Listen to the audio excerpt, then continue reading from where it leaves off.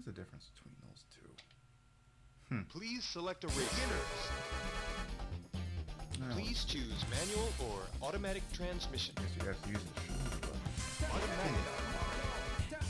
Gentlemen, start your engine. What time is it? Yeah, I got this. 3, 2, 1, Nice go! set. And they're underway.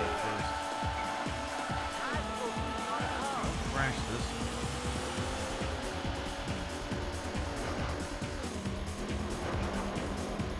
Yeah. Good time.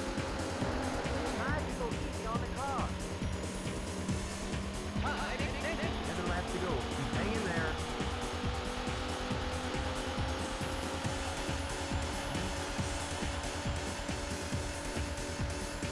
You're looking good. Wait a second. Bicycle seat on the car. What's that? Right. Your time has been extended. See that?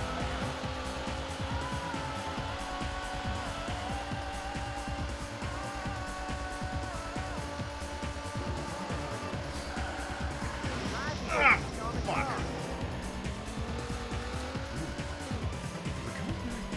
Five laps to go.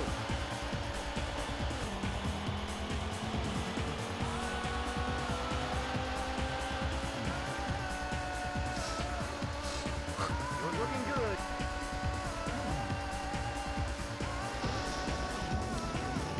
We're gonna get all these numbers. You all right?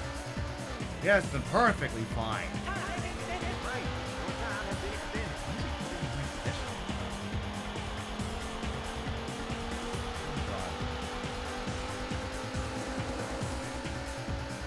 Ooh, five.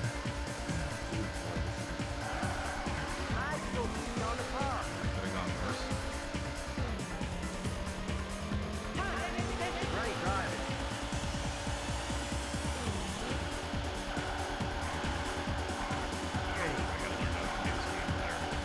Bicycle seat on the car. This is not the time for Tokyo Drift King there, Mr. Hornet. Come on. You're looking good. Oh, come the fuck on. You placed 31st.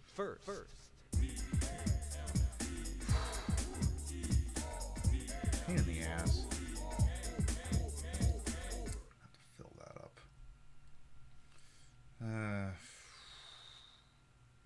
Suppose I should get this thing started here. Alright. So,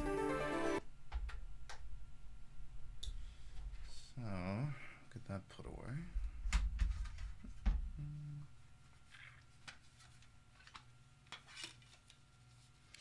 I'll take the thumbnail. Let's get that taken care of.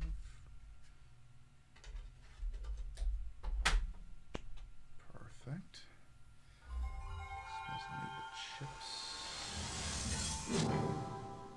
Okay. How long till the title screen shows up?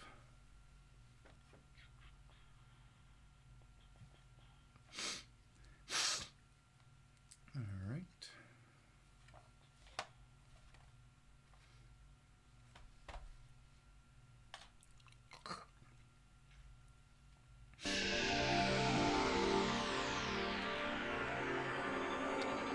Oh God, the front is green. That's tricky.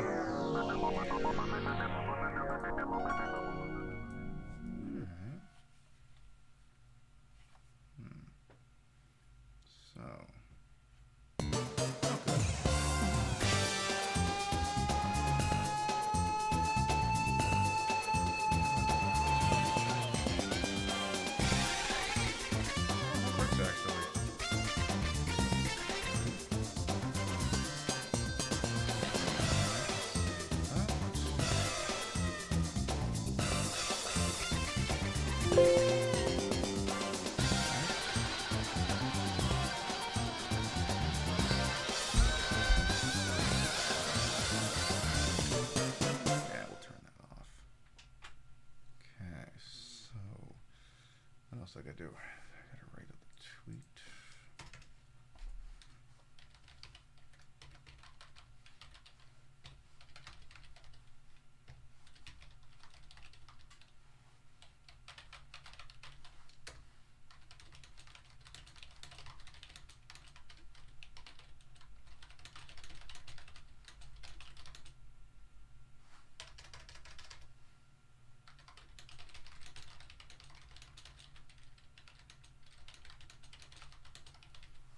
All right. Let's get that primed up.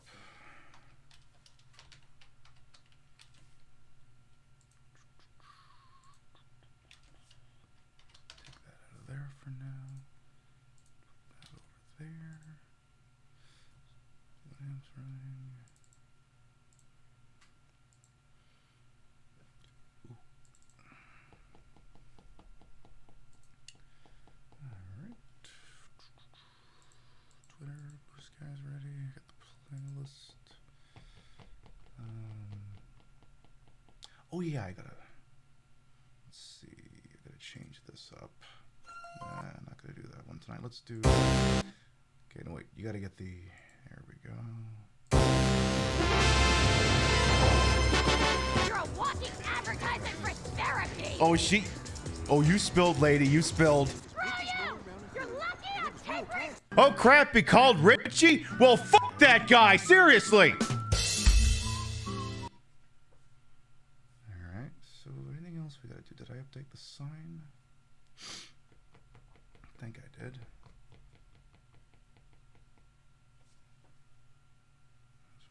Ping's ready.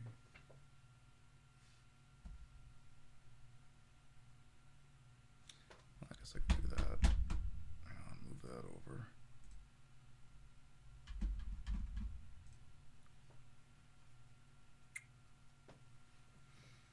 All right, 2 minutes to kill. Oh, the ship's right. Those. Shouldn't need that. Don't need those. Oh shit. Oh.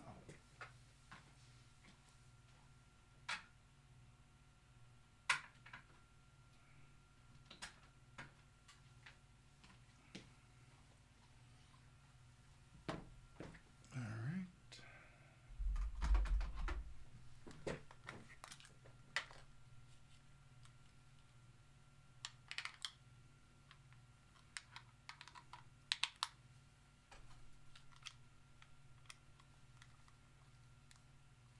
Perfect. All right. Suppose I should move us. I'll have to go over here. All right. When's top of the hour? 30 seconds. Okay.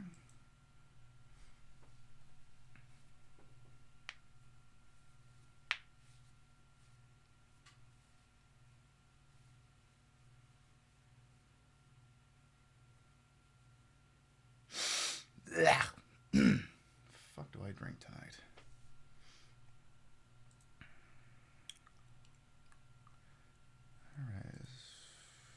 All right. Close enough.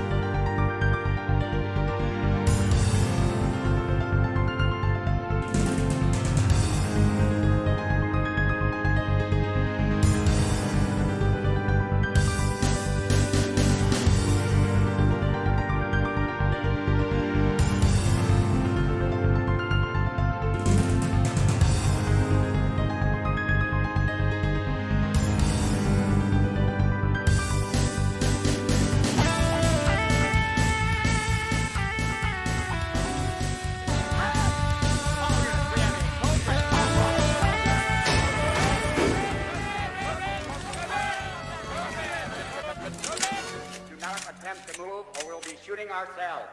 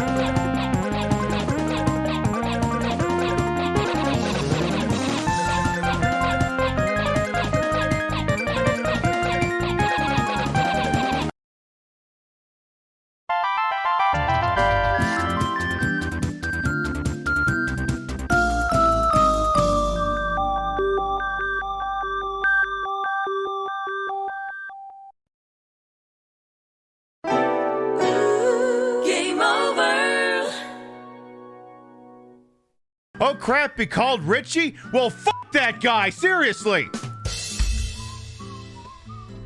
He called Richie, I'll call Richie too. Hey, Richie! Yeah, I'm talking to you. Don't you dare be in league with another motherfucker. Don't you fucking dare. I'll put you behind the goddamn East River. They're gonna need dental records to identify you. You motherfucker, you.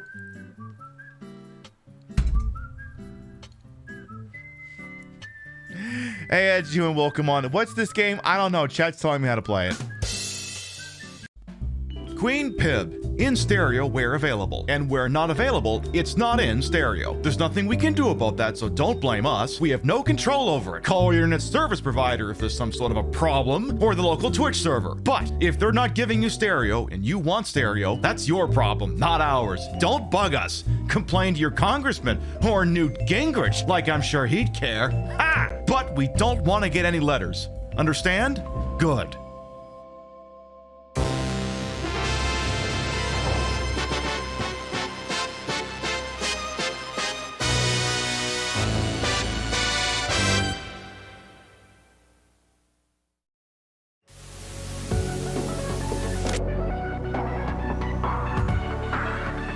Welcome to Queen Pib on Twitch, where your time is well wasted. Here we play the games of the 80s, the games of the 90s, the games of the aughts, and occasionally the games of the beyond. And now, your host, who totally isn't doing their own intro, Patricia Inga Bogart.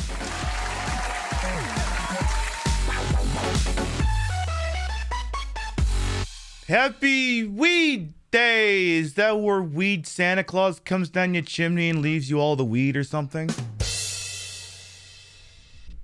I think that's how this particular day works. Good morning, afternoon, evening, whatever time of day it is. Welcome to the show. Hope you're having a good day so far. I do not participate in the... It's not my thingy, so don't worry. I'm riding with something else sticky and green tonight. A nice big tall margarita. But let's start from the top and make it drop. See what we got here bright and early on a Saturday night. Let's see what we got. Of course, Goblin Hugger and the Raiders. Welcome on in. I'll say hello to all of you. Let's see if I can make my way to the top of the list here. Let's see. All right. I think I see the top of the list here. I think. All right. Let's see. I think I see Golden Loki, Zilla, Lightling, Martinez, Crazy Two Shades. Welcome on in. Everyone pretend we just got here. Why the f*** would people have to pretend they just got here? Hello, Zadeakos. Welcome on in. Demon sacrificed in 3 lines of... That's weird. I thought there was 4 of them. Is there a bit going on I don't know anything about here? Hello, Taco Bolas, Cupcake the Fox, of course, Goblin the Raiders. Welcome on in. Hello, Buttercup Bandito, Goblin Hugger. If you're not following them, please and freaking thank you. See that you do so. They've been on one hell of a Golden Sun kick over there. I got one of those for DS I gotta try out sometime. You please check them out, please and freaking thank you. Hello, Glotthall as well. Welcome on in. Hello, Lux, Fractabellum. Welcome on in. Vector Man as well. How you doing? Let's see who else we got. It's the Arthak. Still going here. That was a very fancy game over. Yes, it's from tonight's Vigima game for the Sega Saturn. It's a very overly fancy game over. Can we play that again? Can we play that one more time? Game over. The Sega Saturn does not give a fuck and loves to tell you that you're dead. Yeah, that thing in the BRB, in the preview from last episode where we did something vaguely Gamba related was not Balatro. I know, Matt Shake, and Alex Sputtered his carpet as well made that comment as well. Yeah, that weren't Balatro. Hey, Sailor Soapbox as well. How you doing? I continue to scroll here. I see Kami Mommy, Henlo. Yes, happy 2-4 or 4-2 or whatever today it is for all use. I guess this is the weed day. Yeah, I guess it is 420. Shit, we should have played Narc for the PlayStation 2. We should have played that instead. Ah, well, what are you gonna do? Still scrolling here. I see I say hello to Gimmick Puppet. Let me say again, how you doing? MSK as well. Welcome on in. Coffee, Dino Waffles, Choppa, Amalgamane. Welcome on in. You got GTA 3 and San Andreas yesterday. You're welcome / I'm sorry, whichever one's the appropriate answer. You live here? I love that for you, Lux. Sega Saturn loved the sound shift. They could actually play voices. I know, and you'll get to hear some of those tonight, because I'll explain what the hell we're doing in just a minute here. Once I get to the bottom of Lister Gravitas here. Looking great. My hair is a sight to be all. Their bunny ears up there? Yes, of course they are. It completes the look after all. Of course, there has to be bunny ears. You'll see them better when we get to the actual gameplay scene here. Did I say hello to Matt Shake? Let me say it again. How you doing? Angel Yumu, Muted Alien, welcome on in. There, we're all caught up. Hello, Sassus as well, welcome on in. Did I purposely prepare for stream? I have no idea what you're on about. Anyway, what we're going to be doing here tonight is it's the Retro Saturday Night, which it occurs to me at some point, I had a thought. I need to come up with like a different intro just for the Saturday show. What I need to do, you know, like Saturday Night Live is like an intro. I basically got to take the piss out of that, where it's like, it's Saturday Night Pib. Except, you know how they do like the full cast list of everyone who's like starring, and then minor starring, and then the musical host. It would be the intro, but then it would just be me, and it'd be over in like 20 seconds. I gotta get me some file footage from New York, and maybe we can make that happen. Maybe that's a thing we can do. But anyway, tonight, we're gonna be doing Casino Night. It's not Balatro. The Nintendo Switch is that there. This will be a Balatro-free evening. You will not have to worry about being presented with Balatro. Actually, there is a Balatro-type game in there. There is a poker game in what we're playing tonight. What we are going to be playing is, of course, Virtual Casino for the Sega Saturn. I believe this would mark the second time in the 6+ year history of the Queen Pib show that we'll actually be featuring a Sega Saturn. Because the Sega Saturn's kind of a pain in the ass to work with. Because Sega Saturn was kind of ahead of the curve and behind the curve when it came to one thing in particular: game saves. Because here's the deal, right? If you look at a Sega Saturn, you look at it and go, okay, so it uses CD-ROM media, right? But where's the spot for the memory card? Is it that cartridge slot on the top? Yes and no. The Sega Saturn sort of uses a built-in hard drive. Sort of. The way it works is, y'all familiar with the concept of a CMOS battery? Or just using like a little coin battery in like a computer so it remembers what time it is, or like the battery you put in like a cartridge games, it'll save the save on it, like your old Pokemons and your Final Fantasies and stuff like that. The thing is the saves for the console are held in RAM on there, and it's backed up by a save battery. Now, this was all good and dandy if you owned the Sega Saturn today and you kept it plugged in all the time. Plugged in all the time is the key there. Because the problem is, if you unplug the console, where are the saves now being saved? In VRAM. What's keeping the VRAM alive? That coin battery. What happens when that coin battery dies?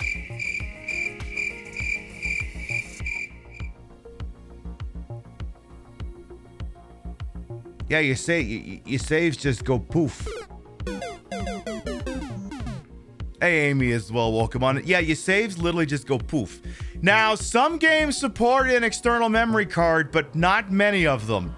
So, like the Sega Saturn is like one of the rare examples where, like, unless you're willing to invest a lot of time and money, honest to God, just emulate it, to be completely honest. Now, I did order one of those optical disc emulators, which is to say it's a circuit board you jam an SD card into, and it's kind of like what we have with a PlayStation and the Dreamcast, where I can just play the games off an SD card. And apparently, that can work in tandem with a hacked memory card, like the one we have there. It's called Pseudo Kai. It can work in tandem with that to do game save backups. So it'll make using a Sega Saturn on the show a lot easier down the line. Doesn't do us a lot of good tonight, but we're only playing a Gamba game. I don't think it'll be too much of a big deal. Additionally, we don't normally do some breast pilling on a Saturday night, but here's the deal. And I've been teasing you about this, but I'm going to bring it up here. You're going to have to squint probably in order to see these goddamn things. I have 3 gaming chips. Well, I have many gaming chips all strewn about the desk here, but I have 3 in particular that are of some interest here this evening. I have this one from the Trump Plaza in Atlantic City. I have this one from the Trump Castle / Trump Marina in Atlantic City. And of course, I have this one here from the Trump Taj Mahal in Atlantic City. Do any of these properties still exist? I don't know. Maybe you'll have to stick around for a little bit and maybe we'll talk about that. Maybe we'll learn if Donnie Douchebag is the worst businessman than, a lot of people thought he was, which, spoiler alert, he's a pretty shitty businessman, but turns out he might not know his ass from his elbow in the casino industry. So maybe we'll learn about that after we get going here a little bit this evening. This is it. Trump Plaza, home of WrestleMania 4 and 5. Actually, go Loki. Here's the thing. Yes and no, actually. Vince McMahon, who of course is besties with Trump, liked to act like it was at the Trump Plaza, but actually it was on the boardwalk. So technically it wasn't really at Trump Plaza. Does he know his ass from his elbow in any industry? Maybe in the Bible industry. Maybe there. It's certainly possible. Anything else? Oh yeah. 2 things. One, we're not really using PiBCast tonight because today the game will actually look as good and sound as good as it's supposed to, because I don't have an RF cable for a Sega Saturn. I thought that thing and a Genesis used the same cable. Turns out they don't. So I got to use a regular AV cable, which fine, whoop-de-fucking-do. It just means this game will look as gorgeous as it's supposed to. Just like me, for example. But also, what was the other thing? Or was that? Oh yeah, second thing. There is a command called !chip survey, and what it is, it's also something the bot will spit on occasion. At some point, we are going to start merchandising these bet pib chips that look just like your channel points you see down there in the corner. We have manufactured 400 of these plus the prototype, and, well, I shouldn't say 400. Technically, it's 400 chips, but it's 100 of each, and I'm going to do 50 sets. And what I just wanted to find out from people who would be interested in purchasing such things for a nominal fee was, did they want anything else included with it, like a little thing to pretend you'd stayed at this fictitious Bottoms resort and casino? And based off the feedback I'm getting, the answer is probably no. You just want the chips, which is fine. I just need to gauge how much upfront costs should I absorb. And again, I think pretty much the overwhelming response is, look, we just want to buy the chips. There's not a damn thing wrong with that. So based off of where that survey is in like a week or so, maybe things will start coming together, And hey, there's the other thing too, right? If this thing goes really well, because how I envision it going is basically just making my money back, and if it goes well, maybe we do a second edition. Who knows? But anyway, what I've done is I have basically half of them that I'm using just like hand out to friends, keep for myself, whatever. The other half I have shipped off actually to someone who's going to do fulfillment for me, because if I'm selling the damn thing, I'd have to put a return address on it, and you don't need to know where in Sea Caucus I live. So I've already shipped all those goods to someone else who's going to handle it for me, and I guess I just have to find out if I have to manufacture anything else and ship that off to them. So we'll see what happens. Anything else, or should we get going on this? I think we should get going on this.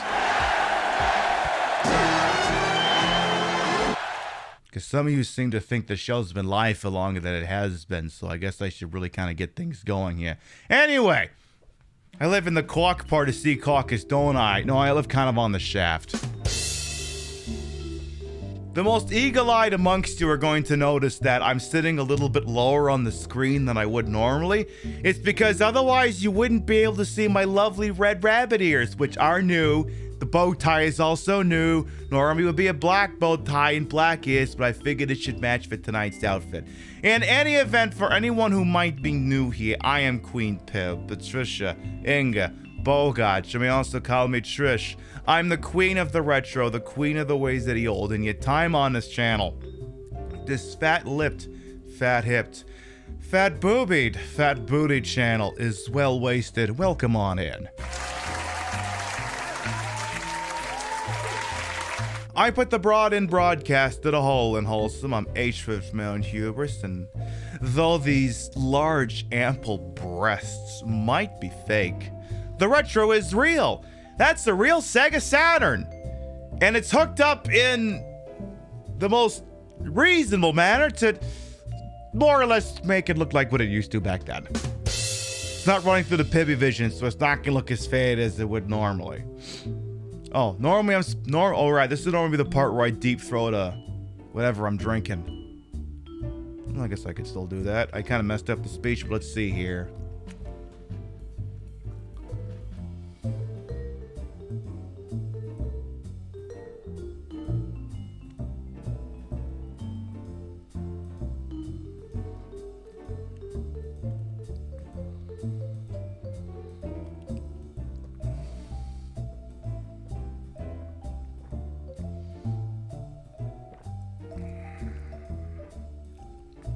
And you know what we say around here, chat? What it is spit is. Come on, what are they? You know this. That's right. They're quitters.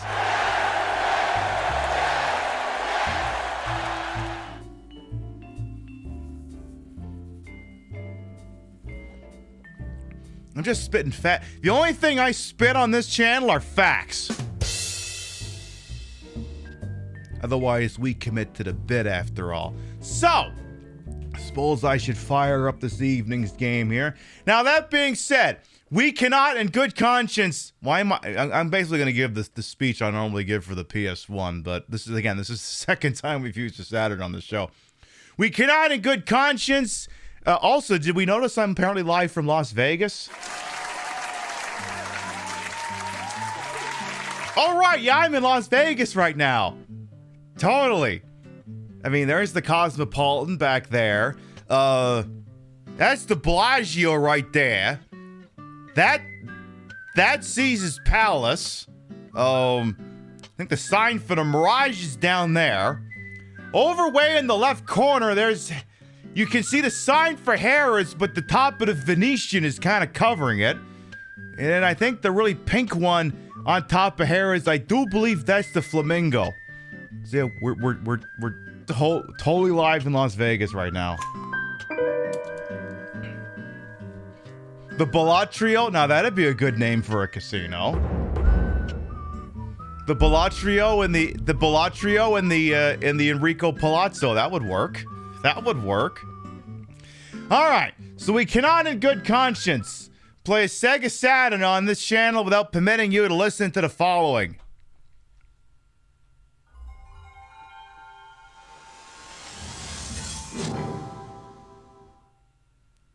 It's a little shorter than the PlayStation, but what do you want me to do? This is my pseudo Saturn Kai. It permits me to play disc backups, but physical discs only. So it's a burn disc, but you know, I have the actual one here. I'm not going to use the actual disc if I can help it. And this game made by Natsume, aka the people that used to make the Harvest Moon games, and I guess they still do, but I guess they suck now for some reason. I don't get it. Wait. Did that say Dat Japan? Hang on. Reset. I gotta see that again. I need to see that again. Come on now. What is this? Okay, so we got Sega, right? Okay, start the game. Buyer under license from Sega.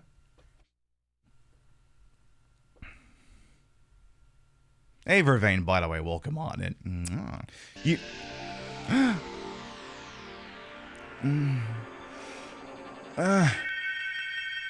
That Japando. Ah! Come on, I had to do that. Dat Japando. Hey, horror kid as well. Welcome on in. I'm not gonna lie, I don't know many Vegas casinos that have a truck right in the front of it. Maybe down at the goddamn Mandalay Bay or something, I don't know. This is Virtual Casino for the Sega Saturn.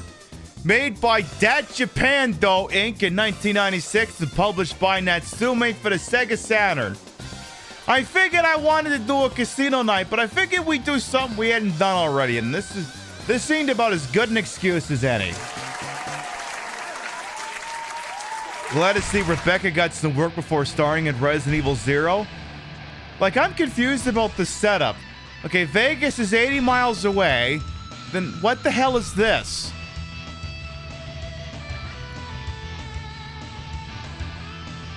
So we're in the middle of the desert.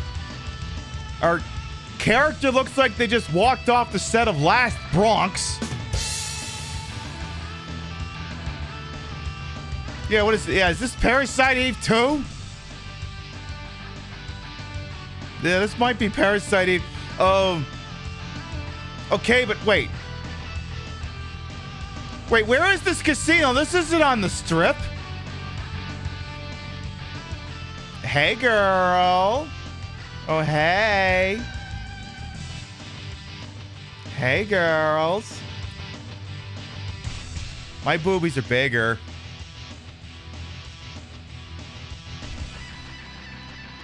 Yeah, what in the Shadowgate 64 was that?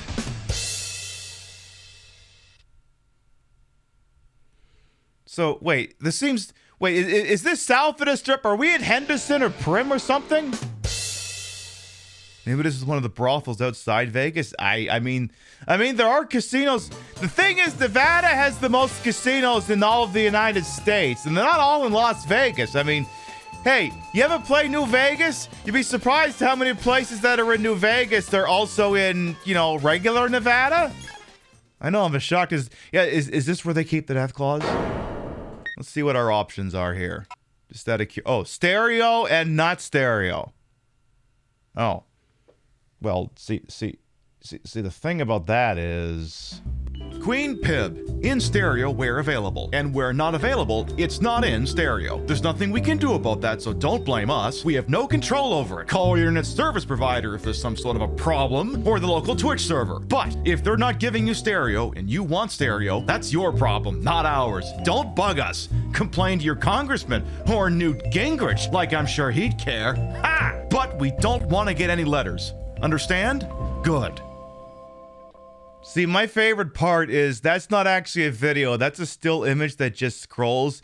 And there's still a 50% chance that Warner Brothers is going to content IT the damn thing for being freakazoid. There's casinos everywhere. Oh, yeah. But yeah, Winnemucca has brothels too. Okay, so those who don't know, in Nevada, brothels are legal, but only in counties where the population is less than 600,000.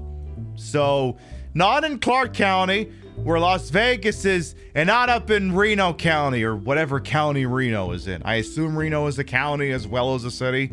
So if you want to go to Vegas, to Nevada to do that, you have to go to a different county. My understanding is that the rationale behind that was when they legalized it, it was like, look, we want it in places where population is under 600,000 to reduce the spread of HIV or some shit like that. I guess that was their reasoning behind it. So you can get laid in Nevada, just not everywhere in Nevada. You want 7.1 surround sound? What kind of a fucking show you think I'm running over here? 7.1 points surround. I don't even have a 7.1 surround system in this house. Yes, exactly. Sex is legal in Vegas. I mean, yes. Now, that doesn't stop people, but I ain't gonna tell you how to live your damn life. Reno is in Washoe County. Oh, okay, perfect. Thank you. Yeah, we have 6.9 at home. Yeah, they'll shuttle you out to the brothels. Yeah, I don't find that to be particularly shocking. So yeah, we're live from the strip. So yeah, I think the Mirage sign is. I think Caesars is actually behind him, but the sign for Caesars is behind the screen right here, actually. All right. Anyway, virtual casino. It's apparently it's in Las Vegas, or so it claims anyway. Let's go. So let's see what our options are here. Ooh, this is some good music.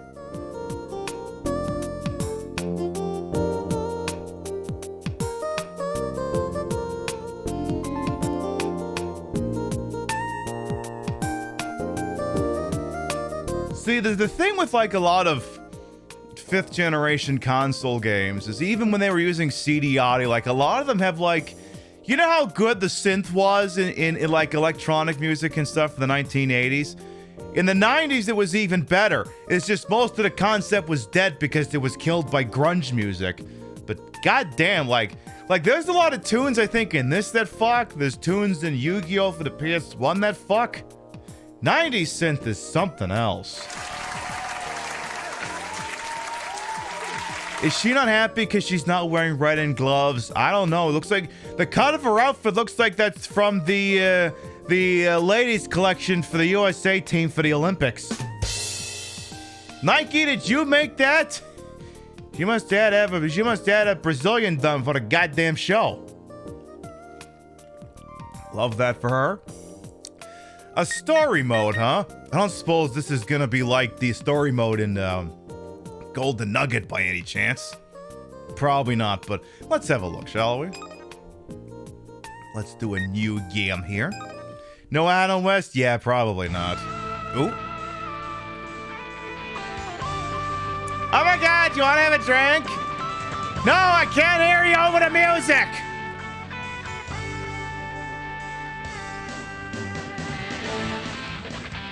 Hey!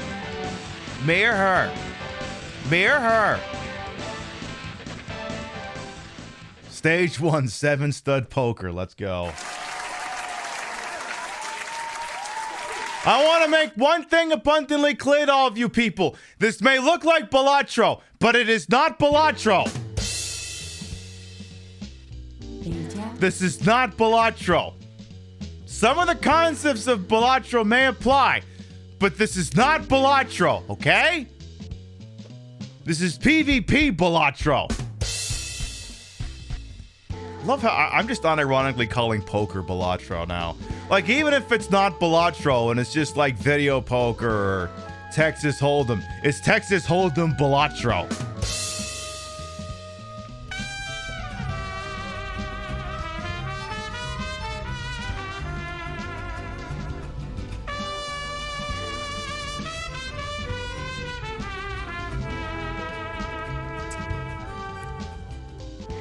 Good evening, Trish and chat. Stassi, thank you for 17 months. Welcome back. I want to scroll for a minute. There was someone who asked a question. I want to go back and check for it here. I think Cupid's bow.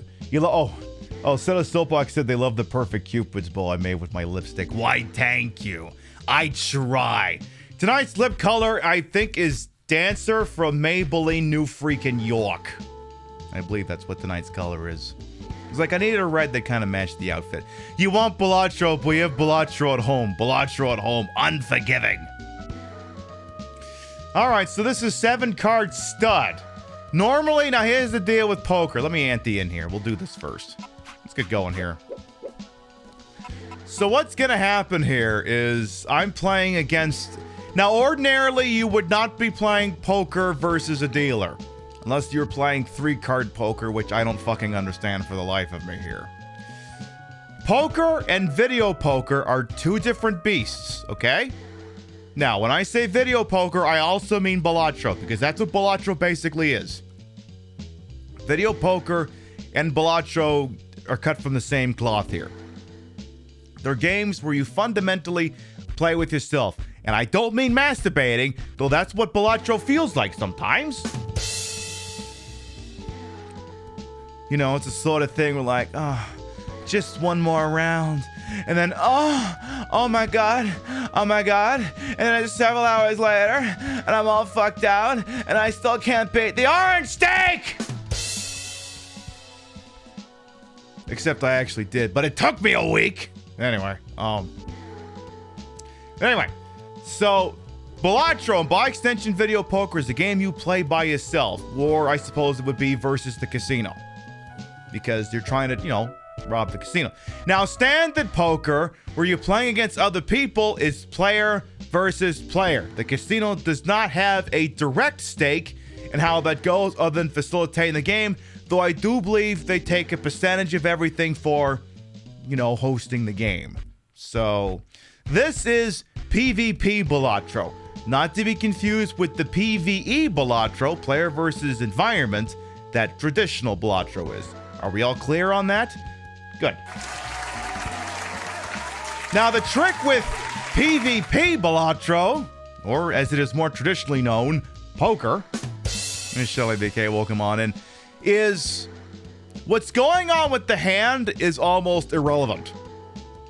Now, some of you have played Apollo Justice Ace Attorney, and many of you may recall in the opening case of that, they talk a lot about poker, and it's not even remotely fucking subtle. Because as Phoenix Wright points out, poker is the game about trying to read your opponent. The minute you figure out what's going on in their head, you win. Poker is a very difficult game to replicate in a digital environment, because in order to do it properly, you basically have to rig up the entire truth, doubt, lie thing from LA Noire, but then use it for gambling. So if we sit here and play this, the entire concept of trying to read the opponent, watching their verbal tics, trying to see, or their visual tics, trying to see if there's a tell going on, we are basically not able to do that. Now, Casino Kid for the Nintendo does a decent enough job of kind of replicating it to a point, but we have to play this basically just purely down to what we think the opponent is doing. So, in 7-card stud, 4 of the opponent's cards will be shown to us, 3 of them will not. We're presently holding an ace of clubs, an ace of spades, and 5 of diamonds.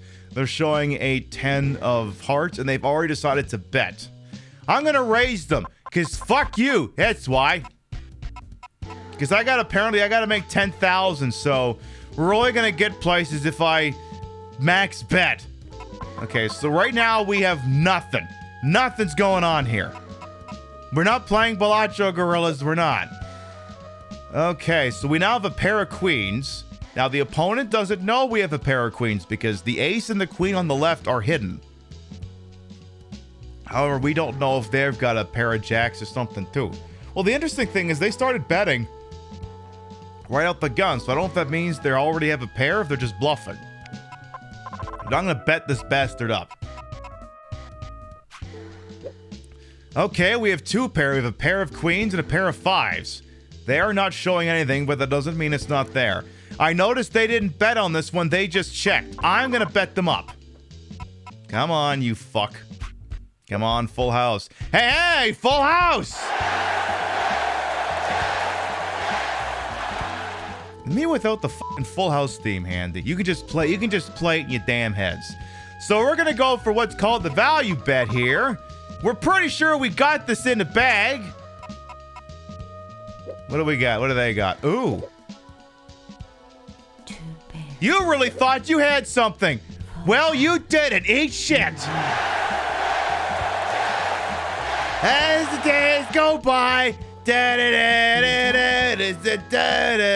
people hold on to.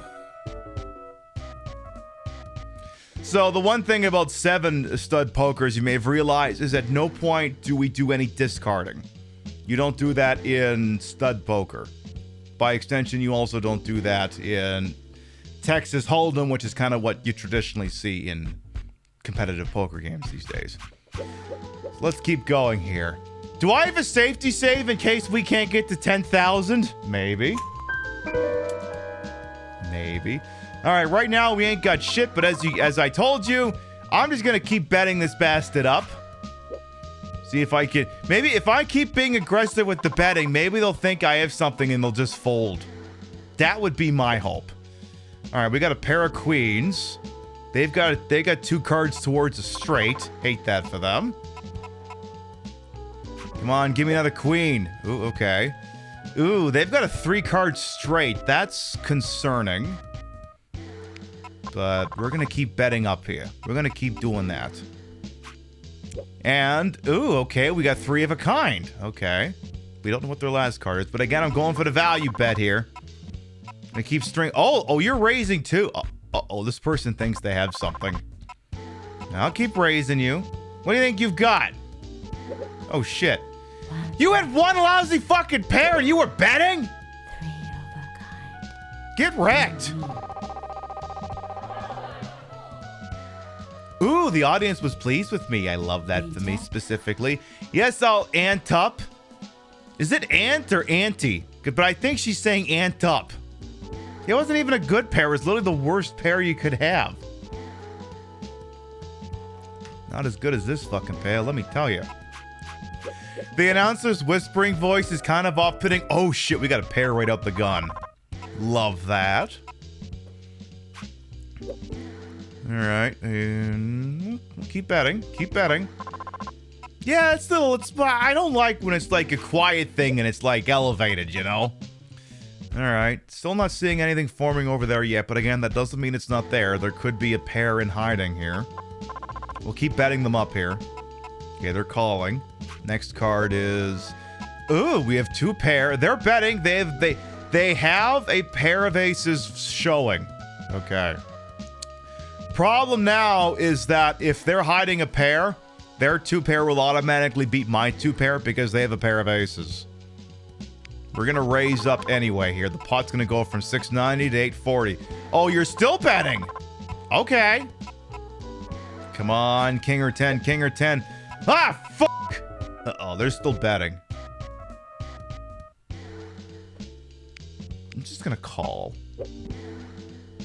Ah, damn it. 2 pair. 2 pair. God damn it. Ah.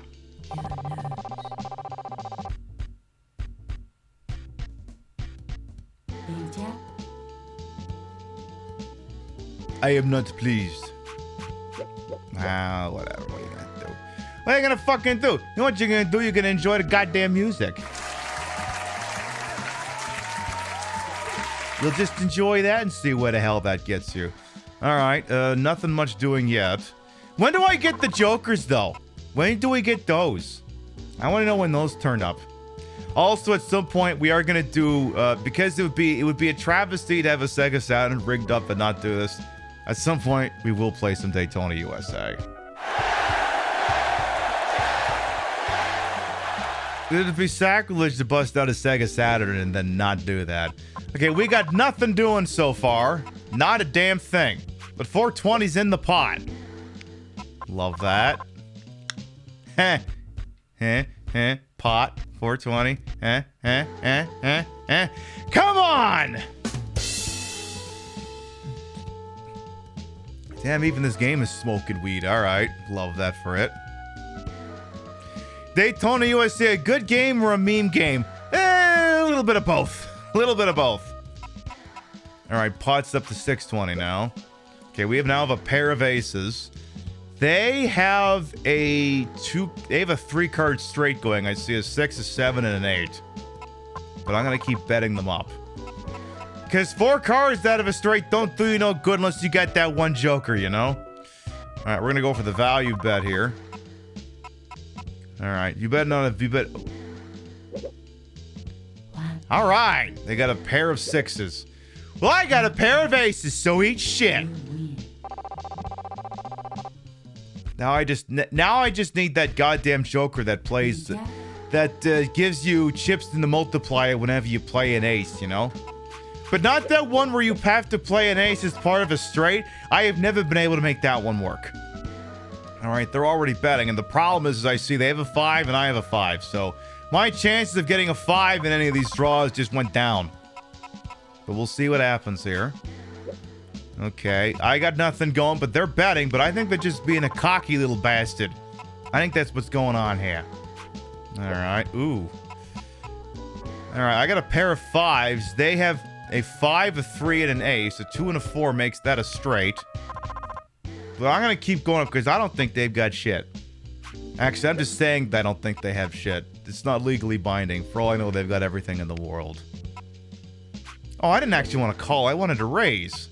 Well, I got 3 of a kind now, so kiss my ass!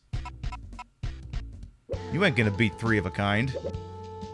One pair. See, I told you not gonna beat 3 of a kind. 3 of Not gonna do it. It's impossible. It cannot be done. Yeah, I love the audience. They love me. a jack. They'd be happy to kiss it. Of course they would. Come on, give me one of those improbable hands. Okay, we're both showing a jack. I don't know what he's got. Again, I get very suspicious. Oh. Uh-oh. He's already got at least a pair. I raised, but let's just do 50 bucks. Oof. All right, I got a pair of 6s, but I'm gonna need something else in order to have a shot at this here. I'm gonna bluff. I'm gonna raise you a hundo. Okay, we have 2 pair now. All right, we're back in this. Time to resume aggressive raising. Very aggressive. Hey, and there's your full house. I'll see you 40 and raise you 100, you rat bastard, you. 2 pair. Full house.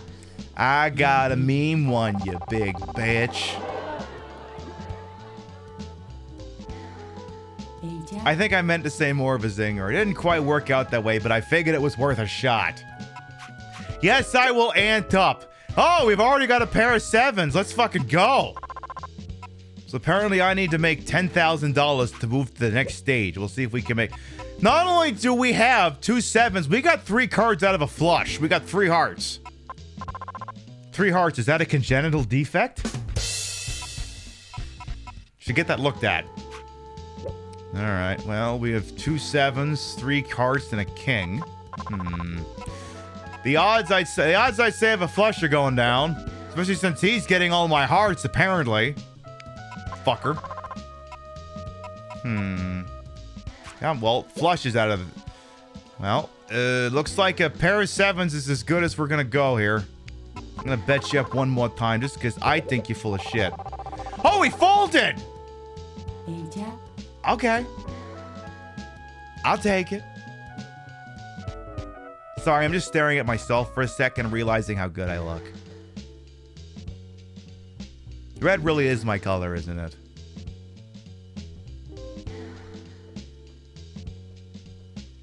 See, now this is something I hadn't considered when I made these chips, you know?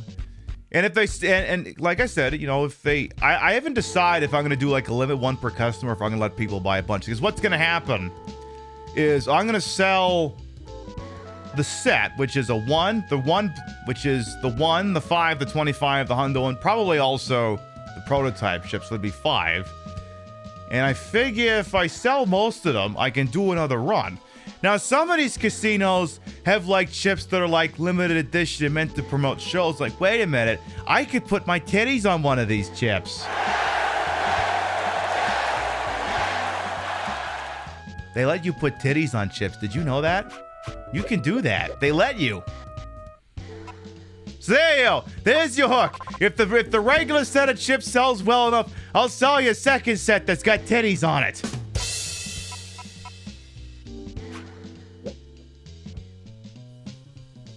I haven't quite figured out the price point. I'm thinking like maybe $9.99 plus shipping, to be completely honest. And shipping, I haven't quite figured out yet because I don't know if my fulfillment person get away with just shipping it in an envelope with a stamp or if they're going to need a bubble mailer. But I'm thinking $9.99 for what is ostensibly a 5-chip set, which is very comparable online to novelty chips that don't really have a cash value.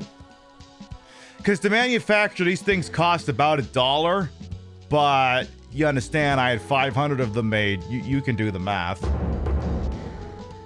So if I sell 50 sets at 10 bucks a pop, I'll make back the investment and then I can make more. All right. What do I even have here? Nothing. I'm going to bet up anyway. Uh-oh, they're not going to... Okay. Ooh. Pair of threes, let's go. We're in a driver's seat here. Because you ain't got shit. You ain't got nothing. You ain't got nothing, and you know it. Unless, of course, you magically get something, by which case, fuck you. All right, well, pair of threes, and we almost hit a straight. Let's go for the value bet here. Come on, you miserable bastard, you. You got nothing. You got... Ah, fuck! 2 pair.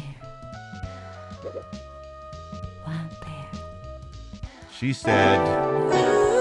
Game over. It's not really game over, okay? I'm still in this. It's just not as promising as I wanted it to be.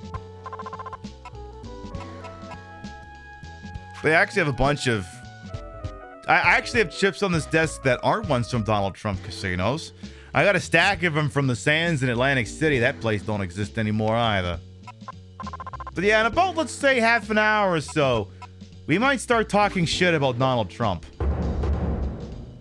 I think y'all might like that. Y'all like talking shit about Donald Trump, right?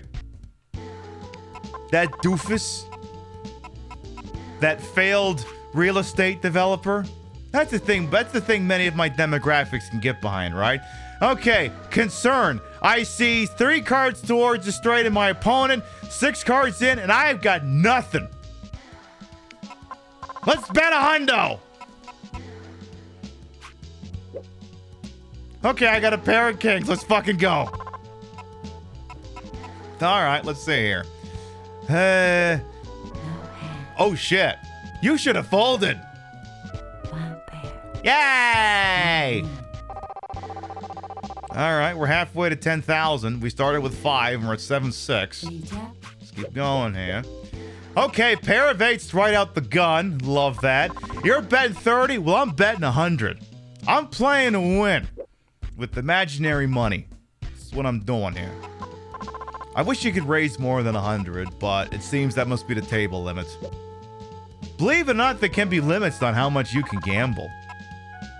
You must not be at the high limit room. I mean, Christ, in some places, it's $100 a hand baccarat. That's the game I barely understand. Oh, you're raising! Well, I got a pair of 8s. Fuck you. Could I get another pair just for safety's sake? Oh, 3 of a kind. Even better. All right, you got anything or not? You don't. No hand. You got nothing. You got nothing. Oh. Oh, I had a full house. Oh. I haven't had that much to drink tonight, I swear. 2자. All right, we're getting warmer here. Getting warmer. Okay, we got 3 cards towards the flush already. Now, one thing that is neat about this game is you can save scum. I haven't felt the need to do it yet, but you can save scum with this. If I'm like, fuck, I'm not taking any more L's, what you do is if you win, you know, you quit out, you save the game. If you lose, you quit out and tell the game to go fuck itself, then you reload your save. It's like my boy Anthony Spilotro back when he was running a scam at the Stardust. If he won, he collected. If he lost, he told the bookies to go fuck themselves. Who are they gonna call? The muscle? He was the muscle. All right, well, the flush is gone because I only got 1 card left and we only have a pair of 5s. Concern is our opponent is a pair of 7s. So if I don't get something else here, we're officially done. I fold. There was no path to... Unless I bluffed them out, there was no path to victory on that one. Which feels like shit, but what are you gonna do?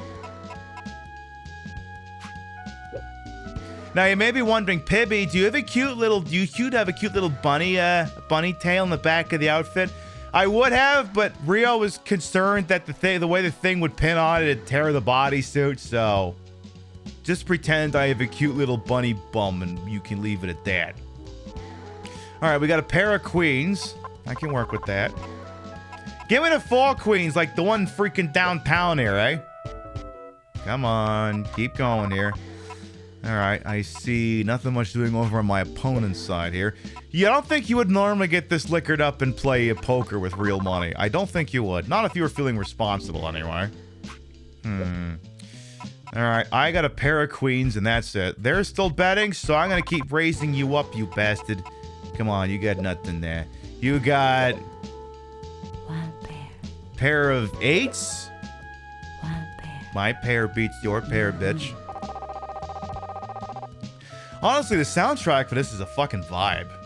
Ninja. Like, this is solid music.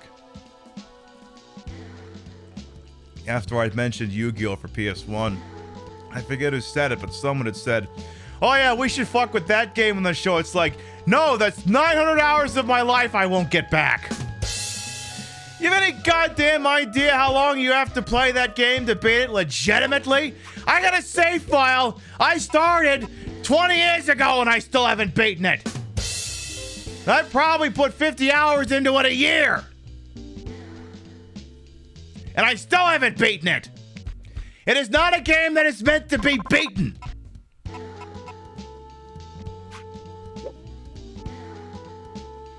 You want the best bunny tail? We can get a team on that. Maybe that's the thing. Like all the best artists are furries, but how the fuck do you get them to draw non-furries? Like, what if I just, because Artifact made the snake persona, but I'm like, maybe the key is I have to change my I'm not a furry.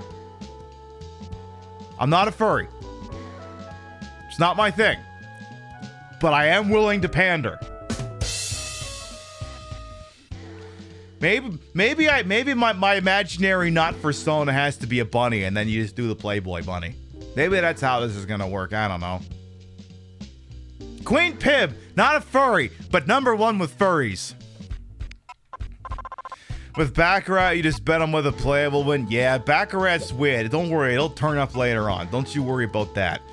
Player has a pair of eights. I am concerned. They are showing a pair of eights. And I've only got a pair of threes. And flush is out. There's not enough cards left to get me a flush of hearts.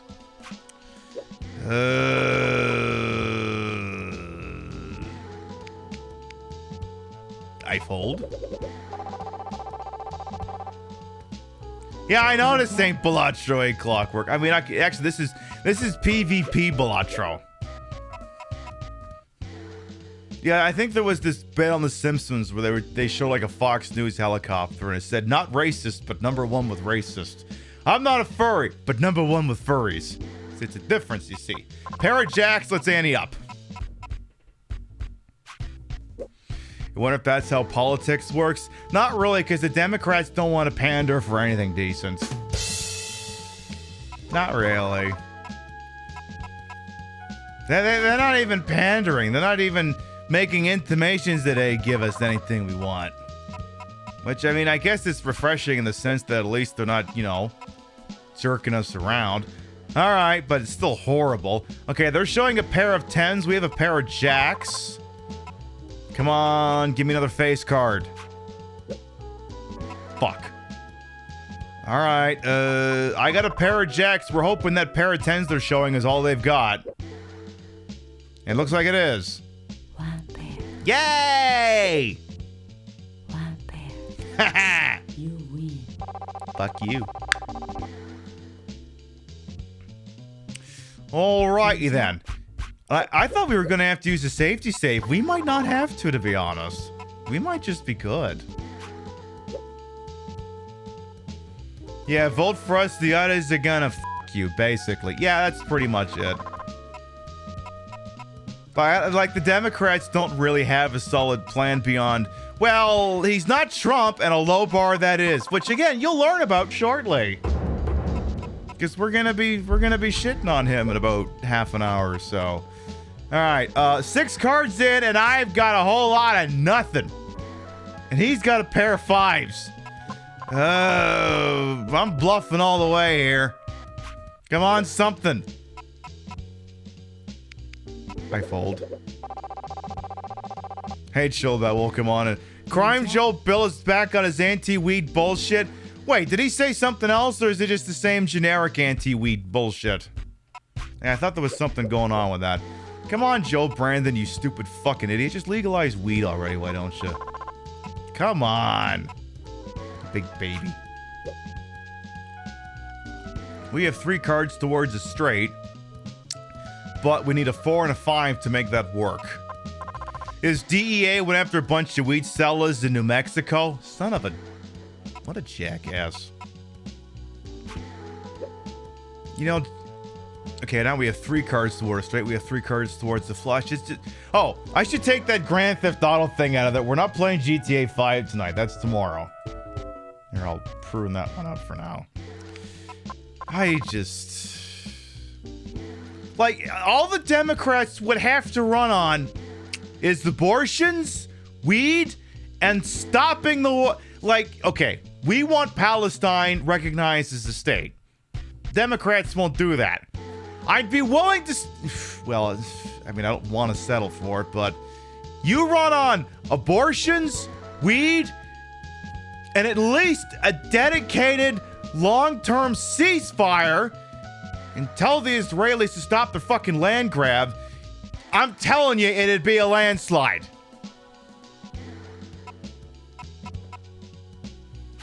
The libs like the Packers the past 15 years. They'll get your hope ups up when it matters most. They'll disappoint you. Yeah, anyone hear Aaron Rodgers this week? He said shit I don't dare to repeat. Everyone's like, does he even want to play football anymore? Get him out of the league. And I'm like, no. Let's just wait a second here. I want Aaron Rodgers healthy to be the week 1 starter. And I want to see if the Jets' offensive line is still dog shit. You want it? You want Aaron Rodgers to suffer? Don't take him away from the game of football. Put him back in.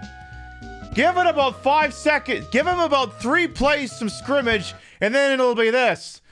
All right, looks like we're going to take an injury timeout here. Aaron Rodgers is limping off the field. I wonder if he tore his Achilles again. Looks like he'll be appearing on the Pat McAfee show a lot more often again. We'll be back after these messages. Yeah, you want to fuck over Aaron Rodgers, you make him play football. That'll do the job. All right, we are 6 cards in, and I don't have shit. But any heart card would give us the flush. Fuck. Well, we have a pair of 10s. Does he tear his Achilles as much as Kevin Nash tore his quads? No, I think he's had a few concussions, though. Of course, the thing is with concussions, if you have one, you're more likely to have another, but... I think Rodgers' last concussion was like 10 years ago, so... I mean, dude definitely has CTE. But not the kind that turns you kill crazy like Aaron Hernandez, just the kind that makes you unironically embrace every single fucking conspiracy theory that's ever existed. Anyway, I'm gonna bet this person up and hope a pair of 10s is enough.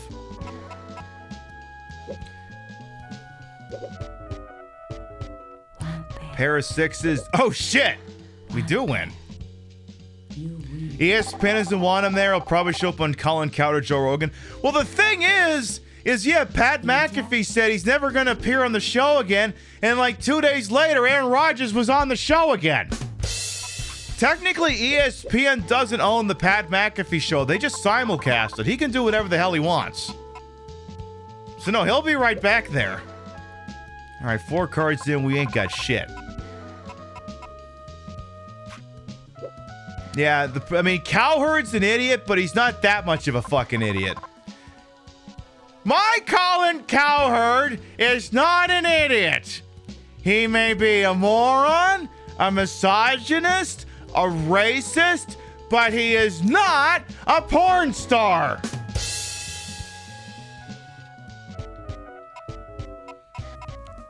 Colin Cowherd, useful for a couple of things. Just don't ask him about black quarterbacks. Don't ask him about that and you'll be fine.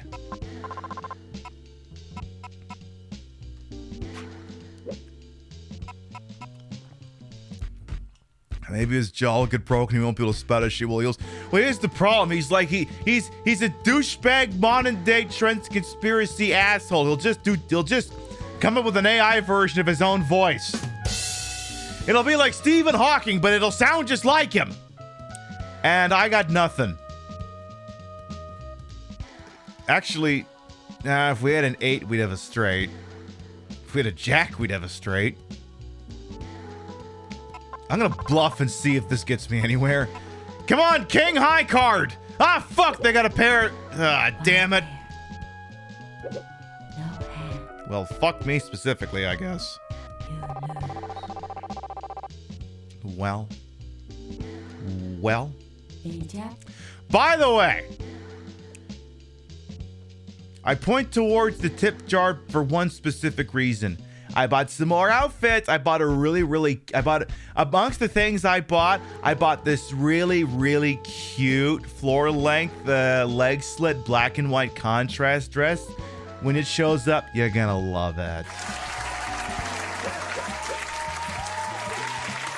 That's what a business account goes. All right, still a whole lot of nothing here. You're just waiting for Daddy's bigots to use AI as a cover. Of course, I didn't say that thing I wouldn't have disavowed if there was pushback. It was AI. I mean, that to an extent that has already happened. If you recall, the one good thing anyone ever gave us with generative AI, and that's carrying a lot of asterisks here, was Steamed Hams, the Twitch channel.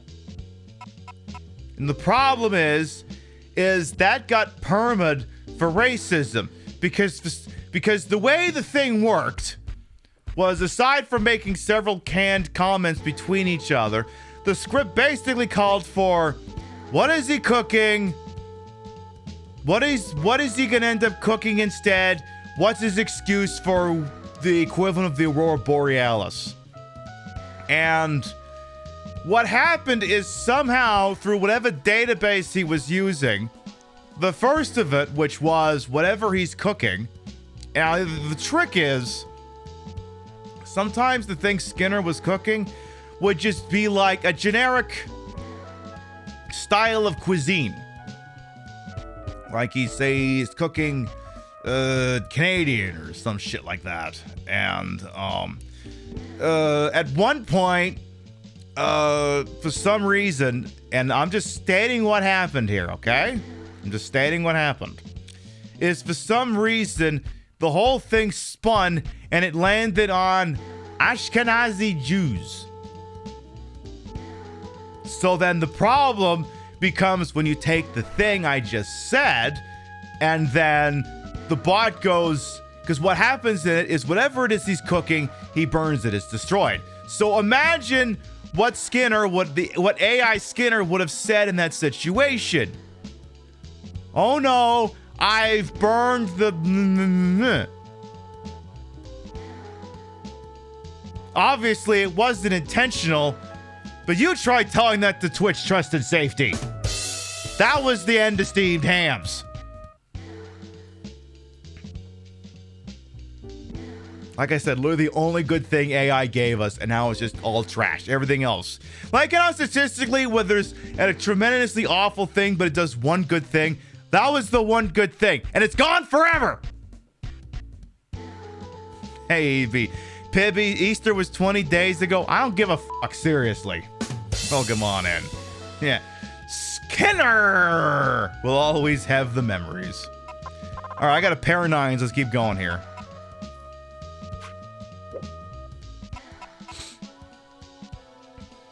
Sad that even the one good thing still gave us something super gross like that. Yeah. Yeah, it was good until it wasn't. Well, I got a pair of 9s. He's got 3 cards to war straight. I'm going to keep betting him up anyway. Come on. Come on, don't make me use my save. I will use my safety save. I will use it. Oh, fuck. 3 of a kind.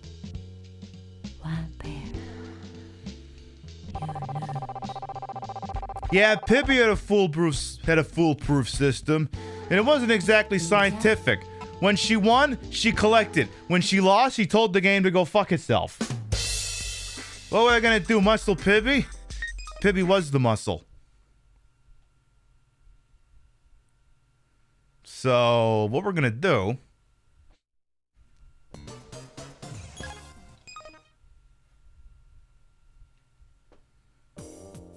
We're going to use the incredibly limited save capabilities of the Sega Saturn here. Oh gosh, what a miracle! Someone left a save that had the hand of poker at $9,910. Imagine that. When she won, she collected. When she lost, she told the game to go fuck itself.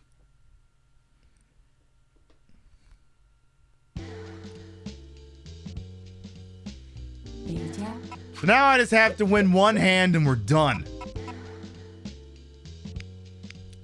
There's not even any point in me raising. Just calling is fine. You like the AI SpongeBob as a string of things to make one of the AI actors just start screaming? Yeah, I bet it's one of those things is like a bunch of ASCII characters. All right, we got a pair of kings. 2 pair would be really nice. All right, well, pair of kings. Is that gonna... Oh, they folded. Oh, god damn it. There wasn't enough in the pot. All right, well, as an example as to what I'm talking about here. Yes, I'd love to save the data. Would you look at that? So anytime, if you wanted to scum, when you win, you leave, save the game, go back to the title screen, load the thing. If you lose, quit out, don't save, go to the title screen, reload your save. You see where this is going? And of course, because the save data is directly in the VRAM and a console, it doesn't take as long to load like it would with a PlayStation memory card, where it's got to, download the contents to the memory card. It's just done. All right, so I need 10 lousy fucking dollars to get over the finish line here. Yeah, I'll ant up. All right, we got... You know what? Just making sure this time. Check. Oh, you're betting. Well, I'll call that. All right, still nothing going yet. I think that middle jack is a hearts, but I'm not 100% sure there. Check. Check. You're betting? You fuck. All right, we got a pair of 8s. Check, check, check. What do you got? Show me what you... Oh, fuck. Oh, fuck you! All right, well... Tell you what, we'll just do another round, but we'll just actually bet this time. And that should get us across here. Oh, you're betting? Well, I'm betting too, you dickhead. Let's get a couple $100 in a pot here. I got a pair of 5s already. Let's keep going here. By the way, Chef, I didn't get betting in for a minute. How you doing? Well, come on in. I'm live from Las Vegas. Can you tell the Cosmopolitan's over there? There's Caesar's Palace. The Bellagio's right there. Harrods is over on the other side. They've got a 3 cards straight. That's a little concerning, but we got 2 pair. You're betting, but I'm going to put more in the pot. Fuck you. Now, there's enough in the pot now that... Oh, God, he's got 2 kings. Well, I still have 2 pair, but I am concerned. Ooh, you're still betting, huh? Oh, you don't have... Ha ha! Fuck you! I win, dickhead. You win.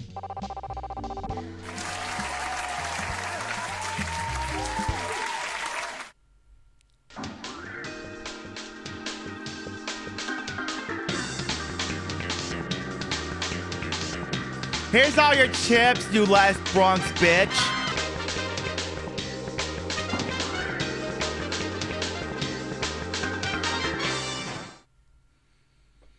Just pushing the whole stacks like a goddamn croupier or something. All right. Save over 2. Ooh, we're doing roulette next, huh? What's this all about? Okay, but what did Okay, casinos do not normally have narrow hallways, and they don't have doors. Once you're inside the casino, there aren't any doors. The design of this casino makes no sense whatsoever. I got to reach $10,000 in roulette. All right. See what we can do here. Chill bet. Did I say hello to you? I think I did, but I'm going to say it. Hello. All right. I'm going to put $100 on the first 12. Come on, 1 through 12. Come on, 1 through 12. Yeah, they have an open door policy. They have no doors, exactly. Is that 9? Hey, that works. Hey, that'll pay 3 to 1, won't it? Or 2 to 1, okay. Okay. Okay.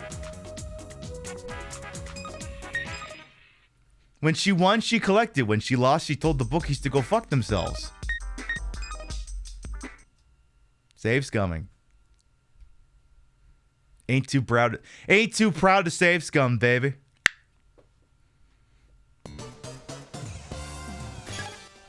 Come on, you do the same goddamn thing, and you can't tell me you wouldn't. Why is the casino hostess wearing knee pads? She's not the hostess, Cupcake. That's actually the player character.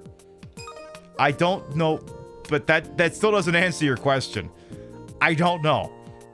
Again, I assume she just wandered off the set of the long forgotten Sega Saturn / PC / arcade fighting game Last Bronx. That's my guess. Why do I think? Because it's Sega and it doesn't have to make sense. Well, the knee pads do make it easier to give a blowjob. All right, I'm going to do the first 12 again. Now, I cannot build the wall like I would in Dead or Alive, so I can only put 10 chips on a board here. And that is... 27. Well...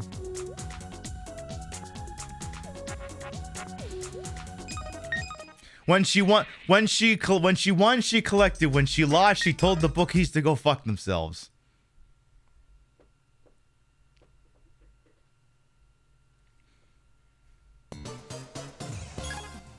That round never happened. It never happened. I used to employ that in Balatro when I was trying to use the Wheel of Fortune tarot card. The problem is, I think the game decides what that card is going to do at point of sale. By the way, I was also able to show Rio my theory that the Nebula deck in Balatro is fucking horseshit. That's the one that starts you out with the telescope so that the celestial packs give you whatever the hell it is you've been using frequently, and then it never gives you the celestial packs. I showed it to Rio and she says, yeah, that's bullshit. There's definitely something wrong going on here. 23!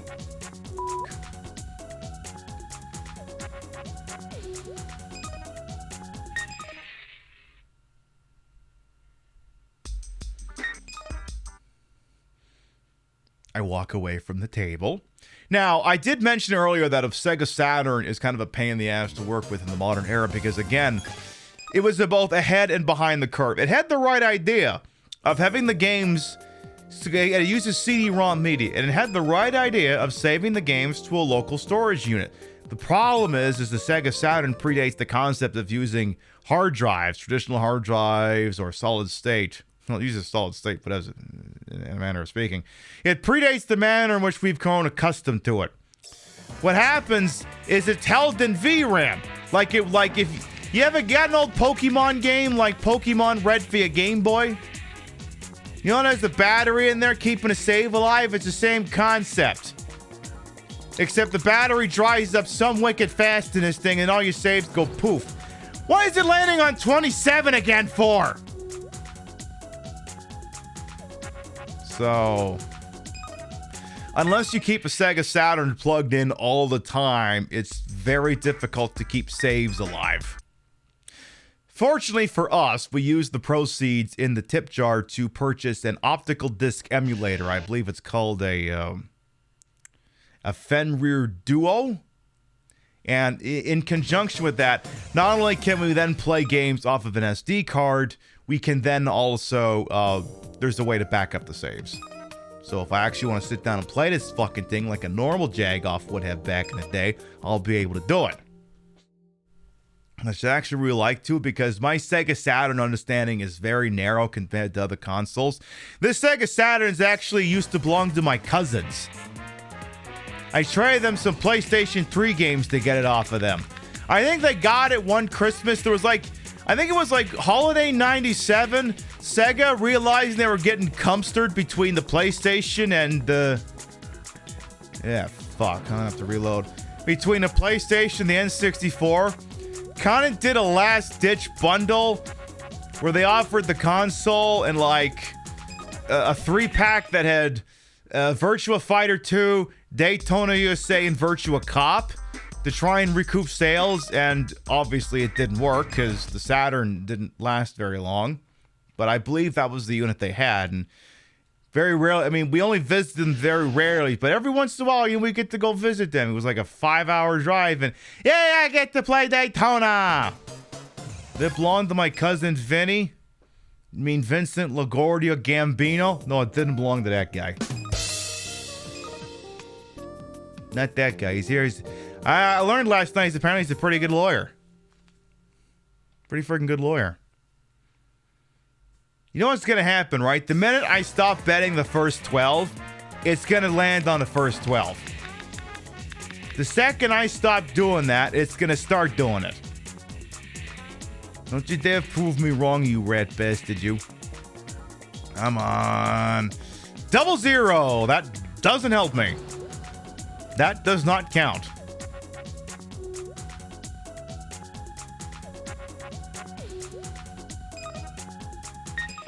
It's going to be Donald Trump time in 4 minutes, I think. Well.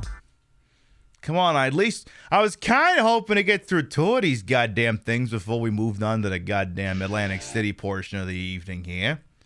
Too bad I don't think that's going to come to pass.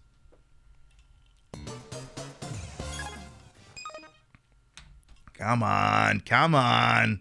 This week.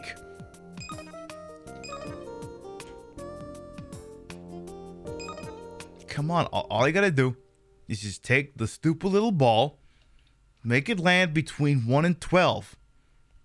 Or else, Mr. Croupier or whoever's running this goddamn thing, I will kill you. What if I gotta park the thing between first and second 12? Without it probably just give me my money back. And that is... Ooh, I think that's 1. Hey, hey. All right, that'll get us to 8. Or 9, actually. All right. All right. When she won, she collected. When she lost, she told the bookies to go fuck themselves. So there, now we just have to win one more time. One more time, and we'll be beautiful. It'll be amazing. It'll be marvelous.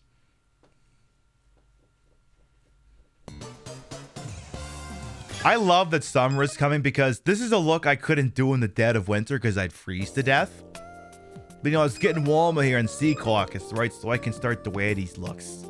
You know what? Now, the problem is now I got to start getting some more longer wigs because the problem is wearing an open shoulder outfit is unless whatever it is covers hair like, you know, you'd see this, you know? And if I just wear my mullet wigs, it would break your immersion. So I got to get me some longer wigs. Some more of them. And I go on a little bit of a spending spree sometime. Whereas one game you don't get, it's just straight up playing the odds and luck. Oh, it lands on... Okay, regular 0. Fuck off. Yeah, this and... Yeah, this and craps is basically literally just playing the odds. Well, tell you what. We could take 1 L and still win this. Let's try it again. Because even a victory here would still get us to the 10,000. But yeah, between this and craps is kind of the same concept. That is the 1 again. Okay. We win.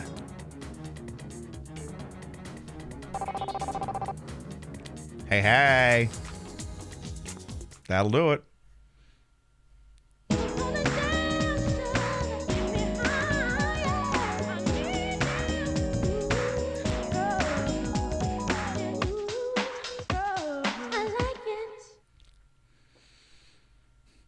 It's like, come on, what the hell was that? That slapped.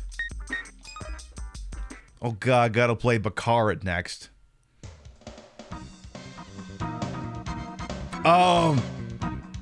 Why was there a false wall? Hey girl, nice seeing you again. Oh god, Baccarat is weird. I think actually, hang on a second here. I'm trying to remember. I don't know if I recorded the music for this. I remember, was this one the one that was awesome? No. This music was not awesome. So, Baccarat is weird. So, I think Barton put it in text earlier, but the way in which we're playing this is, like, we're basically wagering on the outcome of the game. We don't play the game per se. So the way this works... Actually, you know what? The way this works is I quit out of it. And I realized that it's time for us to do the other reason why we're here tonight. So, question. How many of you want to learn about Atlantic City? How many of you want to learn about a former president of the United States? And I hate that I have to introduce him like that. Who also was an alleged business expert. Who had several casinos in Atlantic City. And none of them exist anymore. Who wants to learn about, at length, who wants to learn about the Trump Plaza? The Trump Castle / Trump Marina. And the Trump Taj Mahal. Who wants to learn about those things, huh? By the way, I've already decided that if we do a second edition run of the PIB chips, they will not all be from the Bottoms Resort and Casino. Some of them will also be from other properties that are part of the Bet PIB Entertainment. And we'll have to have the PIB Taj Mahal.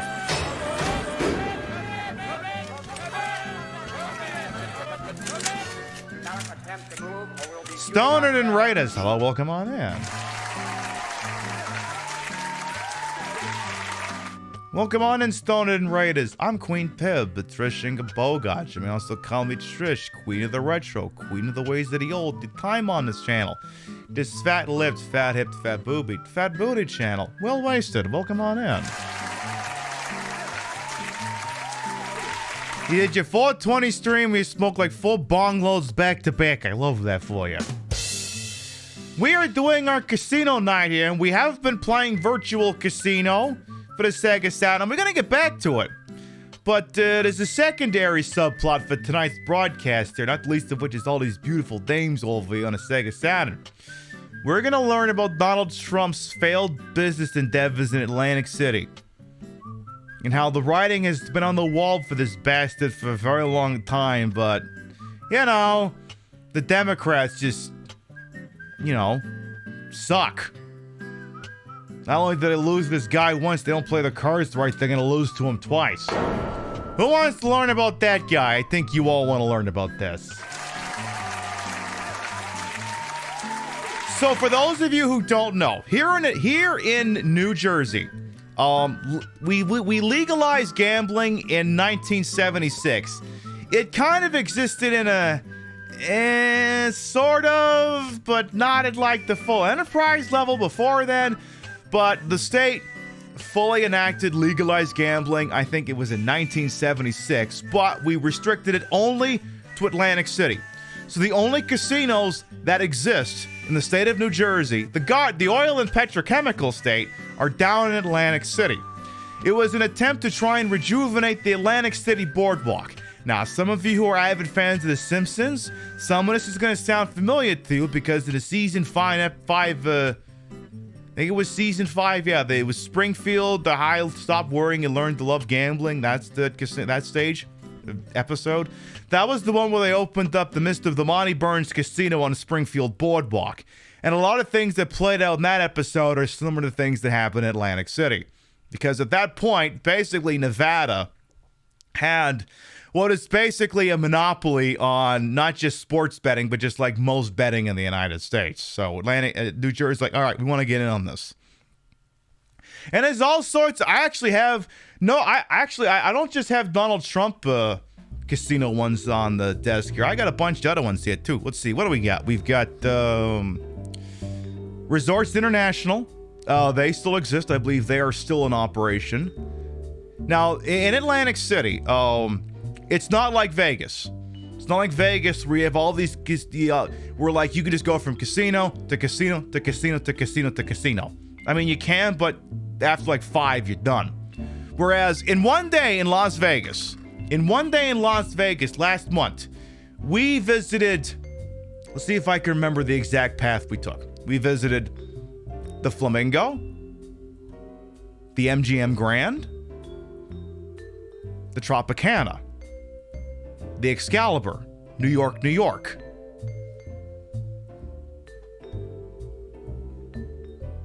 The Aria, the Cosmopolitan, Planet Hollywood,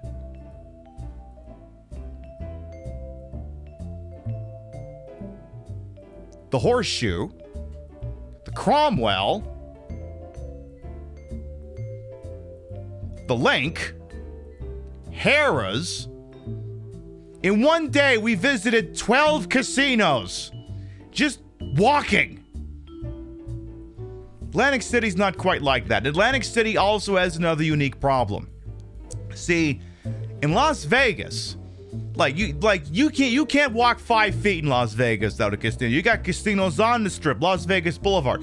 You got casinos in downtown, on Fremont, what have you. You have off-strip casinos. You've got the Rio, the Palms, the Tuscany, Durango,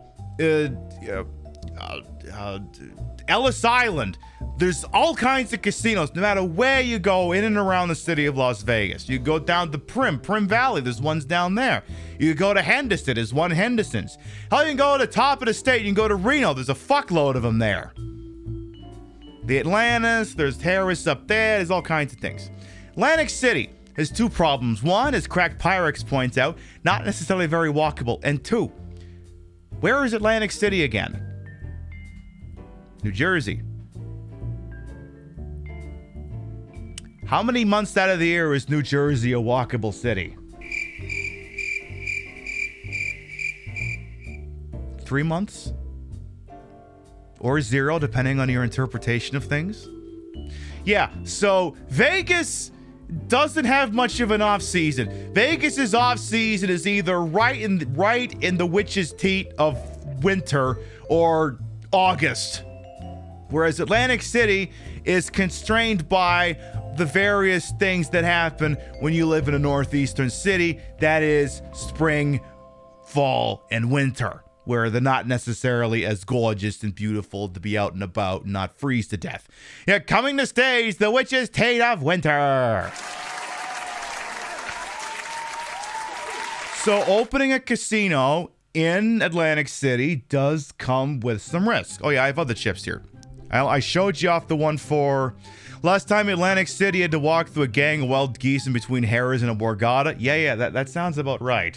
Sucks that I don't actually have any ones for the Borgata here, despite the... Next time I go, I gotta get some chips from the Borgata. But yeah, I have one from Resorts International. They're still in operation from what I understand.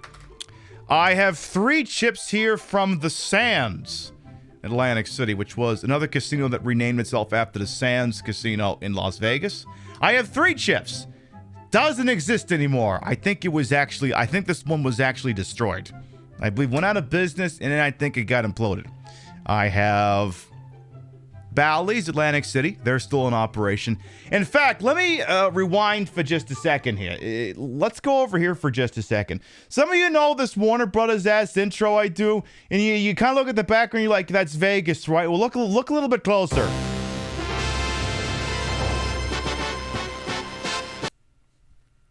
That's not Vegas. That's Atlantic City.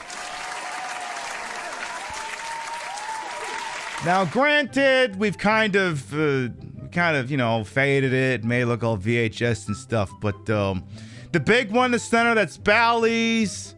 Caesars is kind of a little bit down and to the right of that. I forget what the piss is on the left, but you get the idea. That's Atlantic City. That's not Vegas. So, Bally's in Atlantic City. They're still in operation. I got another one here. This is Claridge Casino Hotel. The Claridge Hotel still exists, but they don't run a casino anymore. They got rid of it. I've got Caesars, Atlantic City. They still exist as Caesars. I have the Atlantic City Hilton. I believe the Hilton still exists. Doesn't have a casino anymore. I have one at the back here. Oh, I have two at the back here, actually. Hang on. I'm knocking shit over here. I have two from the Tropicana Atlantic City. You may remember that the actual Tropicana in Las Vegas closed, but the Tropicana Atlantic City still open. And then finally I have the Showboat. Showboat doesn't exist anymore. Or maybe it was rebranded, I can't remember. Now, in reality, casinos go out of business or change ownership hands all the time. It happens a lot. I mean, if you think of some of the original casinos that existed on the Las Vegas Strip that are not there anymore. You have the Sands and the Dunes. One of them became the Bellagio. The other became the Venetian. I can't remember which one was which. The Landmark doesn't exist anymore. The Riviera is not there, but no one really considers that an original Las Vegas casino. The Stardust went away. I think the Stardust is Stardust. Which one's the Stardust? I'm trying to remember. What did the Stardust become? I'm blanking on that one. Stardust became... You get the idea. They go down all the time. And sometimes they don't go down, but they change, the ownership changes hands, and sometimes they keep the name and sometimes they don't. For example, there's one going down in Las Vegas right now. Steve Wynn's former property, the Mirage, he's been thrown out of Vegas on a rail a long time ago. But the Mirage, which opened up in the late 80s and kind of ushered in the mega resort area of Las Vegas, has been sold to the Seminole tribe of Florida and is becoming a Hard Rock Cafe hotel and casino. And there's other, and that again, shit like this happens all the time. It happened with Donald Trump a lot more than other people. And you may go, Pibby, are you just trying to make it sound like, you know, he did the best he could and given the circumstances, what happened to him is quite normal? No, I am not softening the blow. He stacked the deck so badly, it's a fucking miracle his casinos lasted as long as they did. You want to learn about this shit, right? Of course you do. I'm going to turn that off so it doesn't distract you all. And let's bring up my little YouTube playlist here, because I got a YouTube playlist here. No actual talent for business. I mean, he sort of shitified himself. And you'll find out what I mean once we get going here. But he shitified himself. When it comes to shitification, Donald Trump was truly ahead of the curve.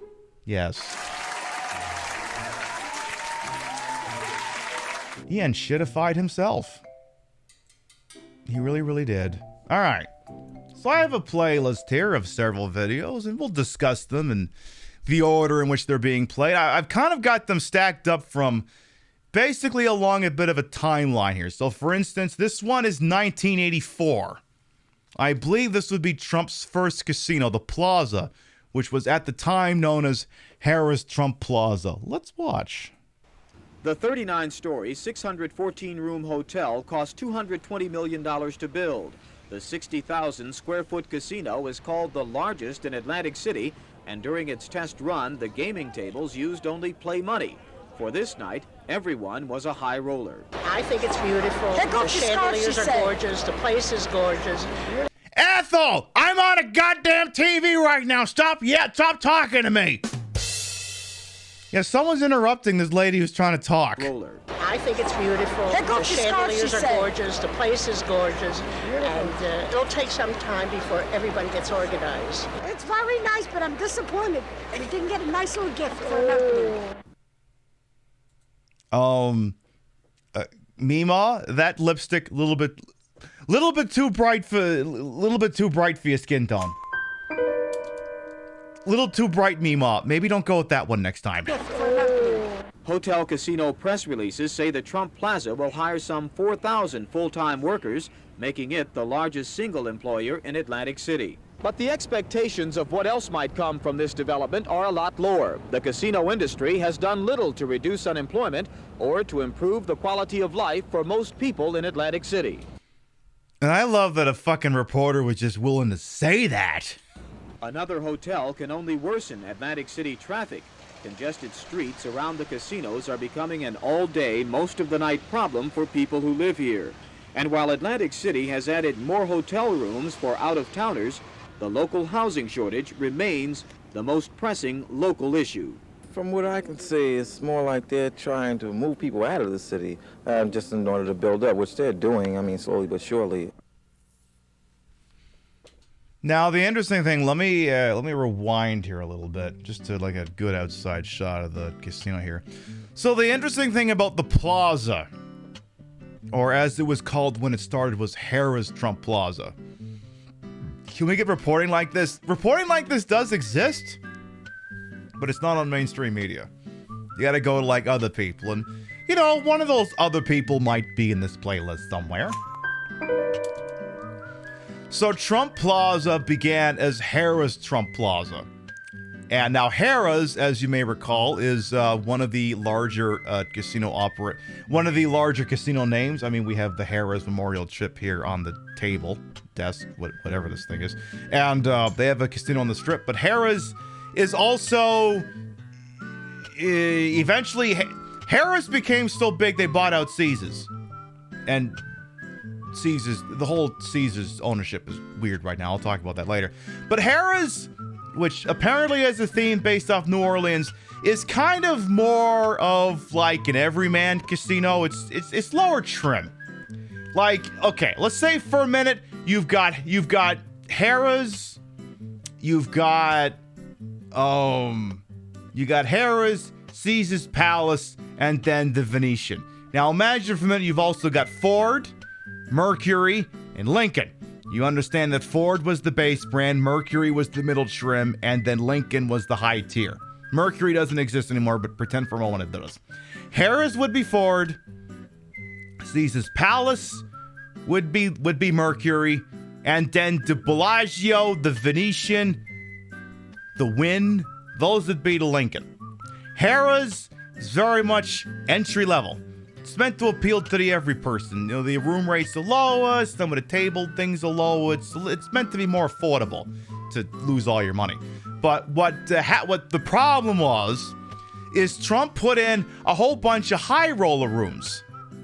Because, you know, Trump can't fucking help himself. He wants everything to be opulent and fancy and expensive. But the problem is he partnered with a casino company that isn't about that. So he put in all these fancy rooms and no one was using them.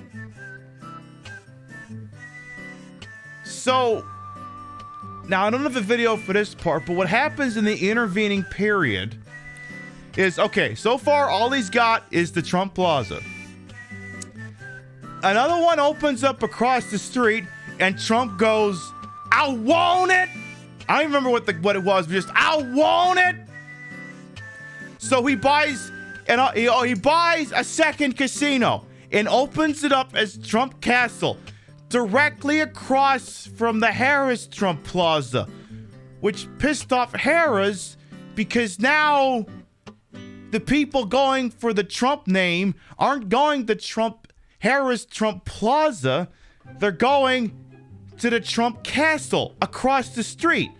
So they break off from him and it just becomes the Trump Plaza. Now you got another problem here. Believe it or not, casinos have themes, generally. Casinos have themes. It's sort of, well, when you have lots of casinos, it's how they differentiate from each other. So, again, some of the ones I just rattled off here, okay? So Harrah's, like I said, sort of a New Orleans vibe. Caesar's Palace has a very Rome feel. The Bellagio, just very opulent. The Venetian is based off of Venice. New York, based off of...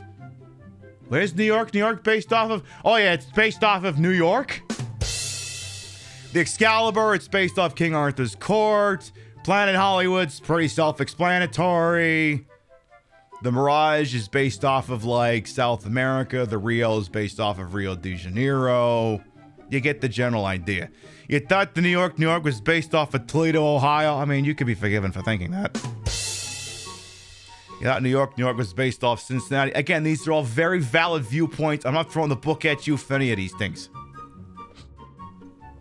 But what happened is, absent of everything else, what would you... Is there a gay-themed casino? Yeah, that's the Cosmopolitan.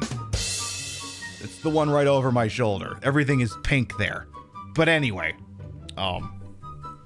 So what would you think the theme of a Trump hotel would be? Trump! The opulence, everything's gotta be gold-plated and look more expensive than it is. Or, okay, we also have piss, erectile dysfunction, and tax fraud. Again, these are all very valid observations here. Yeah, gold shit. So, you as the regular person look at two Trump casinos that have Trump's name on it, and you would go, what the piss is the difference between these two casinos? So, in a sense, they are competing with each other even though they shouldn't be. To put it in video game terms here, let's go back to the 4th generation of console gaming. Let's look back on the Super Nintendo, the Genesis, and let's be honest, just the two of them to be honest. So, in the 4th generation of gaming, at one point, Sega was operating the Genesis, the Sega CD, and the 32X. Now, what do you think store owners did when Sega tried to foist 3 consoles worth of games on them? Do you think they expanded the shelf space for them to make room for all of these things? No, they didn't. They went, we've got the Sega section, we're just gonna fit whatever we can on it. So the 3 consoles were competing with each other for shelf space. They were cannibalizing themselves. That's not a good thing. It is not a good thing. You do not want your products competing with each other. You want them complementing each other. Like, okay, Caesars Entertainment, or the company that's called Caesars Entertainment these days, they operate Caesars Palace, hoity-toity. They operate Harrah's, not so hoity-toity. These two properties are not necessarily competing with each other. The kind of person that would stay at Caesars is probably not the kind of person that would stay at Harrah's. And the kind of person who would stay at Harrah's is probably not the kind of person who would stay at Caesars. But the kind of person who would stay at the Trump Plaza is the same kind of person who would stay at the Trump Castle. The same person cannot go to 2 hotels. It would be awkward. You would be in this weird lurch between checkout and check-in time, or you're just running around with your luggage for a while, and it'd be a pain in the ass. It's not optimal, I guess is what I'm driving at here. Can you tell that some of my broadcasting is based off of old Jon Stewart? Have you figured that out yet? Because some of this stuff is kind of the same things he used to do. And I guess still kind of does, but anyway. Rump Plaza is unlit in this image, and honestly, you feel like Rump Plaza would be a much more interesting place than Trump Plaza. I know, I'd love to visit a casino that's all about asses. She got a great ass, and you got your head all the way up it. So true, Mr. Pacino bestie. So yeah, at this point, he's got 2 casinos that are competing with each other. How about we make it even worse? Let's throw a 3rd one into the mix. How about this one casino called the Taj Mahal that was opening, and he wanted it, and he fought with Merv Griffin over it, and he got it. Let's open up a 3rd fucking casino. Let's open up the Trump Taj Mahal. Forget rock stars, forget movie stars. They have been eclipsed by a man whose greatest talent is making and spending money. Wait. Where have I heard that voice before? No. We'll do it live! Fuck it! Fucking thing sucks! Oh, it's that guy! Yeah, let's get Bill O'Reilly in 1990 to interview Donald Trump at the opening of the Taj Mahal. Amidst great hoopla this week, Donald Trump is opening his $1 billion Taj Mahal casino in Atlantic City. Some economists call it a Hang on, I'm going to turn this up and start it over here.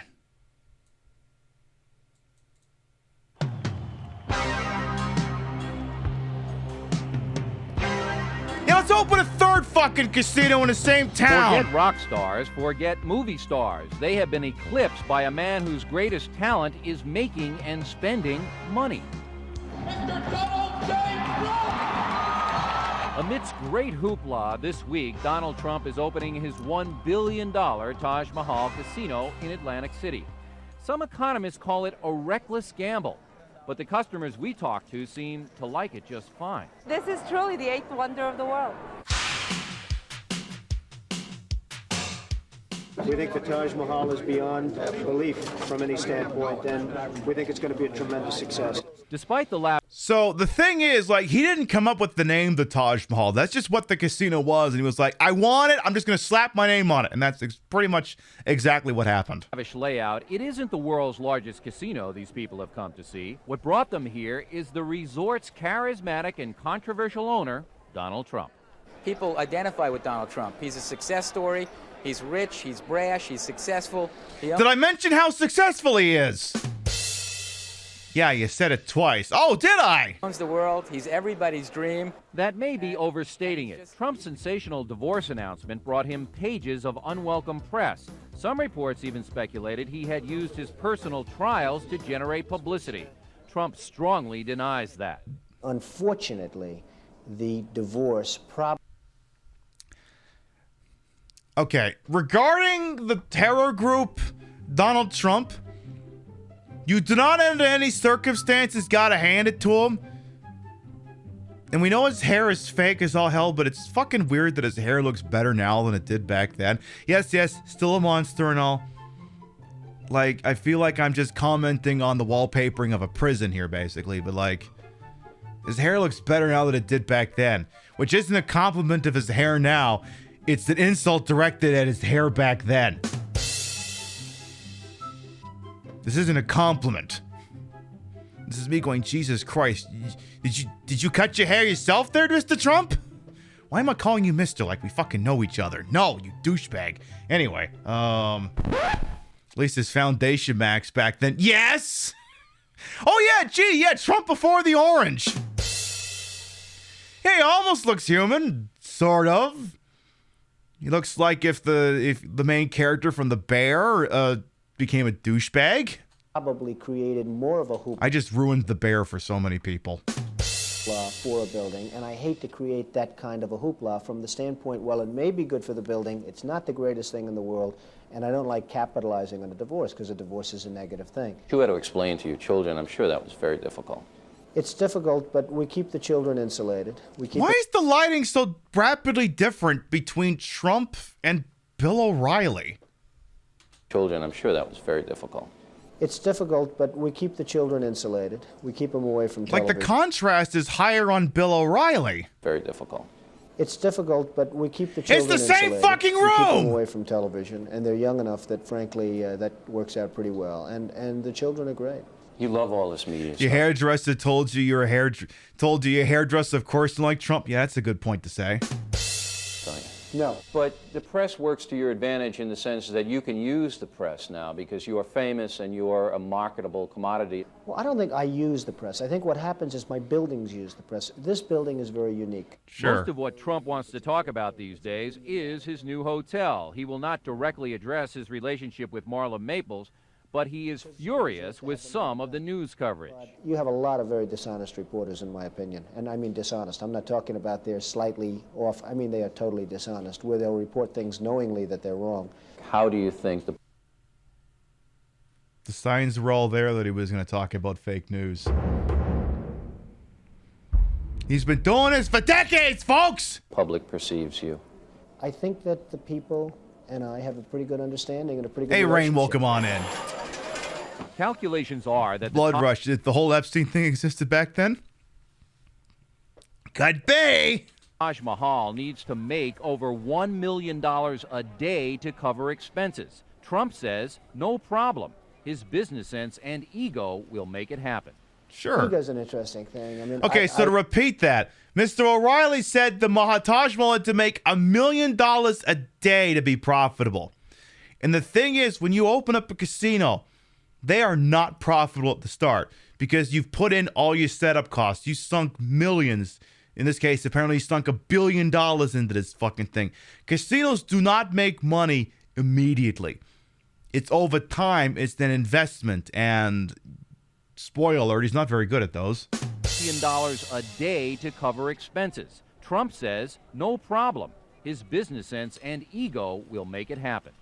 Ego's an interesting thing. I mean, I have always been referred to as somebody with a big ego, but I really believe that I've never met a successful person without a very large ego. And if you don't have a big ego, you're not going to be successful. It's as simple as that.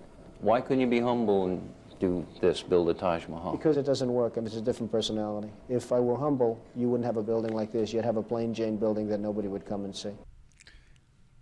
He's kind of right about this a little. You do have to have confidence to make it in like entertainment and other such ventures. The idea being that if you can't believe in yourself, who the fuck else will?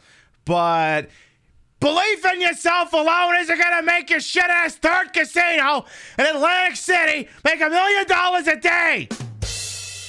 You don't want to talk about Marla Maples. You don't want to talk about the divorce. We understand that. The last question is, you got the camera? The American people, 13 million of them are watching you tonight on Inside Edition. I thought you had more. Well, maybe with you we will. Okay, you All will. right? You will. Not being a shady little bitch to Bill O'Reilly. Oh no, Daddy and Daddy are fighting. I guarantee you will. A humble statement. Okay, go ahead. You want to set the record straight on anything? Shoot. Wait, hang on. I think we have an alternate take of the standby. Okay, go ahead. You want to set the record straight on anything? No. We'll do it live. Fuck it. Fucking thing sucks. I think that's what he meant to say. Shoot. I'm both a victim and a beneficiary, in all fairness. I mean, I can also say I'm a beneficiary of the press, but I'm a victim to a certain extent. You cannot believe what you read. So when you're out in Minnesota or when you're out in Iowa and you pick up some rag magazine or some rag newspaper and it says all sorts of things that have no bearing or no basis in fact or truth, you just can't believe it. These are very dishonest people. Spoiler alert! The fuck Inside Edition! We're getting ahead of ourselves here, come on!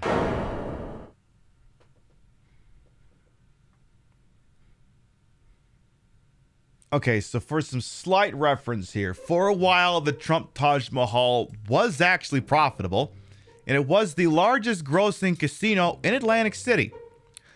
Until the Borgata opened in like 2006, and at that point, well, the problem is in 2006, a couple of things happened.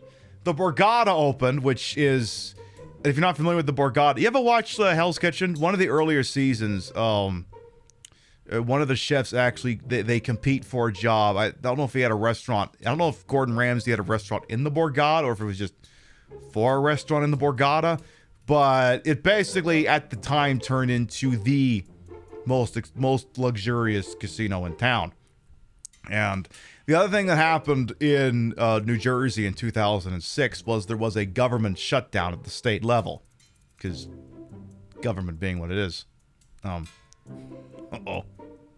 Hang on. Okay, I'll do that Stable Mind redemption in a second here. In 2006, there was a state government shutdown in New Jersey. The problem with this is I think it occurred at like the peak of the tourist season. And the problem is, if there's the New Jersey state government shutdown, the casinos cannot operate because the casinos cannot operate without government oversight from the State Gaming Commission. So when the government shut down, the casinos had to shut down as well. And the problem with that is it encouraged neighboring states to start opening up their own casinos.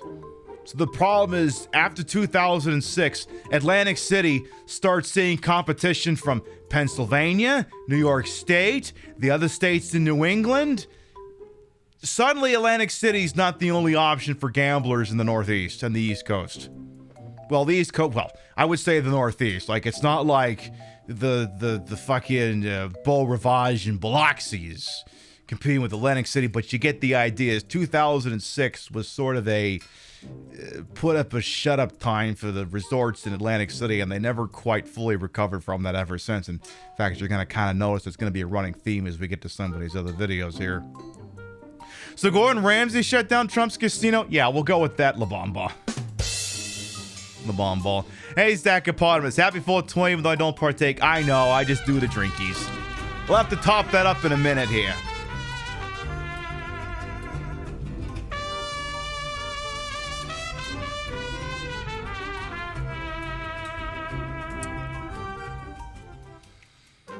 Pong La Pong, thank you to 21 months with your Prime Gaming. Thank you. Before we continue... Oh, hang on.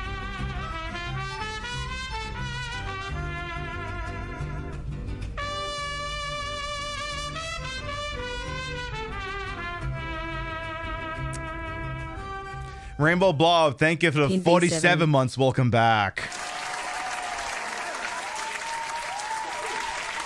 All right, I got a redemption for Sablemind. They're going to take a short BRB, but Sablemind's handed me a book here. Let me see what I can do with this. One of the problems when you become successful is that jealousy and envy inevitably follow. There are people, I categorize them as life's losers, who get this sense of accomplishment and achievement from trying to stop others. As far as I'm concerned, if they had any real ability, they wouldn't be fighting me. They'd be doing something constructive themselves. I don't know who the f*** I just quoted, but okay. We're going to take a little BRB just so I can top up my beverage. When we come back, we're going to learn about Donald Trump's casinos filing for bankruptcy. Oh, no! Well, that was from Trump's book. Oh, well, if I'd known that, I'd have done that in a whiny bitch voice. We'll be right back. Already! We cannot go this way. We would need a warrant. Oh. I can't believe those stupid directives are still holding you back. Go ahead, partner. Yes, the very stupid directive of acquiring a search warrant. How very stupid that we follow due process. I mean, who would ever want to do such a thing? It's not as though we're police officers or something. A size queen that eats Taco Bell, I am so powerful. I mean, how else do you gain intimate ability to control how your booty hole works unless you eat Taco Bell?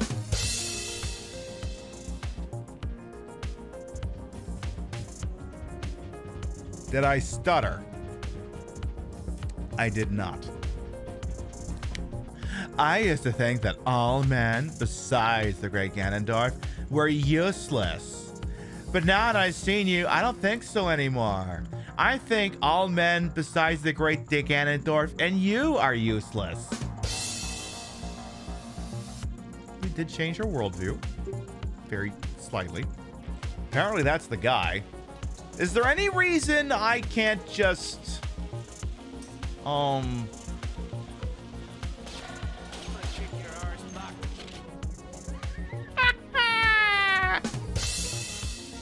I'm in danger. Wait! They didn't see me do it! He's been whacked and they didn't even know I did it. Ah! Thank you very much for the other day. I haven't even asked you your name yet. Don't let her call me a slur. Don't let her call me a slur. Really? Twink? That's what I thought. You're that fat from the forest. That was years ago. Do you remember me? Yeah, I remember you. You keep calling me a gamer word. He has a beautiful red Not the coat, gamer so I call word. him All right, Fat. we're I'm back. asking about your name. All right, got myself a little drinky poo here. Like I said, I don't partake in the puffing. It's 420, but I got myself a little bit of a green drink over here. Ooh.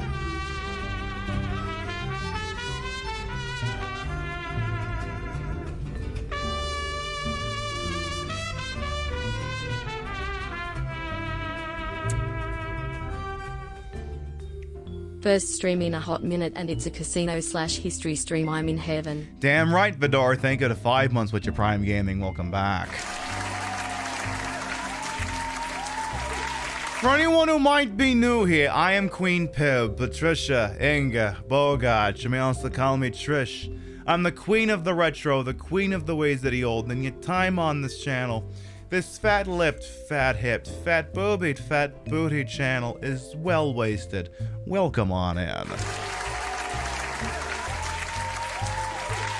I put the broad in broadcast to the whole and wholesome H. million hubris, and though these breasts might be fake, the retro is real. Underneath that YouTube session is the real Sega Dreamcast. It's designed to, and it just looks like a Sega Dreamcast. I guess that's all I'm driving at here. Got myself a margarita. It's not the green everyone else is doing, but it's the green that I do. And, yeah, we're doing a little bit of a casino/casino history show tonight. We're discussing Atlantic City and an orange turd who used to operate there.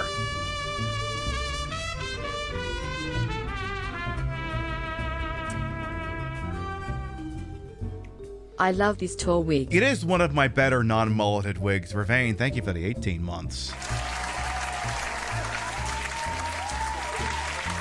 So, what else am I going to point out here? So just to go back for a second here, like, I make no real secret of it. I like gambling. Low stakes gambling. Low stakes. I like going to a machine, a 25-cent machine, a lower, put in a 20, and then just sitting there for an hour and a half. Low stakes. I like the bright lights. I like this. I like the noises, but I also accept I'm not gonna win life-changing money. You have any idea how much money you got to spend at a casino to win life-changing money? You'd have to make the life-changing money just to offset your losses. And of course, the crab. Yes, the Steph Sterling Krabby Granny Drinky Winky. Low stakes and keep asking a cocktail waitress to keep bringing you them cheap drinks and you just tip them $1. Low stakes. If I go to, okay, the blackjack table's where I put down a $100, and if it goes, it goes, and if it don't, it don't. Either way, I walk away with a trophy, a chip, but low stakes. Queen. Now, the other thing. They may go, oh, Pibby, you know, oh.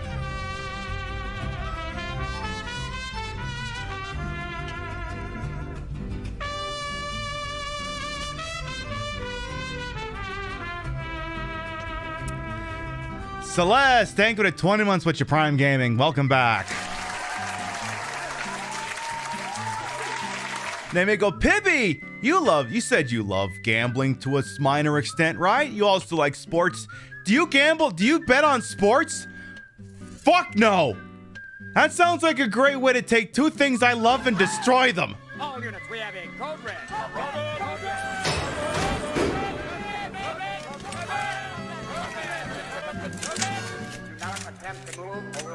Well, if it ain't the bearer of the freaking curse over here, I'd not and Raiders. Hello, welcome on in.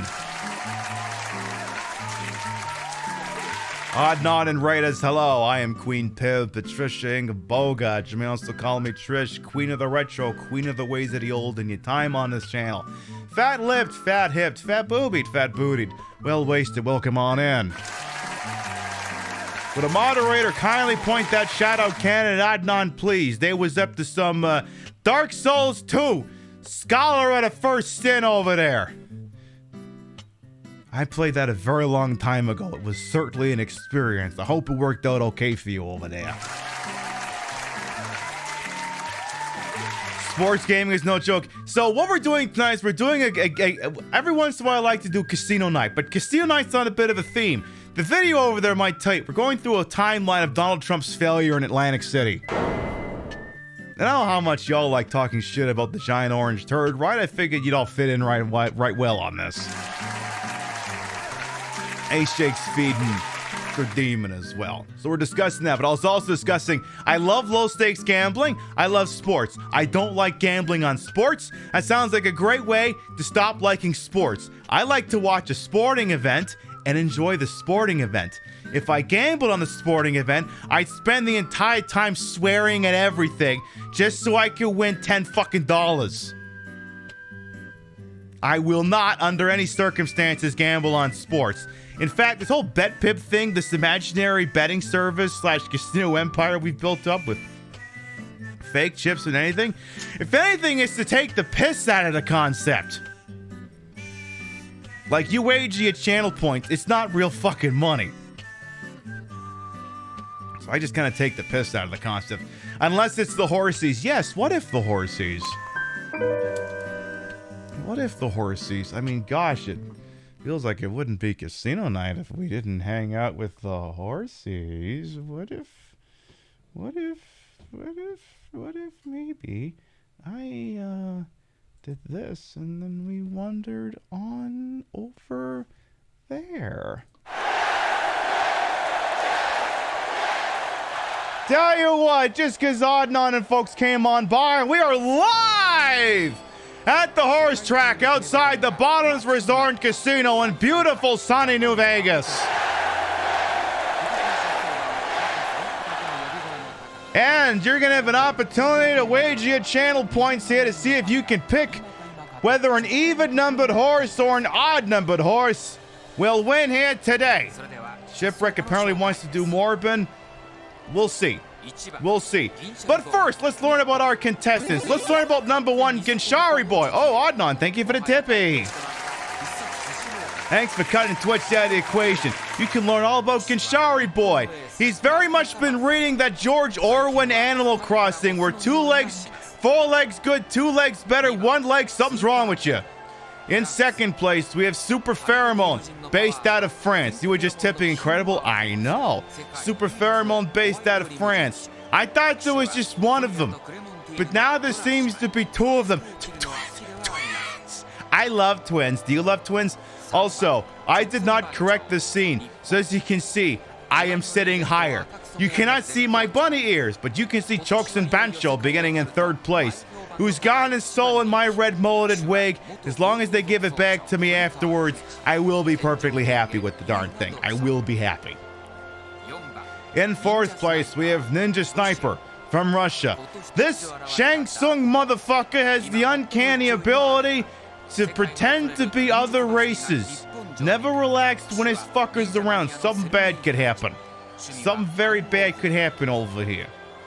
In fifth place, we have SeaWorld from Australia, being jockeyed by, and I shit you not, Macaulay Culkin Jr.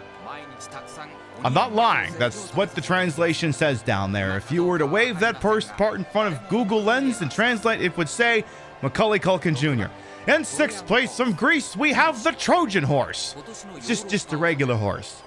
Just a regular, normal, ordinary horse.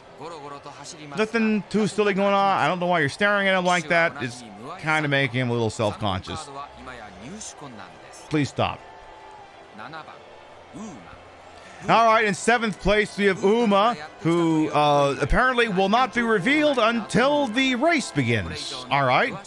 You saw in the Ontario subreddit that BetMGM made an error where players are supposed to wager on how many goals a goaltender would score, more or less than 34. Obvious winner there, and the guy only bet $4, but BetMGM refused to give him the ultimately pitiful winnings. Well, they'll get those winnings, so the court's not going to say they can't have it. In eighth place, we have Haribo LG 3.0, the perennial fan favorite. Will tonight be his night? We'll see. And in ninth place, because there is a ninth one, we have Mecha Haribo, the naturally occurring foil to Haribo LG. I mean, looks like they stole the head off of Mecha Godzilla, but hey, I'm not exactly one to complain about these things. I love me a half-decent kaiju, as I thought I was just clearing out the tangle in my wig, but now I'm pulling out my hair. All right, fine. All right, I believe the bets are all in. Have all the horses made it to the front? Have they? Are they all there? Okay. All right, let's go. All right.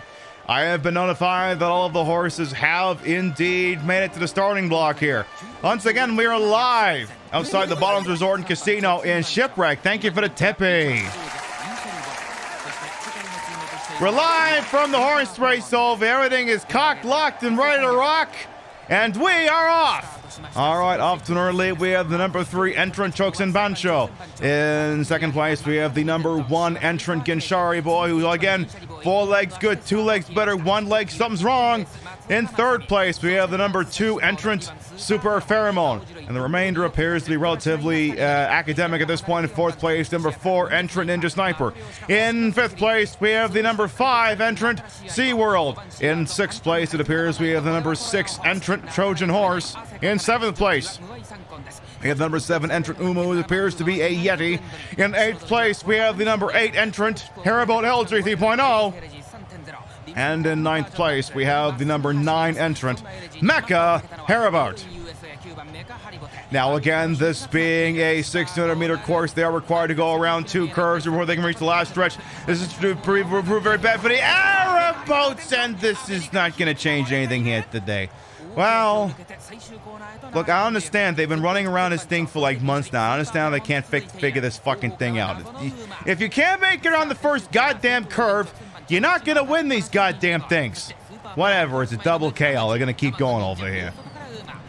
All right, Ninja Sniper's over there. Uma's winding up. All right, we got Ginshari Boy in the lead at the moment. Super Pheromone is starting to extend. Ginshari Boy's put a little contraption on. Ginshari Boy is waving. All right, Chokes Bancho. Oop, Chokes Bancho lost his thingy. Uma's trying to get into the lead here. Super Pheromone is trying to extend. Ginshari Boy is twirling.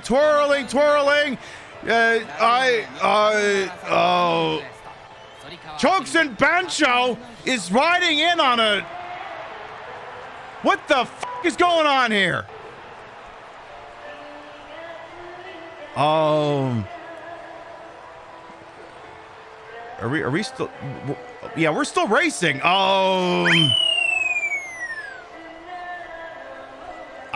Chokes Bancho wins? I think? I think he won? Chokes Bancho wins with Uma taking second place.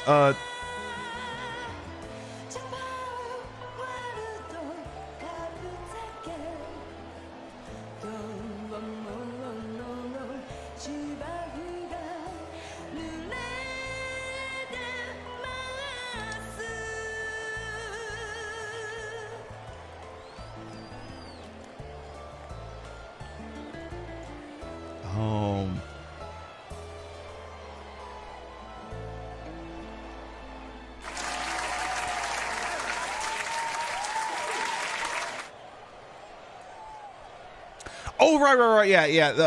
The odds take it for this round. So anyone who wagered on the odds, you are a winner this evening. And I don't know, I didn't pay attention to what the swing is on that, but hey, always make sure you don't bet more in channel points than you can afford to lose. 222,000 go to Shelly BK and a bunch of others. 10K channel points lead within a single race. It happens.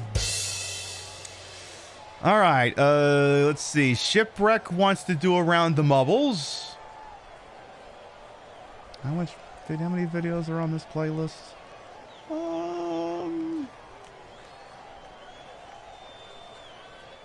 Okay, I suppose we could squeeze it in.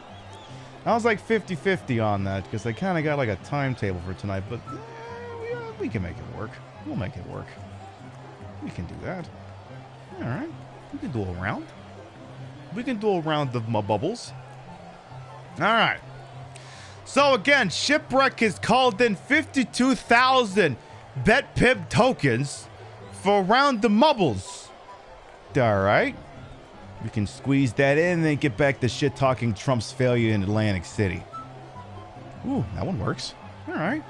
Hey, very rarely do I hit the random button on the Mubbles and then the goddamn thing just works. I'll take it. All right, folks. Shipwreck put in 52,000 empty, so I guess I have little choice but to press a couple of buttons and then say this. Exclamation mark play!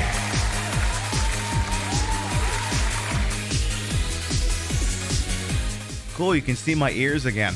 All right, folks, exclamation mark play will get you in here. The way this works is, hey, you want to see a name in lights? You want to be cock at a walk?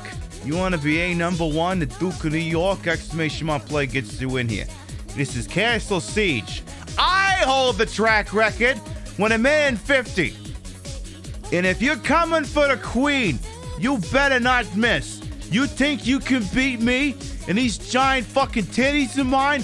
Exclamation mark play gets you in here. We'll give you about a minute and then we'll do the goddamn thing. Y'all got a lot of fucking nerve thinking you can beat me at this, but we'll see what the hell happens. We'll see. I think I got this one in the bag, but we'll see. We'll see. All right, we got 49 brave souls entered in so far. I'll have a little sippy pool here. All right, folks. 49 brave souls entered into Castle Siege.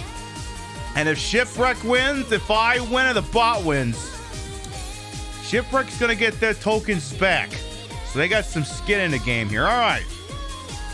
Again, they put in 52,000 channel points to put this in here. It occurs to me that if we do actually do a second run of these chips, if the first one is successful, one of the chips is going to have to be a denomination that's exactly 52,000. I'll have to make one of those. All right, folks. Exclamation mark play going once. Exclamation mark play going twice. All right, folks. Here we go. 10, 9, 8, 7, 6, 5, 4, 3, 2, 1. Boogity, let's go all in. The 20K chip featuring Giuseppe? Probably not, but we'll see here. See, they gotta have sex appeal. Giuseppe does not have sex appeal. At least he fucking better not anyway. All right. As you can see, this is Castle Siege. It's like we're coming to you live from the Excalibur. Alex Buttered Carpet is in the lead at the moment, followed by PiBcast. Okay, right now Alex Buttered Carpet is in the lead, and it's a relatively uncontested lead. They are firing ahead here. Jesus Christ. Oh,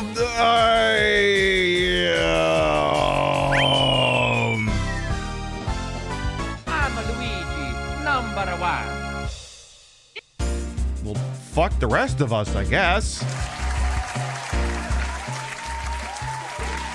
Alex Buttered Carpet wins, and it's not fucking close from the looks of things here. Yeah, we might have a top two. I think it's gonna be Alex Buttered Carpet PiBcast, and then that's it. What kind of ammo are these trebuchets using? Because wow, it's so pretty. I know, it's so pretty. It's banned under the Geneva Conventions, though. You can't have it. I love that also the people in Victory Circle have also been getting shelled. So, Shipwreck.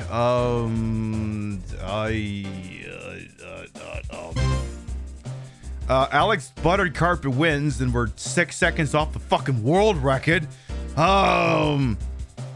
Yeah, exactly, Misfit Murph Dog. The game was rigged from the start. So true, bestie. Alex Buttered Carpet wins. It will take the track channel record by a margin of 1 minute and 8 seconds. Fuck me specifically, I guess. Well, Alex Buttered Carpet, I feel like you better make sure you pay heed to the following message here. Shipwreck, you did not win. I did not win. The bot didn't win. And not enough people died, though. A lot of people did die. As the result of all of this, your chips are mine. But make sure everyone, Alex Buttered Carpet in particular, thanks Shipwreck for making that round of Mubbles possible.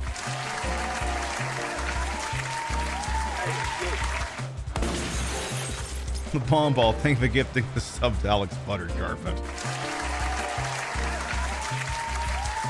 All your chips belong to Pib. So true. All right, then. Let's get back to shit-talking Donald Trump. Just let me tidy up over here for a second. Yeah, we're totally live from Las Vegas, by the way. There's the Cosmopolitan. There's Harrah's over on the left. The Flamingo's right behind that.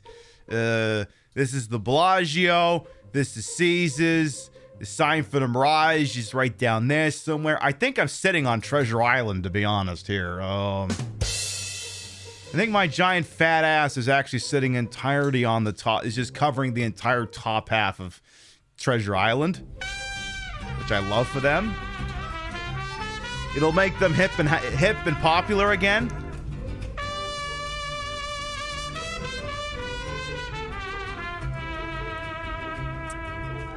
Pavas, thank you to 37 months. Welcome back.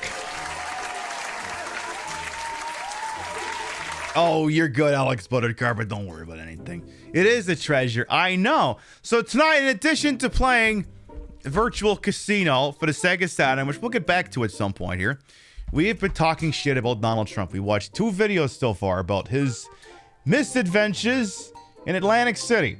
At one point, he operated and owned 3 casinos in Atlantic City. Actually, I think he's owned 4 technically, but at his height, he owned 3. The Plaza, the Trump Plaza, the Trump Castle, and of course, the Trump Taj Mahal. We finished watching Donald Trump griping about the press during the 1990 opening of his Atlantic City casino, which is funny because it also had Bill O'Reilly in it. You know this guy? We'll do it live! Fuck it! Fucking thing sucks! So let's fast forward several years, because I mentioned in 2006, a lot of things started to go wrong in Atlantic City. A combination of other casinos opening up in neighboring states, and then Atlantic City's casinos forcing to shut down because of a government shutdown that occurred in New Jersey. Oh no, what's happened here? Oh no! The 3 Atlantic City casinos, once run by Donald Trump, have filed for Chapter 11 bankruptcy protection for the 3rd time. According to the court filing, the company has $1.7 billion in total debt and more than $2 billion in assets. Frustrated that he was unable to buy the company and take it private, Trump resigned as chairman of the board on Friday. The casino company's current incarnation, Trump Entertainment Resorts, was born of a prior trip through bankruptcy that ended in 2005. The company will retain the Trump name on the casinos, which are expected to continue operations during the bankruptcy proceedings. Mark. So this would be about 2009, and they said this was the 3rd time that Trump's Atlantic City casinos have declared bankruptcy. Now, here's the thing. As mentioned earlier in the video, Trump also declared bankruptcy or went to bankruptcy protection, whatever the hell it is, in 2004. And either at that time or earlier, he actually took the company, his casino company, public and shifted the weight and the burden onto stockholders. He liquidated his control of it. So when he sometimes gets all pissed, he's saying he wasn't running the casinos anymore. Technically, at one point, that was correct.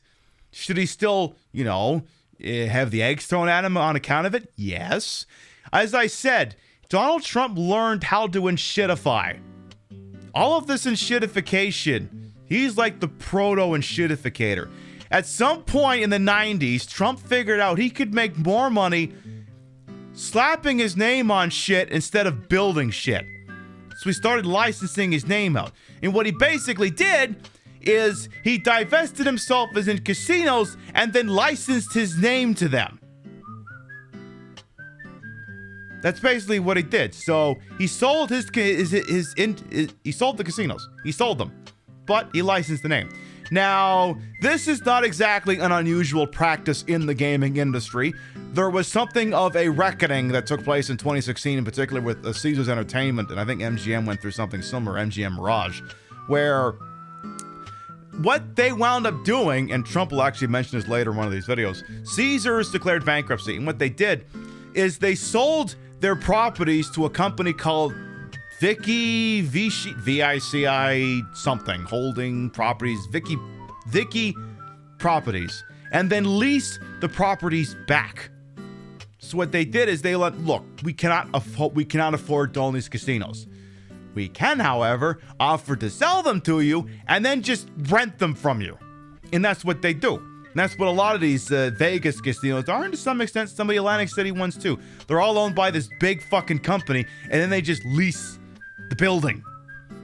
And that's kind of a little bit what happened with Trump here, except this is before, Vicky Properties got involved here. Yeah, it's like Sid Meier, but shitty, pretty much. So yeah, in 2009, they declared bankruptcy again, or bankruptcy protection. Mark Hamrick, The Associated Press. Donald Trump is known for making a career out of his name, but now the real estate titan is suing to get his name removed from 2 Atlantic City casinos if they do not clean up their act. Benita Nyers at the Trump Taj Mahal with the newest blow to an American resort town already in jeopardy. So this will be 2015. Good morning. The Trump name has been on 2 of these buildings since 1984. Now, the thing is, they're saying 2 of these buildings, I believe at this point, Trump, now I said he had 3 properties. He had the Plaza, the Castle, and the Taj Mahal. At this point, I believe the Castle is gone. Trump Castle, Trump Marina, I believe at this point, it's gone. At this point, it has since been rebranded as the Golden Nugget Atlantic City. I've actually been there. I have the keychain. So at some point, Trump Castle folds, shuts down. Golden Nugget, the people who own Golden Nugget go, hey, we want to open up a Golden Nugget here. What if we just buy this thing and rebrand it as such? And that's what happened. Because there is quite a bit of turnover in the casino industry. Casinos have gone through, they've gone through renamings, rebranding. Sometimes they don't get raised to the ground. They just put a new coat of paint on it. Boom, it's something else. So at this point, Trump Castle, gone. It ceased to be. It is an ex-casino. In that it is now the Golden Nugget Atlantic City. So at this point, it's just the Plaza and a Taj Mahal. Then he was responsible for bringing huge artists like the Rolling Stones and boxers like Mike Tyson to Atlantic City. But a lot has changed. He only I like this guy over on the left.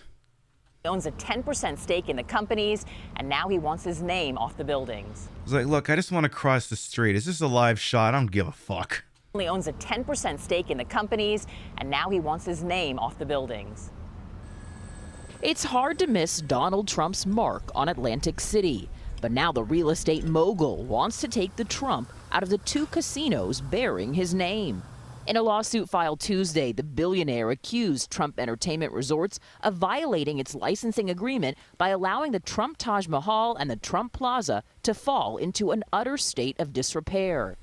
Court papers state the Plaza in particular failed to meet industry standards, ranging from hotel services to overall cleanliness. The suit also points to negative online reviews from customers calling both properties everything from Trump dump to a nightmare in every sense of the word. Like other franchise brand companies, no different than McDonald's that has license agreements with their franchisees, certain standards have to be maintained.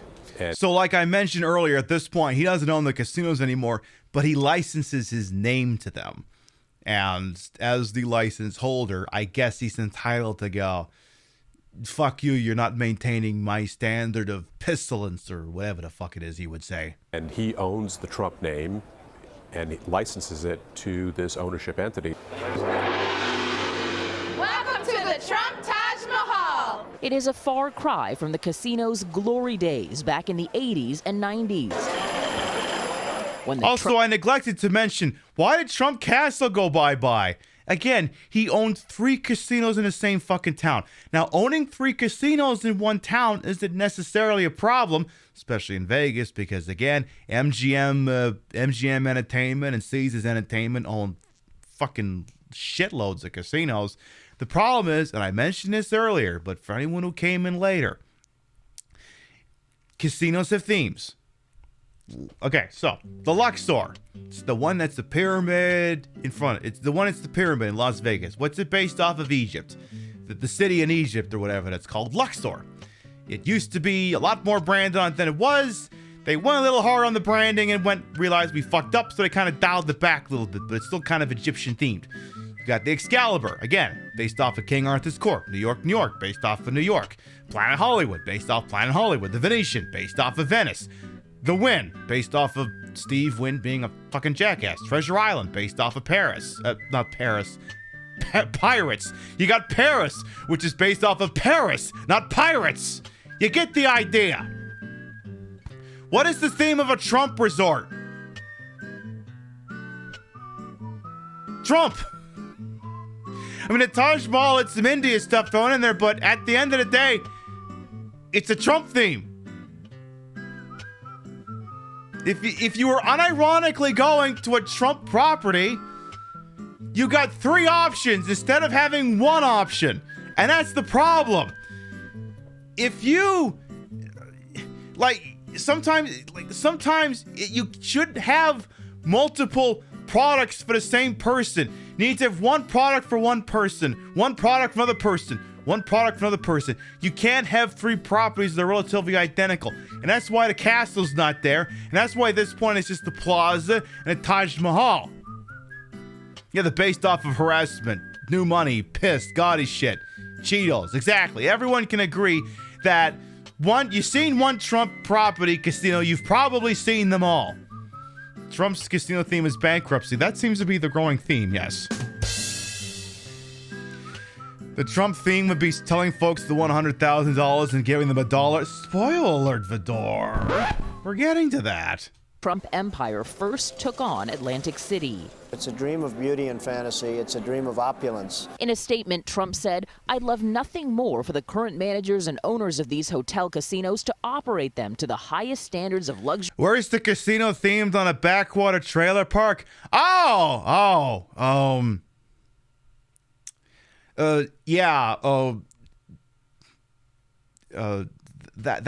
That's the Excalibur. You want to go on the south side of the strip. Kidding. Hey, Red Proletariat, welcome on in. Luxury and success, but unfortunately that is not happening. We have no choice but to terminate. The 68-year-old investor has never been shy about putting his name on display, even fashioning a controversial 20-foot-high sign along his Circus. Okay, that would actually be the better answer, not good gamer. Chicago high-rise. But Trump insists he hasn't been a part of Atlantic City for years and has nothing to do with the casinos. The company he's suing. He's kind of sort of right. Like at some point, billionaire Carl Icahn buys his properties. He's also a Trump sycophant. He actually served in his administration from 2016 to 2017. Trump Entertainment Resorts declined to comment. And at last check, their website still featured a picture of the Donald. The tagline, "One name says it all." Dump? So far this year, 4 Atlantic City casinos have either closed or are threatening to close. And Nora, if the Trump Plaza doesn't find a buyer by the end of this month, they may have to shut their doors. Because that's the other thing. 2014 was also not a good year for Atlantic City. A lot of casinos shuttered their doors because of competition, not just from each other, but also from neighboring states. And at some point, there's going to be a moment where, and you'll know it when you see it and you hear it, where heartbreaking, the worst guy you know just made a great point. We'll get there. Are the Atlantic City casinos still operating on the old Cheetah's Justice punishment where they ham your hand and threaten you with a buzzsaw amputation? You start counting cars using a telegraph wire with your pool buddy? Well, I guess it depends on who you talk to. No, they're not doing that. Wow, Bonita, thank you. More devastating. See, the interesting thing now, Decade, you actually bring up a good point that some people might not be aware of. So you're referring to when the mob ran casinos. For example, including but not limited to the mob scheme at the Stardust, which is actually the casino that In Casino was based off of. It's based off the Stardust. There was the scheme at the Flamingo. There was a scheme at the Flamingo at the Tropicana. There was one at Stardust. What happened is in Nevada in the 70s, they changed the rules so that owners of casinos had to be licensed by the Gaming Commission. Anyone who had a financial stake in a casino had to have a gaming license. And the problem is this is kind of like, the IRS rule that says that income earned from crime has to be taxed. This is basically the casino equivalent where they were like, look, you have to have a gaming license to own a casino. And obviously these mob-affiliated people who had criminal records were not going to be able to get gaming licenses. This effectively pushed the mafia out of casino ownership. So, and that was what ushered in the corporate era of Las Vegas. Yeah, Trump Taj Mahal just rolls off the tongue. Yeah, just wait till I open up the fictitious PiBcast Taj Mahal. Because that's going to be my Atlantic City casino, the PiBcast Taj Mahal. It's not going to be India themed. We're just going to call it the PiBcast Taj Mahal. Hey, Squid Punk as well. Welcome on in. Big news for Atlantic City. Another major casino is threatening to shut down. CBS 2's Dick Brennan has more. It could soon be the last call for the Taj Mahal as another piece of the Atlantic City boardwalk goes bust. Trump Entertainment Resorts filed for bankruptcy this morning and threatened to shut down the Taj Resort, once the crown jewel of casinos. Oh, it's no. another shock to a city that's been reeling from a collapsing casino market. This one is a surprise because we used to come here, 10, 15 years ago, and it was busy. And we walked in there today and there was hardly anybody in there. The Taj could be the 5th Atlantic City casino. See, the interesting thing is she raises a good point. We're like, they opened up 20 years ago and the place was packed, and then today it's not so much. The thing is, casinos, much like many things in the hospitality industry, do require frequent revamps and refreshes in order to stay current. This is a concept that's, again, it applies to casinos, hotels, bars, restaurants, anything where basically you are effectively being hosted. I mean, this show, for instance, we change things up periodically. The format, the games that are being played, the way the show looks, the way I look. You have to keep refreshing this thing. And casinos are not immune from this sort of thing. And the Taj Mahal, I'm pretty sure, it occasionally got some refreshes, but at some point, sometimes you can just be played out as a concept. And, well, I mean, the Taj is going under, you tell me. Walked in there today and there was hardly anybody in there. The Taj could be the 5th Atlantic City casino to be shuttered by the end of this year. Trump Plaza closes 5 in 1 year! Next week. Revel, the Atlantic Club, and Showboat closed down earlier this year, leaving only 7 casinos left in town. Not to mention people are poor now. 2 economic crashes will make it to where folks have to divert their luxury funds to things like movies and video games, which say, for instance, yeah, in 1 year, Atlantic City lost like 5 or 6 casinos. Trashy Queen, thank you for the tippy. Thank you. Mwah. Your direct contributions from viewers like you buy me outfits, hair, titty, and video games and stuff. Thank you. So, yeah, like I said, that was a very bad year for Atlantic City. Again, they never quite recovered from 2006, not least of which is because their casinos shut down at the height of the tourist season. But then, the 2008 recession, the slow-moving one we're going through now. One reason, exploded. Also, Atlantic City is only good for like 3 months out of the year to visit, whereas Vegas, depending on your tolerance for cold or sweat, can be accessed all year. In competition. The gambling industry, the casino industry, has cannibalized itself. So many venues are popping up that it's cutting the profits at all of them and driving some of them out of business. So they're their own worst enemy at this point. Yesterday, Governor Christie held an emergency summit with casino owners. He's pushing to turn the town into a destination resort area. We all have to stop defining Atlantic City purely by could it sustain 12 casinos or not. There's not a place outside of Las Vegas that can do that. Heartbreaking. The worst guy you know just made a great point. I love and hate Chris Christie at the same fucking time. I mean, I love him because he's the big, stupid, mobbed up guy. But I also hate him because he's a Republican jackass. He's a man of contradictions. But yes, Chris Christie was right on this.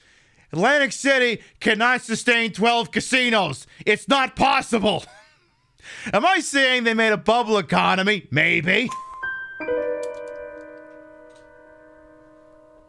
Yeah, Broken Clock is right twice a day. Resort area. We all have to stop defining Atlantic City purely by could it sustain 12 casinos or not. There's not a place outside of Las Vegas that can do that. But making Atlantic City a tourist mecca. Like, again, I love him and I hate him at the same time. Is that another tip from Trashy Queen, or is the thing drunk? I'll take it all the same. Are you nudging the thing over to 100? Like, what's going on here? But yeah, like, I love him. Like, he's just so clearly mafia coded, but he's a fucking dumbass, regressive Republican. I don't know. I just, you know me. I'm kind of like mobsters. So it's like, hey, you know, he did some mob stuff. He closed the government, but opened up them beaches and fucked over them bridges. Yeah, but he's a jackass. He's a Republican. Not a place outside of Las Vegas that can do that. But making Atlantic City a tourist mecca would require an influx of cash. He's a problematic favorite. Can Atlantic City be recharacterized, reconstituted as a family entertainment venue? That would be a long shot, and it would require some very brave investors, and I'm not sure anyone's going to put up the kind of money to do that. Chris Christie just reminds you of the mayor from Simpsons, just to actually discuss it. Yeah, there's a bit of Diamond Joe Quimby going on in there. Trump Entertainment says cost-cutting negotiations with the main casino union has stalled. The company is warning workers the Taj could close in November. If it does, that means there could be more than 10,000 casino workers laid off in Atlantic City this year alone. And guys, that's not something the city can sustain very easily. No, so difficult. All right. Because that's something else too, and the next couple of videos are gonna touch on that. Is the union that worked with Trump on his casinos. They went on strike a lot because, you know, Trump and the people who operate his casinos, you know, weren't looking out for little guy. I know you're shocked as the rest of us to hear such a thing. Dick, thank you. Thank you, Dick. Thank you, Dick. The Trump Taj Mahal, once called the eighth wonder of the world. Hey, amp it down here a little bit, pal. By former owner Donald Trump, closed its doors October 10th. Let's rewind for a second here. The Trump Taj Mahal, once called the eighth wonder of the world by former owner Donald Trump, closed its doors October 10th after management accused striking Local 54 members of preventing a path of profitability. Yeah, that actually wasn't true. Okay, so they closed claiming that it was the union's fault. Let me see. Let me look at the article here. Let me see here. On Monday, October 10th, 2016, the Trump Taj Mahal and Casino was shut down. After the closing on that date, one Unite Here leader raised the possibility that... Oh, wait, no, that wasn't it. There was a thing here. What was the fucking thing? Not that.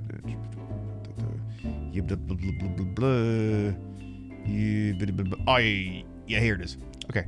So, on November 14th, 2014, Trump Entertainment Resorts announced that the casino would shut down in December unless its main union, Unite Here, dropped its appeal of a court-ordered cost savings package, which had effectively canceled the workers' health insurance and pension coverage.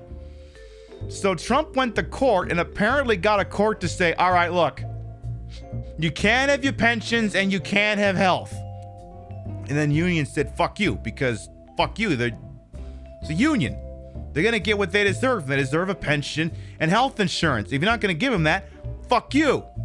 However, it was revealed that the closing was to happen because it did not receive the state and local tax breaks it sought. So they wanted a bunch of tax breaks from the government, didn't get it, so they scapegoated the union for the closing.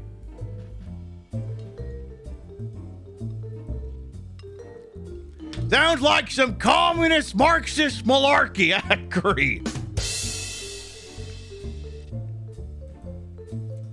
So yeah, they wanted a bailout from the government. They didn't get it, so they said, fuck you, we're blaming this on the union. So I just want you to bear that part in mind. Down here to enjoy some of the casinos. Trashy Queen decided they really want some more bubbles. All right, Trashy Queen. I love and appreciate your patience to the program. We'll have a look after this. We'll have a look after the next video and a half. Yeah, goddamn communists not aiding the large corporations like they're supposed to. What the fuck? And I noticed that 3/4 of the machines are shut rewind. To enjoy some of the casinos. I have a card from years ago for Trump, so I decided to stop in. And I noticed that 3/4 of the machines are shut down. There's a lot of people picketing out front, and kind of like sad, if you want to know about it. So yeah, at this time, happy 420 indeed. I'm on a different kind of green tonight. But at this point, the casinos, of course, are not owned by Donald Trump. They're owned by another billionaire, Carl Icahn, who may as well be Trump for all the difference it makes.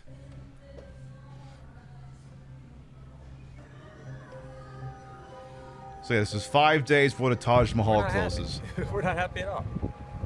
I mean, we hear stories out here, you know, the different stories about things. And we think we just were, you know, we were pawns in this whole thing. Chartreuse, probably. All these machines are shut down. Cashier is empty.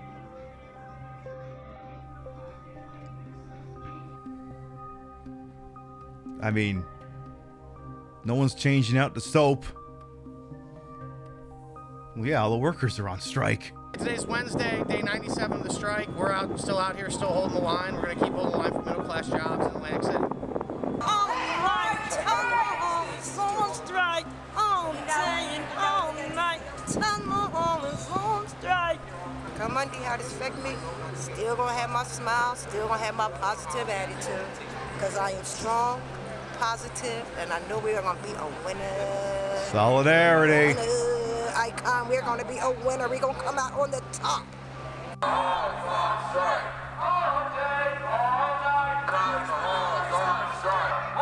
day longer.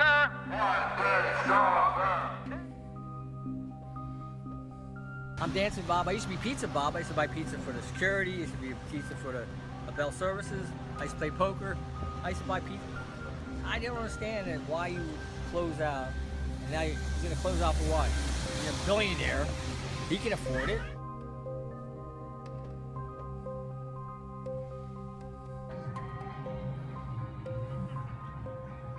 I was going there for the last 25 years, and I am so upset. I'm so emotional. It's very depressing. It looked like a tomb. A tomb? Yeah, it's so bad. It's very, very bad. I'm very, very sad to see it go.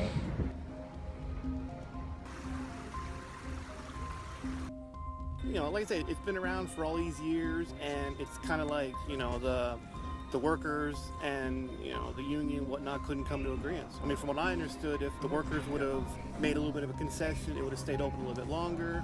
But now without the concession, they just closed and now they're out of a job. Again, they tried to pin it on the union, but no, they wanted government bailouts. And since they didn't get that, they blamed it all on the union. Well, it means the end of a great era, and it's a shame because it didn't have to be this way. This place was built on those people.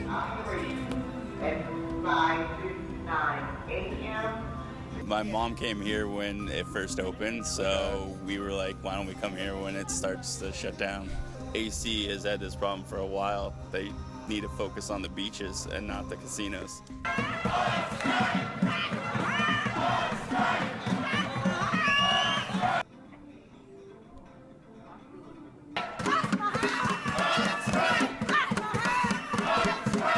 United as one. One moment of silence. For each and every one of us, we stood proud beside each other. We're family. We're united here as a unit. Moment of silence, please. Again, this place failed because of... You don't even know the half of it yet. You mean, like, why did they need bailouts so badly? We haven't even gotten to that part. Chat, you think this is bad? It gets so much worse. This is nothing. This is the surface.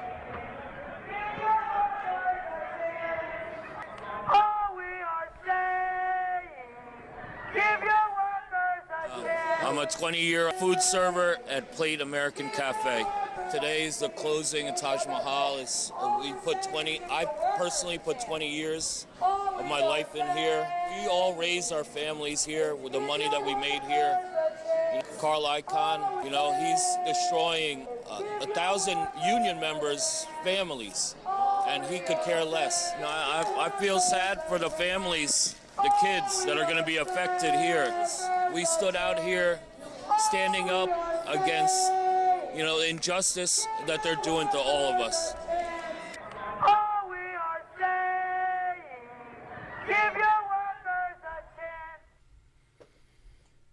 Atlantic City is... And then, yeah, like I said, You may go, why didn't they need those belts? Like I said, it'll get much worse. But and before we get to that point, it seems the patrons of the arts really, really want some marbles, I guess.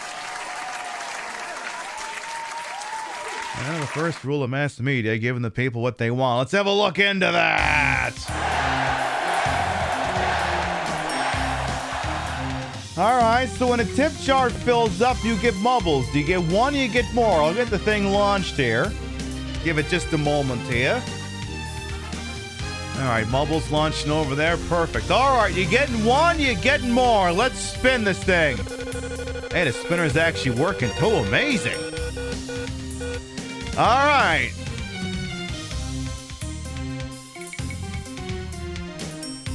Hang on here. Yeah, New York, I need you to evaluate this. Did that land on triple or single? I'm sorry, you'll have to speak up. I'm wearing a wig. No. You have to speak up. I'm wearing a wig. No, I'm not pressing the thing against my ear. Then it'd have to go inside the wig. You're just going to have to speak up. All right, you're checking it? Good. Why did I hear that when I couldn't hear the other things, even though you've been speaking at the same level? Because fuck you, that's why. All right, you good? All right, thank you. New York says it landed on single. All right, so that means you're getting one here. Ooh, this is perfect. This is a sequel to one I think we did Thursday night. Perfect. Let's rock. Exclamation mark. Play!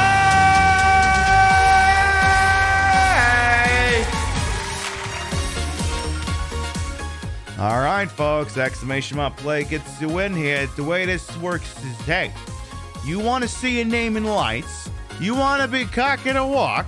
Exclamation mark play gets you in here. This is Taking Flight.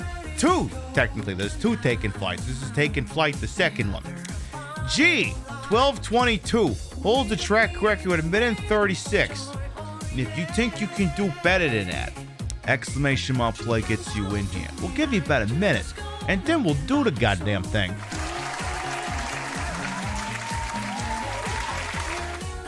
What is this? I'll have to have a talk with my green screen paneling later. What the fuck is this? What is this thing? We'll have to find out what that's all about. I go through great care to make sure my green screen is not seen. Thank you very much. All right, at the moment here, we have 54 brave souls. Make that 55 with cracked Pyrex into Taking Flight. I'll give y'all another moment here. Let's see. Anything else I can fuck with here? I think I got this. All right. Exclamation mark play. Going once. Exclamation mark play. Going twice. Ooh, still people coming in. All right, I'll give it a second. I'll give it a moment here. Uno momento.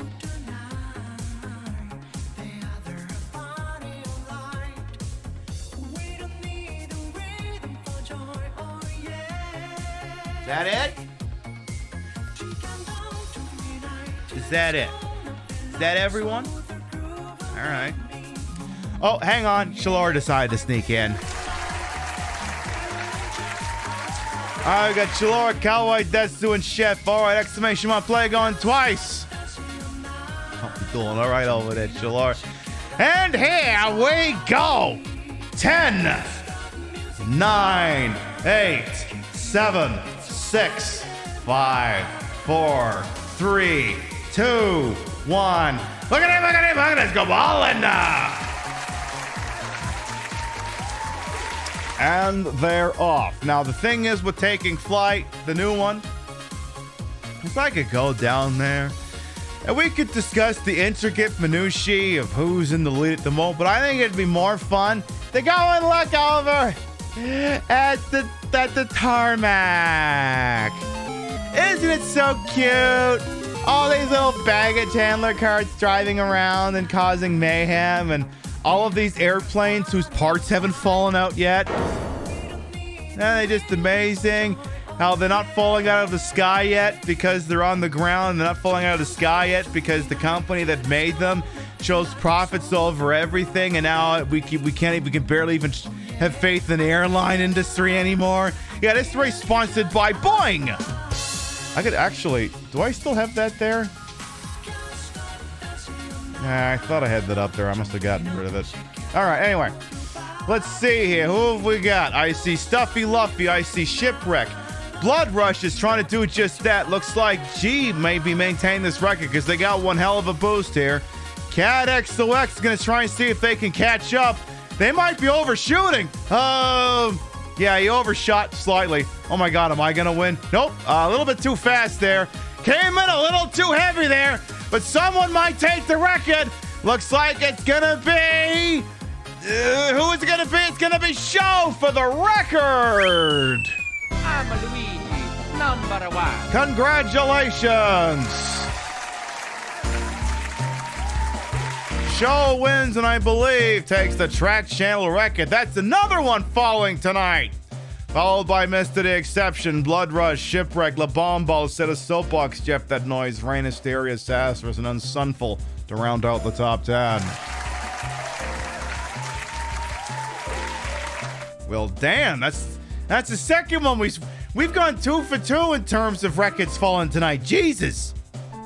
All right, I'm not gonna complain about it. I think is Call Me Mommy gonna be the last one to turn out the lights? No, it'll be Decade. I think it'll be Decade. You took flight on this track, but it got lost over the Bermuda Triangle. I love that for you and hate that for you at the same time. There. Boom. Show wins. You made it to the end, Breezy Summer. Congratulations. And Show wins. And takes the track channel record by a margin of about 3 seconds and change.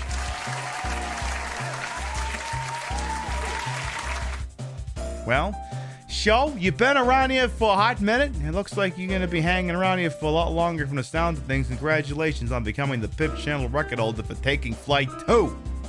Congratulations. And of course, thank you to all the patrons of the arts for making this round the mobiles possible. Let me go ahead and call out all your names here. I don't usually pull the Ko-fi thing out when I'm doing a screen share because I don't want to, fuck something up over here. All right, thank you very much, patrons of the arts. Like, ooh, hang on here. Hey, yo. Artifact, thank you for gifting a sub to Show. Thank you. As well, thank you, Adnan, Shipwreck, and Trashy Queen, the patrons of the arts, for directly cutting Twitch out of the equation and tipping me directly. Thank you so very much. Your direct tips from viewers like you buy me wigs, boobs, outfits. In fact, you just paid for a new couple outfits. You paid for the optical disc emulator for Sega Saturn that's coming in a couple of days. All that shit goes right back into the show. Guaranteed. Let's keep learning about why Donald Trump sucks ass. So at this point, the Taj Mahal has closed. Which means Trump, so the Trump Castle is gone. Trump Plaza has closed. And now it's just, he's got nothing there anymore. Known for its monopoly on casino gambling in New Jersey and Atlantic City is known for its monopoly on casino gambling in New Jersey and for the street names that it lent to the game Monopoly. But AC is losing the real-life game. The Trump Plaza Casino just told employees that it's shutting down in September. Michelle Miller tells us Trump is just the latest player on the boardwalk to fold. Yep. First, it was the Atlantic Club. Then in June, Caesars Entertainment announced it was shutting the Showboat. And Revel, the 2-year-old Las Vegas-style mega... I actually have a chip for Showboat right here, yeah. So yeah, basically in the span of 1 year, like 5 or 6 Atlantic City casinos all go bust. The casino, which has never turned a profit, is filing for bankruptcy. Now it's the Trump Plaza. Together, those casinos make up more than 6,000 jobs, 20% of the workforce. Melanie Gillespie has been a cocktail waitress at the Showboat for 18 years. She's already been warned she could be laid off by the end of August. If that happens, what do you do? Well, I have to do something. I have a daughter to raise, and we need health benefits, so I'm willing to do whatever I have to make sure that my family, stays afloat. Don Guardian is Atlantic City's mayor. Over the course of 7 months, you losing 3,000 plus jobs. 3,000 jobs, and we're only going to be replacing them with about 600, 700 jobs in the next year. That's devastating. That is very, very hurtful. People that are in it have really suffered. When legalized in 1976, gambling was supposed to reclaim the allure of New Jersey's boardwalk empire. But competition from online gaming and out-of-state casinos like New York's Empire City has hurt Atlantic City's bottom line. 35 casinos are within driving distance of New Jersey. So yeah, that's something that didn't exist in the 70s, 80s, and 90s. So this news thing is pointing out all of these casinos that are within driving distance of New Jersey. Now, I don't know that I would say Bangor, Maine is within reasonable driving distance of New Jersey, but I get the point you're trying to make. Like, okay, Portland, yes. Bangor, no. Bangor is a little bit too far away. It's like look, between Portland and Bangor is like a 2-3 hour drive. It's a big fucking difference between those two. Yes, all those millennials on their phones, they ruined the gambling industry. The one they were barely old enough to sustain by 2014, 2015, depending on who the hell you talk to. So yeah, again, in New Jersey, the casinos only exist in New Jersey, but look at all of these entrances here at the Pennsylvania-New Jersey state line. You got 1, 2, 3, 4, 5. You got another one here, 6, 7. Then you got these ones down in Delaware if you want to drive over to Maryland. Hell, you pop over to New York State. There's 3 on the state line there. New Jersey no longer holds at this point the chokehold on casino gaming in the Northeast. They just don't have it anymore. They do not. And again, the Northeast is a very volatile place to do gambling for tourism purposes because, we pointed this before twice, I'll point it out thrice. How many months out of the year are these states nice to walk around in without your goddamn snow boots on? Like what, May to September, and even that's iffy? Like, look, I live in Secaucus, all right? It'd be faster for me to go to New York. Like, I've gone to Vegas. I went to Vegas twice in the last 12 years. If Atlantic City was that good, I'd be driving down to Atlantic City, not flying to Vegas. Yeah, look at all those casinos around you could go to, but choose not to. Well, I don't know if these videos will get into this, LeBon, but it still gets even worse. Like, this is tip of the iceberg. This is before the Supreme Court effectively legalized sports betting nationwide in America. So it gets even worse from there because at this point, Nevada basically has a chokehold over sports betting. And eventually, Governor Christie and the guy after him take a case all the way to the Supreme Court that effectively undoes Nevada's monopoly on sports betting because Nevada's sports betting was effectively grandfathered in by a law that I think passed in like 1946 or something, somewhere in that general vicinity. So other states were not allowed to engage in sports betting. Once that was undone, game fucking over for Atlantic City on getting back to where they used to be, basically. Atlantic City's casino revenue has plunged from a high of $5.2 billion in 2006 like I said, to just $2.9 billion last year. You're never getting back to that point. The mayor says the key to a comeback is diversity, providing more entertainment options than just gambling. Las Vegas did that a decade ago. Now gaming accounts for less than half of its overall tourism dollars. They're not kidding. There's a shitload of things you can do in Vegas that don't involve the slot machine. it's not just about gaming anymore. There's concerts, there's experiences, there's theme parks, there's death claws up in the mountains. I'm sure you can go say hi to. You can go to Vegas and not even gamble. It's possible. Michelle Miller, CBS News, Atlantic City. I don't think Atlantic City's gonna get death claws though. Yeah, there's Penn and Teller. We had a great time, and adios, Taj Mahal Trump. Longtime patrons bid farewell as gawkers yanked on death claws in your area. Doors locked and blocked since 6 a.m. I mean, yeah, you got, okay, let me see if I could rattle off all the Las Vegas shows I can think of off the top of my fucking head.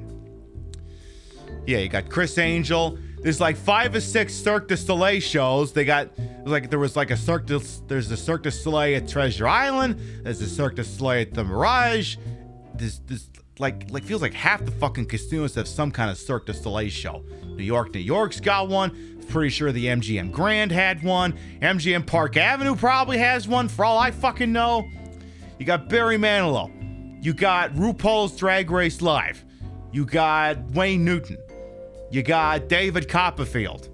You got Celine's wrapping up. Adele's wrapping up. U2 is there, but they're wrapping up. The Thunder from Down Under. Magic Mike. Got probably half a dozen Rat Pack homages. There was the Australian Bee Gees, or as they're called in Australia, the Bee Gees. I think there's an MJ. I think there's a Michael Jackson tribute show that's at the Sahara or the Strat. Like a bunch of things at the Tropicana. I think move either to the Sahara or the Strat. Britney Spears. She was there at some point. I don't think she's there now. I can't remember. I'm pretty sure she's not. But yeah, there is untold amount of entertainment options in Las Vegas, and not just in seeing shows, but there is experiences. There's wildlife reserves. There's golfing. There's Christ knows how much shopping is available there. There's the dinner show at the Excalibur. There's a lot to do that does not inherently involve gambling. B-52s have a short residency. Yeah, I've heard about that. So yeah, and Atlantic City doesn't quite have that. It doesn't quite. So yeah, they've diversified. In Atlantic City, good luck. And yeah, but Atlantic City is Applebee's. Oh, let's just mission accomplished that right now. Beautiful cut rep print. Taj Mahal Trump. Longtime patrons bid farewell as gawkers yanked on doors locked and blocked since 6 a.m. when the Trump Taj Mahal became Atlantic City's 5th casino to close since 2014. You know, we're driving down the strip here and we see Revel and Showboat and now Taj. You know, I guess everything is in cycles. Maybe it'll come back. I don't understand it. I'm spending hundreds and hundreds of dollars over here and you can't make your building work? That doesn't say good things to me. Lady, you spilled. Are you suggesting that perhaps the numbers didn't add up in any of Trump's casino resorts? I mean, this one? Are you suggesting that maybe something weird is going on behind the scenes, that by all accounts maybe somebody's casinos should have made it despite the fact they were all directly competing with each other? I wonder. Me. His name's on it, but Donald Trump lost control of Taj in 2004. Trump garnished it with gilded elephants and crushing debts. 3 bankruptcies ultimately, but it opened 26 years ago as the so-called 8th wonder of the world. Taj Mahal's #1 in every category. It's #1 in slots, it's #1 in games, it's #1 in gross operating profits, #1 in revenues. It was real grand. It was like a Hollywood production. But Taj cook Chuck Baker's now laid off along with 2,800 other workers who lined up for help with unemployment forms today. Back in July, they lined up on strike for better benefits, but the walkout didn't work.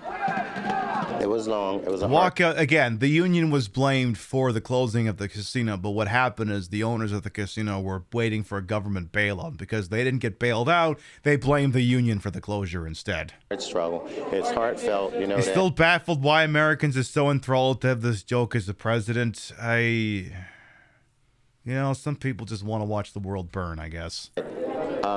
I woke up today knowing they were locking it. I wake up tomorrow, really the reality will set in that I have no job. Taj dropped millions a month during the strike, and its new owner, Carl Icahn, shut the casino down, calling it a sad day for Atlantic City. Despite our best efforts, which include losing almost $350 million over just a few short years, we were unable to save the Taj Mahal. And with Atlantic City in financial turmoil, we've lost about 2,000 hotel rooms. We've lost about 150,000 square feet of gaming space, and similarly about 150,000 square feet of meeting space. So it is not not a gimmick puppet. The thing you're on about is basically, yeah. See, weird enough, we have communism. It's just for corporations.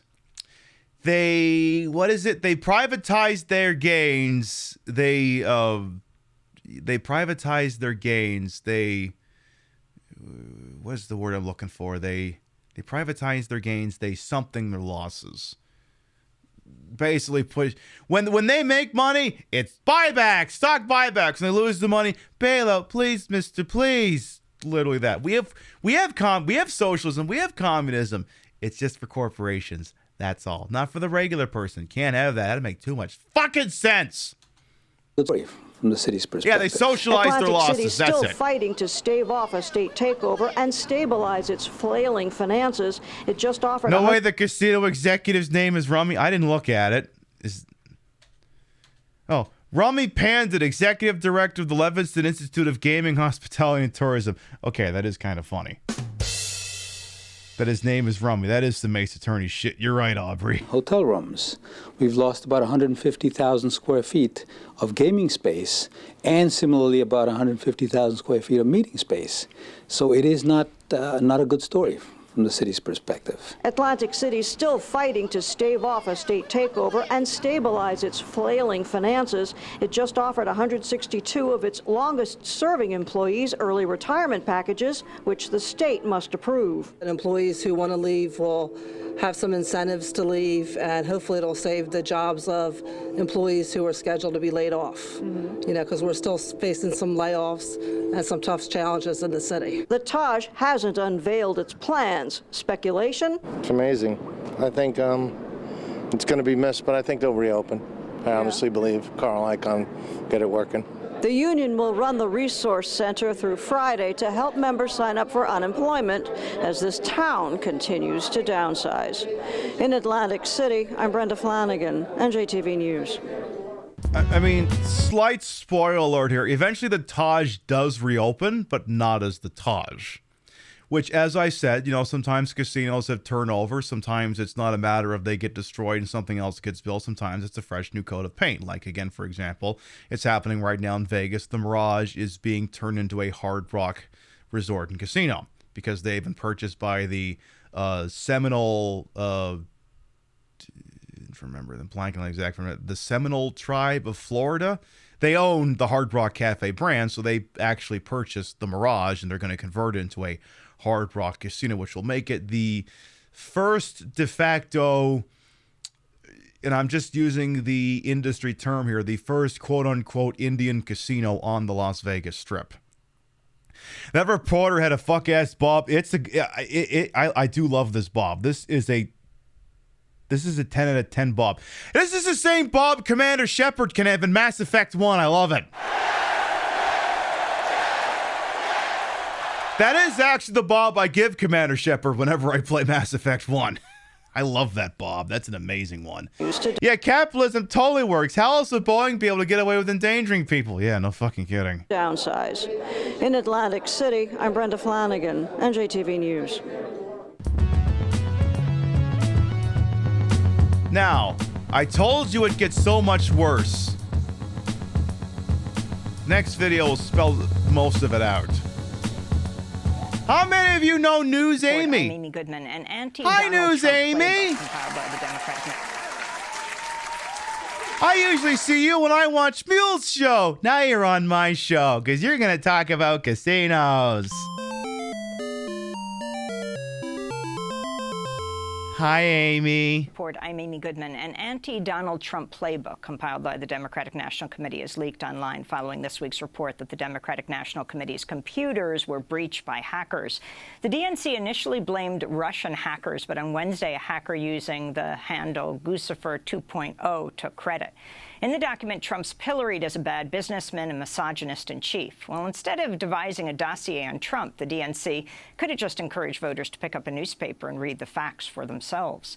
A series of new investigative articles reveal Trump's shady business dealings in Atlantic City, his failure to pay contracted workers over the years, and his decision to partake in what may amount to calculated tax fraud, a felony. We begin by looking at a lengthy article this past weekend in the New York Times detailing how Donald Trump bankrupted his Atlantic City casinos but still earned millions. Reporters Ross Buettner and Charles Bagley write, even as his companies did poorly, Mr. Trump did well. He put up little of his own money, shifted personal debts to the casinos, and collected millions of dollars in salary. This is the kind of shit that makes Arthak's blood boil. I know that for a fucking fact. Yeah. He uses casinos as a fucking piggy bank for himself. Bonuses Shocking! and other payments. The burden of his failures fell on investors and others who would bet on his business acumen. See this face? This is my shocked face. I can't believe Donald Trump would do this. Oh no. You mean to tell me that he pawned off all accountability on the shareholders? That doesn't sound like a thing he would do at all. Oh no. How much of my glove did I just get covered in foundation? Okay, not much. Oh, it infuriates the yes, but 95% was going on for long with business. Yeah. New article is headlined, How Donald Trump Bankrupted His Atlantic City Casinos But Still Earned Millions. Ross Buettner and Charles Bagley, welcome to Democracy Now! Russ, let's begin with you. Talk about what you were most surprised by in this piece, how Trump profited. People say you shouldn't steal from work, and you're like, well, this is the thing. And this is what Steph Sterling teaches us. You can't steal from a corporation. It's called reclamation. And if you think you saw someone doing something, no, you didn't. You don't know what you saw. Shut the fuck up. On failed casinos. It's a good question. I think the most surprising thing to me was the pattern that just repeated over and over again, which is him buying high, mortgaging even higher, and then promising that everything was going to be wonderful. And the inevitable happens that they run out of cash. The casinos can't support the debt that he's put on them. He's able to get his investors to take a haircut, a big cut in the money they have coming, and then the pattern starts all over again. And that repeated itself 4 times and probably would have 5th, except for the investors that finally had it with him by about 2010. What do you mean 4? As Arthak points out, and Arthak is our accredited senior economist expert, does actually hold an economist and a degree in economics, let alone all of Trump's bullshit where he gets a tax breaks because he can fucking file a Schedule C loss for an assload of years in a row, when the rest of us would have our businesses classified as hobbies if we took a loss. And then you 3 out of 5 giving you, oh, but these companies have lots of assets, they can't be hobbies. Yeah, no fucking kidding. But yes, there are several things. Arthak wears several of our senior blank expert hats on the show here. Let me think here. Senior economics expert, senior legal expert. Pope Gregor the Ninth is the actually, I don't know. See, Pope Gregor the Ninth and Arthak have kind of this thing with the legal thing, or I can't decide which one's the senior expert and which one's the junior one. I'm going to have to figure this out sometime. But anyway, you got the legal expert, the economics expert. You'd be the junior? Okay. So our senior economics expert, our junior legal expert, and our senior armed forces expert. There you go. 4 times bankruptcy. 4 times bankruptcy, yes. Yeah, Russ Which is is very cute. interesting because many who support Donald Trump, people out on the road who go to his rallies, talk about just this country needing jobs and that we need a businessman to run this country correctly. That's exactly right. That is the central core of his candidacy. Charles, tell us the story of the empire that Donald Trump assembled in Atlantic City. Lay out the whole boardwalk geography. Sure. Voters in New Jersey approved gambling in Atlantic City in the late 70s. So you saw the development of a bunch of casinos down there. Donald Trump came in the second wave. And so in 1982, he got licensed. He saw an opportunity. And he piggybacked on other people's efforts there. So he had a great location. He had a piece of land right next to on the boardwalk next to the convention center. But he didn't have the money to actually erect a casino, so along came Harrah's, and they agreed to put up the money for the building, to pay him a construction management fee, and to let him have half the profits. So that was his first casino. The second casino, Hilton, had just about completed a casino in the Marina District. They couldn't get licensed. Donald bought it. It was directly across from his patron's casino, a Harrah's casino, and they were outraged about this. So that partnership ended. Donald now has 2 casinos. All of this was bought with debt. There wasn't a lot of money that Donald was putting into the properties. So then he's no sooner done acquiring 2 when Resorts International, which was the first company to build a casino, is now building what they say will be the biggest casino in the world. The chairman died. Donald made a play for the company, got into a fight with Merv Griffin, the talk show host, and they ended up splitting the baby. So he got the Taj Mahal. He told regulators, "Don't worry, I'm gonna do fine here. I hate junk bond debt. It makes for junk companies." But then, see, the worst part about this is I can't even do the narrator. He then turned around and do junk bonds because he's gonna say it anyway. And 5 minutes later, he turned around and put $675 million of more debt, high interest debt, on the properties. So here he is now with 3 casinos by 1990. He had Trump Taj Mahal. Trump Taj Mahal, and they're all competing with each other. So Trump Taj Mahal opens, it's siphoning off ultimately that year $58 million from his other 2 casinos. It was a fatal amount of debt that was there. In fact, the Casino Control Commission was appalled at the high levels of debt. $3.4 billion on his entire empire at that point. So how, Russ, did he make money? Well, that debt, each time he took it out, created a big pot of cash, right? That could have supported the business for some numbers of years, that could have been reinvested into the business to make casinos look better and work better. Instead, what seems to happen is it supported a bottom line that was lagging, and then he pulled out large fees throughout the course of the thing. $1 million a year basically for them using his name, that rose to $2 million a year later on. He charged the casinos $300,000 a year for occasional use of his jet.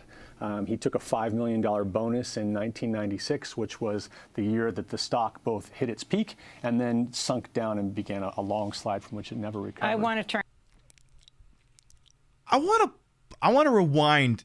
I want you to listen to what he said again, okay? I want to bring it back like 20, 30 seconds here. I want you to pay special attention to what he's saying here. Pot of cash, right? That could have supported that debt. Each time he took it out, created a big pot of cash, right? That could have supported the business for some numbers of years, that could have been reinvested into the business to make casinos look better and work better. Instead, what seems to happen is it supported a bottom line that was lagging, and then he pulled out large fees throughout the course of the thing. $1 million a year basically for them using his name, that rose to $2 million a year later on. He charged the casinos $300,000 a year for occasional use of his jet. He took a $5 million bonus in 1996, which was the year that the stock both hit its peak and then sunk down and began a long slide from which it never recovered. I want to turn to a clip. He basically engaged in blatant embezzlement of his own properties. The acts in which he did, siphoning off millions a year, tens of millions a year. I want you to understand something, okay? I'm going to rewind the clock 70 years. No. I'm going to rewind it. No, I ain't going to rewind it 70 years. From present day. Let's imagine it's the late 40s, early 50s in the Las Vegas Strip. Bugsy Siegel has taken over the construction of the Flamingo Resort in Las Vegas. It is being financed by Myers Lansky and the remainder of his mafia friends. Here's the problem. Bugsy Siegel is allegedly skimming and stealing millions of dollars of the casino construction money. They whacked him for this. Bugsy Siegel died. He was shot to death at his mistress's house. They literally killed him for the same stuff, same bullshit Donald Trump was able to do legally. Now, am I saying that Donald Trump should be whacked to death in what's-the-name's house in 1940, 50 something?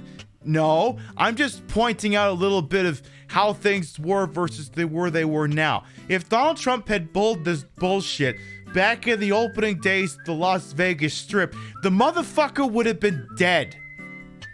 For the crap he pulled with his casinos, he'd have been dead. Finito. An ex to pay. He would have ceased to be. That's what he did. He unspuzzled, basically. Now, he would say it was all legal, but you know the law is the arbiter of all morality, after all. Ugh. Yeah, he used the casinos as his own piggy bank. How much fraud is the Orange Turban doing his whole life? Well, apparently, the one thing that wasn't mentioned in these videos is apparently his casinos were the preferred money laundering operations of the Russian mob at one point. Anyway. But from the Republican presidential yes, bring debate back in September, mob control. This is former Hewlett-Packard CEO Carly Fiorina sparring with Donald Trump.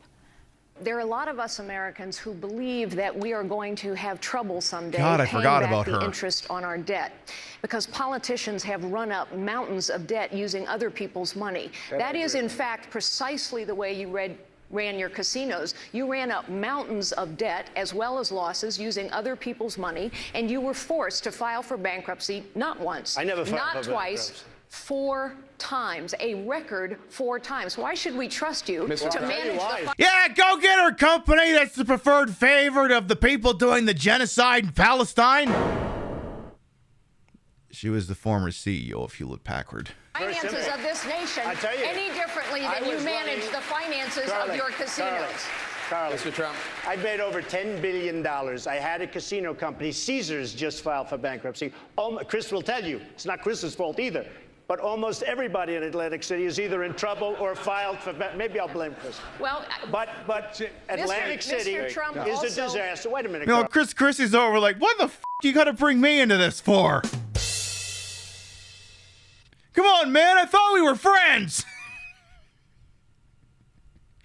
Okay, but at one point, Trump did mention Caesars had declared bankruptcy. He is not kidding about that. Caesars Entertainment did declare bankruptcy. Remember earlier when I mentioned that they sold other properties to Vicky Entertainment but then leased them back?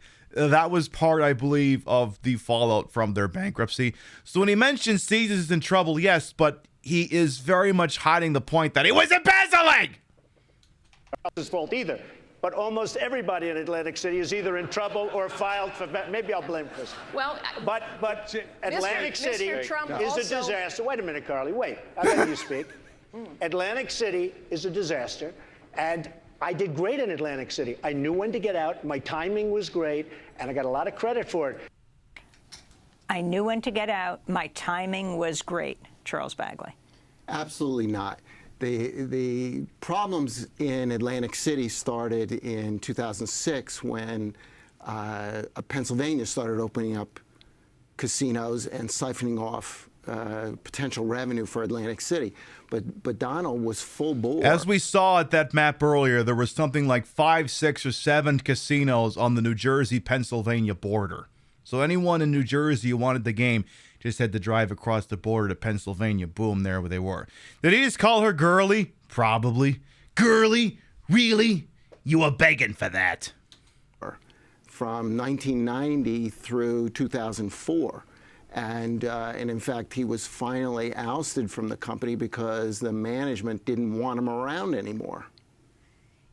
You write, a close examination of regulatory reviews, court records, and security filings by the New York Times leaves little doubt that Mr. Trump's casino business was a protracted failure, though he now says his casinos were overtaken by the same tidal wave that eventually slammed the seaside city's gambling industry. In reality, he was failing in Atlantic City long before Atlantic City itself was failing. But even as his companies did poorly, Mr. Trump did well. He put up little of his own money, shifted personal debts to the casinos, and collected millions of dollars in salary, bonuses, and other payments. The burden of his failures fell on investors and others who had bet on his business acumen. Russ Buettner, who suffered? Do you tell stories of the people who got hurt in this massive failure in Atlantic City? Yeah, there were large categories of people, several large categories. One were people who worked on the initial Taj Mahal. That bankruptcy, they really shorted contractors who were actually owed money. They had performed work, they hadn't been paid, and they negotiated very, very small amounts for those people to be paid. We quoted one person in the You were curious as to all the stories where Trump arranges for work to be done and never pays them. A whole lot of it went on in these casinos. People got pennies on the dollar. Whose father almost lost their business, took 30 cents on the dollar for the work he had done in the Taj. The other big categories were bondholders and stockholders. Now, some of those, as Mr. Trump has said, were sophisticated investors who should have been able to look at the balance sheet and see what they were getting into. Others were people who actually had their retirement income invested in these stocks, or had their retirement income invested indirectly through mutual funds and whatnot that had purchased the stock. And we spoke with one man, a stockholder, who at one time his stock had been worth $500,000, and he left with essentially nothing. How unusual is it? Yeah, sophisticated investors. Yeah, I think for the most part, Russ Buettner does a decent enough job pointing. Look, it screwed over a shitload of people.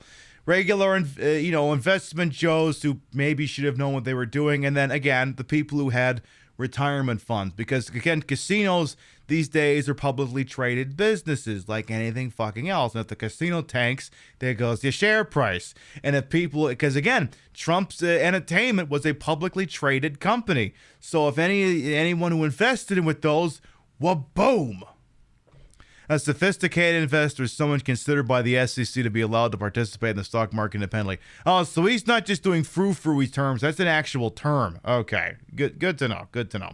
But yeah, he's pointing out that, yeah, contractors got screwed, stockholders got screwed, and stockholders ranged from traders to people with retirement funds, to people who all had jobs there. Literally everyone but Trump got fucked. How many fools would wind up voting for him in 2016? We'll get to that. I still got a few videos left. Businessmen to have 4 bankruptcies. Well, I think it's somewhat unprecedented, and the idea that Wall Street continued to give him money, not once, not twice, 3, 4 times. We were kind of holding on to our heads when you look at the full record down in Atlantic City. I don't think I've seen anything like it. Now, more recently, a number of casino companies have had trouble in Atlantic City because the market is shrinking as other states put casinos online. But in my experience, I've never seen anything like it. Was the state takeover similar to Flint? The state takeover of Atlantic City? What they're proposing. Atlantic City has been a mess for a long time, and you can see the casino industry has been there for more than 35 years, and it still looks like a gap-toothed city. There's lots that are just sitting vacant. The state is edging towards a takeover of the city where there's a long history of corruption. But I think there's equal blame for the city, the state, and the casino industry. We're going to break and then come back to this discussion and broaden it out to USA Today reporters, a reporter for the Daily Beast, looking at Donald Trump's record from Atlantic City, and beyond. We're talking with Russ Buettner and Charles Bagley, who wrote a piece, a major front-page Sunday piece in the New York Times, how Donald Trump bankrupted his Atlantic City casinos but still earned millions. Yes, the state is edging. The state is gooning. Everyone who does so, make sure you thank News Amy. Democracy Now! Is an ongoing, very leftist, independent news service. They're very good for catching up on current events and interviews with things that lean towards our side of the political spectrum, so to speak. I'm actually going to give you the playlist I'm using. It's an unlisted playlist, and if you want to rewatch anything we've had on tonight, it's on that playlist. We're not done. There's like 5 more videos here, but they're a lot shorter than that one. Let's keep going here. Oh my goodness, the Taj Mahal is going to come back. Sort of. Wait, did I just... Son of a bitch. Okay, I moved it around. Hang on. No, you go there. And fucking playlists. How do they work? There we go.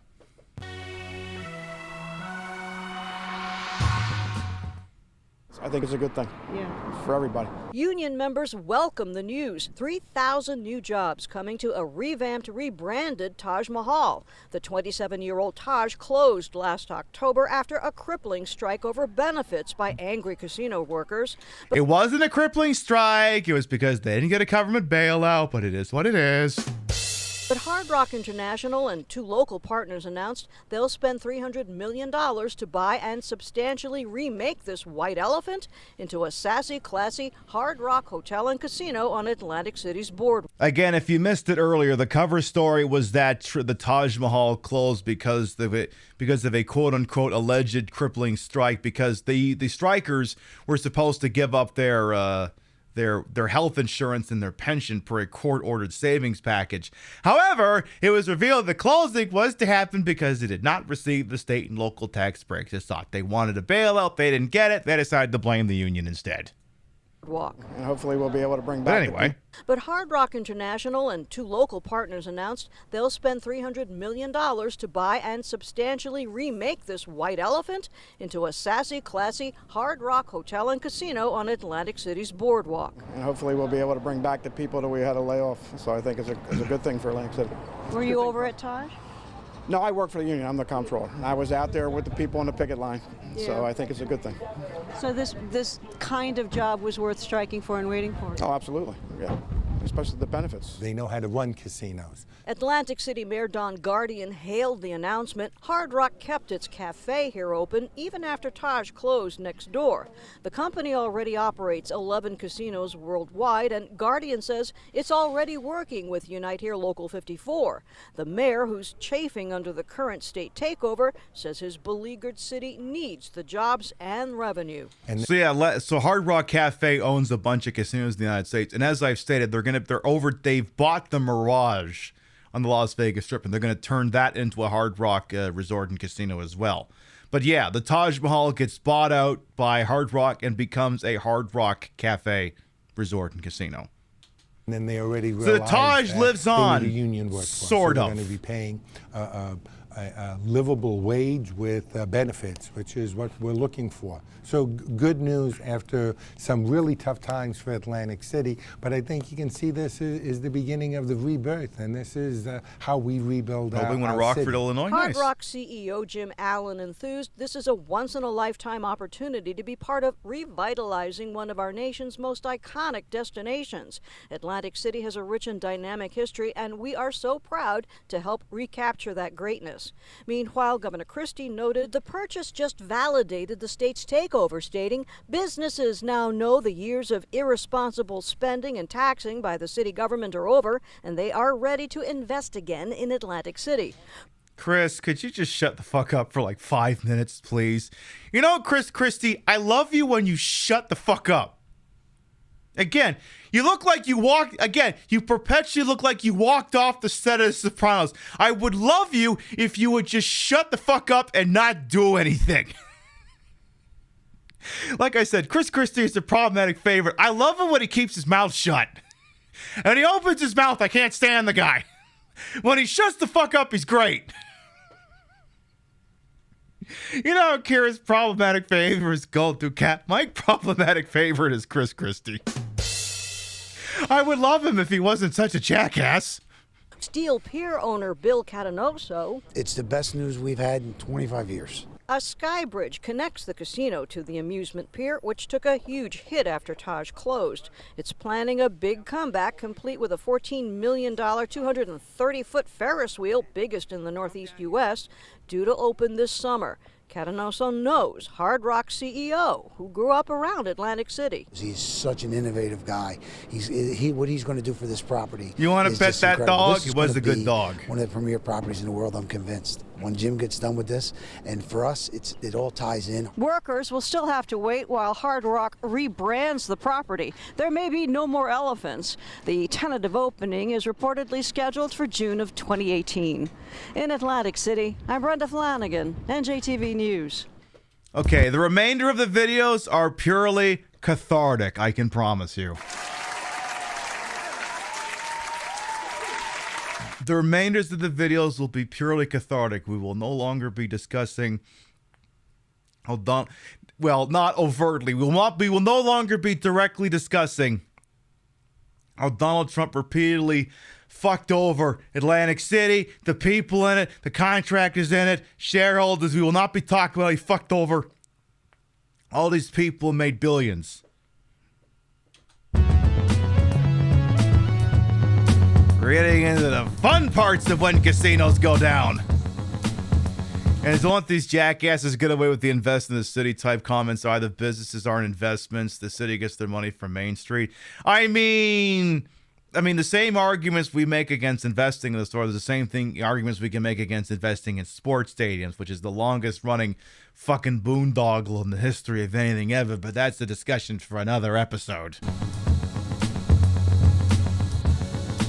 Now for some catharsis. Here in our area, once known for its luxury and its former Trump name, the contents of the now shuttered Taj Mahal Hotel and Casino in Atlantic City are up for sale. Good evening, everyone. Yay! Going out of business sale! The Tropicana is having one of those, and now it's time for the one at the Taj. I'm Jessica Dean. Bargain hunters flocked to the casino today. It was the first day of a 60-day liquidation sale. Flea market! Eyewitness News reporter Henry Rossoff was there and got an inside look. We appreciate you coming out today. Today's the first day of a 60-day sale. Hundreds lined up down the driveway of the Taj Mahal to take away TVs and pick up patio furniture. I couldn't pass up a good bargain. Inside the lobby, people passed beneath $7,500 chandeliers, the priciest items we saw for sale. We're liquidating everything here in the Taj Mahal, 1,250 guest rooms, about 300 of those are suites, the poker room, the health club, a lot of the restaurant furnishings, tables and chairs. Walking through the hallways upstairs, it's like a scene post-apocalypse. People are going room to room, picking over everything. You know, they do this shit like this sometimes. Some liquidations take place on the property. Some of them don't take place on the property. Like, for example, the one at the Tropicana. I believe the items are, I think it's itemized and the auction or whatever it is occurring somewhere else.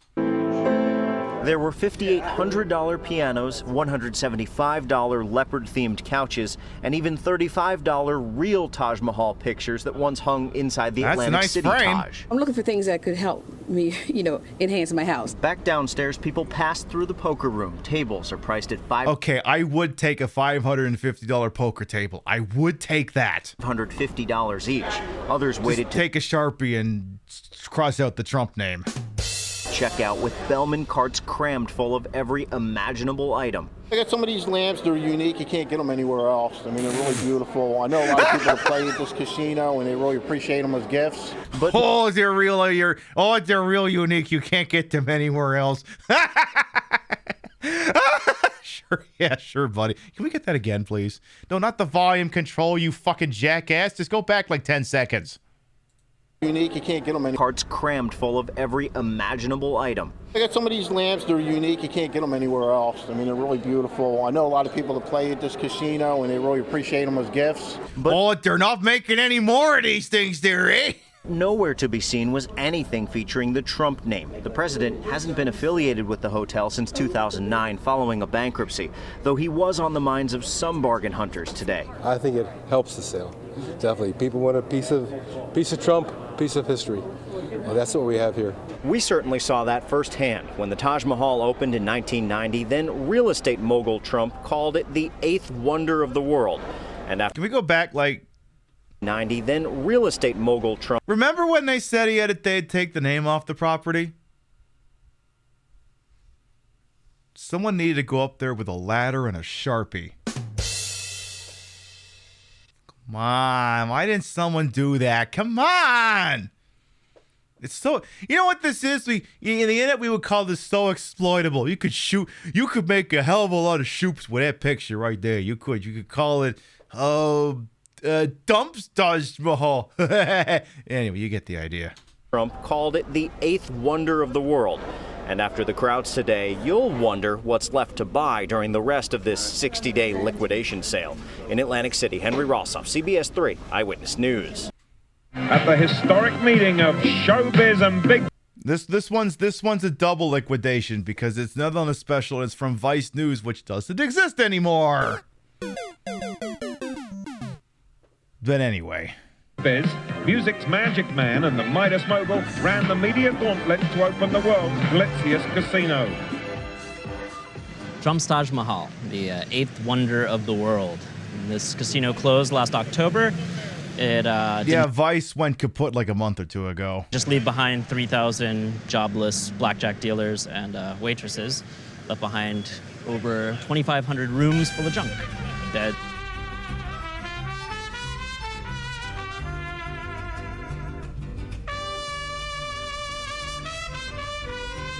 Jeff. Happy 2nd annual sub-anniversary. Rikers Beard, thank you for the 2 whole ass years. Your continuing patronage as alleged fine program is appreciated. Thank you. Beds, linens, bathroom fixtures, chandeliers, all of which is for sale today. I pulled out $500 from the bank last night, and as of this morning, I think I've still got 420 or so. See what I can buy from the second greatest Taj Mahal in the world as of 6 months ago. I think Trump took his name off years ago when it started doing kind of poorly. It's his usual MO, you know. I thank you for your patience. I'm going to let everybody in. Just bear to the left, okay? Yeah. You'll find that we moved a lot of the restaurant tables, chairs, bar stools, things like that down here to my left. Around the corner to the right, you're going to find pool and patio furniture. Okay, I would fuck with a $25 hotel patio chair. I would fuck with that. Yes, that's a great deal. Oops. Okay, I'm banging up my knee really bad. Seems to be a pretty healthy mix so far of people purchasing goods for personal use, even weird goods like giant trash cans and the like. Can I ask, are you guys getting this for a hotel or something like that? Or? We're getting it for a backyard. Oh, yeah? Oh, okay. 2,500. I wonder if it's for the set. How long are you going to be doing this for? Is it 60 days. Whoa. Have you ever dealt with anything that was a former Trump property? I have. I've worked for Donald Trump since 1978, liquidating his hotels. Oh, yeah, really? We did the Plaza in New York. We did the Commodore Hotel in New York. We did the Barbizon Plaza. Wait, the Plaza in New York went down? You mean the hotel that was heavily featured in King of New York? That one went down? I love that Donald Trump fucks up so bad, this guy's got a job for life. Yeah, he made a career liquidating Trump properties. You remember that part, that one episode of Simpsons where every time Homer wants a hot dog, magically the hot dog vendor shows up. Then like the 4th time it happens, Marge asks him why he keeps following Homer around. It's like, lady, he's putting my kids through college. That's basically what's happening here. I have. I've worked for Donald Trump since 1978, liquidating his hotels. Oh, yeah, really? We did the Plaza in New York. We did the Commodore Hotel in New York. We did the Barbizon Plaza. We did Trump's World Fair here. Yeesh. It's pretty desolate. I guess everybody's just kind of grabbing things. I don't see any tags on anything. It must mean it's free. I'll take it. presidential suite. I don't think this meets most people's definition of pop art. It's not terrible. Oh, electric fireplace. Ooh. Oh. Okay. Does this heat up? Oh, still works. Trump bidet. It's the only thing I've seen so far with Trump's name on it. It's the instructions for the jacuzzi. This isn't bad. Actually, this isn't bad at all. I'm taking this one. Oh, same one. Huh. You can't find anything genuinely classy, but you can try to kind of Hey, I think I've tacky things. Hey. The moment. I think I've got that DVD VCR. I think I got one of those. This fainting couch, you know. Whoa! Someone was partying. No tag on that one. I wonder how many young beauty pageant contestants have stared into this mirror with the same look of self-disbelief. Let's not. Let's Oh, not. Bibles. Ew. Trump Taj Mahal meet real Taj Mahal. Okay, I got a fireplace. I got 2 loungers. Got this art print. I think that'll be it. Excuse me, sir. Can I ask you about your chairs? Cool, right? Look, they got the emblems. No joke. Thoughts on Trump? I love them. Where all those camels come from? Maybe different in the suite. It's funny how little stuff has his name on it. Oh, you can't find it. Anything with his name on it, though, they took it out. Hi there. Hi, how are you? Good. Are you paying cash or charge today? Cash. Okay, your total is going to be $427.93 after tax, please. Taxes. Man finds a way to get my money no matter what.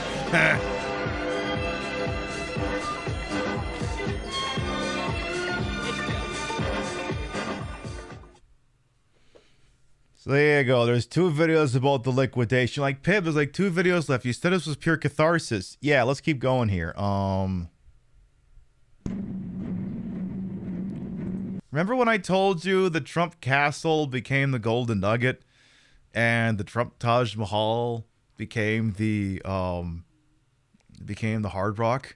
I didn't tell you what happened to the Trump Plaza.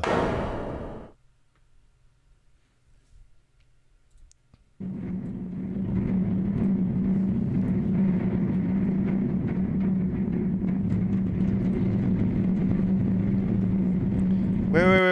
Actually, hang on a second. Wait. I need 2 seconds here.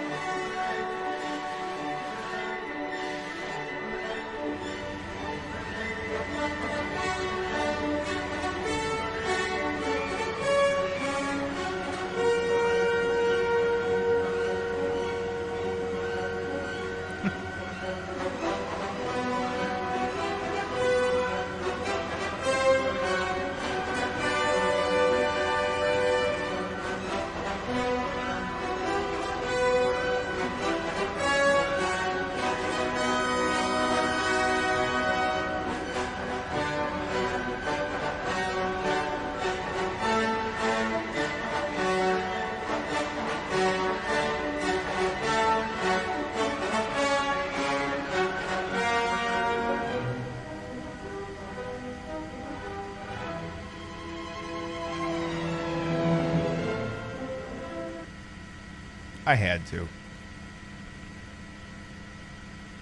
Yeah, show that. Yeah, that would have. Yeah, they could use that. Yeah, they got some more angles of it. These are the moments that make white life worth it. Hey, you know, sometimes good things happen. Sometimes good things happen. Sometimes. Not always, but sometimes. By the way, Fox, great gaming will come on. If you had unlimited money, you'd buy the Trump Tower after the bank seizes. He doesn't get it, any of my money and turn to free housing. I mean, you cannot be understate how much housing we could have if we just took this shit, you know? Atlantic City's skyline had a major makeover this week as the former Trump Plaza Hotel and Casino was blown up in a controlled demolition. Yeah, malls too. There was even an auction to sell 10 seats for an implosion viewing party at another space with clear views of the former president's former casino. According to the mayor of Atlantic City, Marty Small, the road to get here was tedious. Trump opened the Plaza Hotel and Casino in 1984. It was one of 3 casinos in Atlantic City with the Trump name. Amidst great hoopla this week, Donald Trump is opening his $1 billion Taj Mahal Casino in Atlantic City. The other 2 were the Trump Taj Mahal, which is now the Hard Rock Cafe, and Trump Marina, now the Golden Nugget. Following several bankruptcies, lagging revenue, and rising competition from other resorts, Trump took the casinos public, which shifted the risk to stockholders. Many small business contractors, small family businesses went belly up when he didn't pay them. The crumbling and dilapidated Plaza Hotel and Casino eventually closed down in 2014, being bought out by billionaire investor Carl Icahn, who had supported Trump in the 2016 presidential campaign. The building was supposed to come down earlier, but faced many delays. There was an auction in December for the right to press the detonator, but it was canceled after receiving a cease and desist letter from one of Icahn's companies. For the record, the highest bid was $175,000. Come on, let someone push the button. Come on, it's a fucking crime that someone couldn't buy the opportunity to push the button. It's fucking bullshit. The Plaza Hotel and Casino was the entertainment hub of Atlantic City. It hosted all the Mike Tyson fights as well as WrestleMania 4 and 5. Hey, not really. It was more of a boardwalk thing than Trump Plaza, but whatever. But it's not clear what will replace the venue, and Icahn has yet to release any plans for the future of the site. Mayor Small says the city is hoping it's not another casino. My understanding is that the site in which the Trump Plaza previously sat has changed hands a couple times, but I don't believe anything's been built on it yet. So, as it stands now in Atlantic City, obviously, as I stated, Trump no longer has any names or any interest in any buildings there. I wouldn't say it's recovered. I would say it has stabilized, but as you have seen over the last 3 hours, we have shown you how Donald Trump, for reasons known only to that fucking idiot, took out 3 casinos in the same town, used them all as piggy banks, and ran them all into the fucking ground. Are you sufficiently entertained 3 hours later after finding out all that information? I'm pretty sure you is.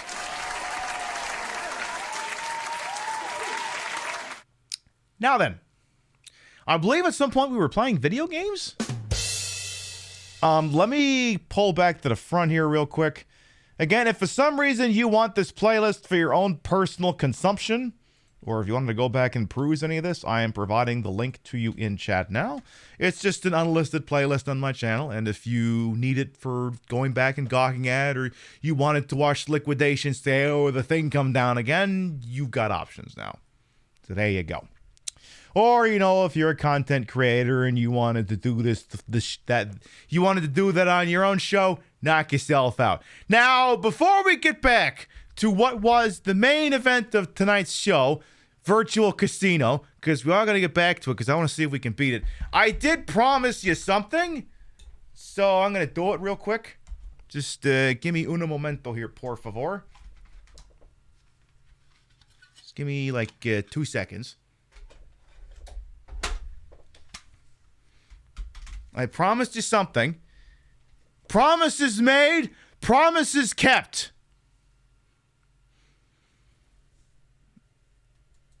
More Pip History streams alongside gaming. Hey, I'll see what I can do. The Angel Rider will come on in.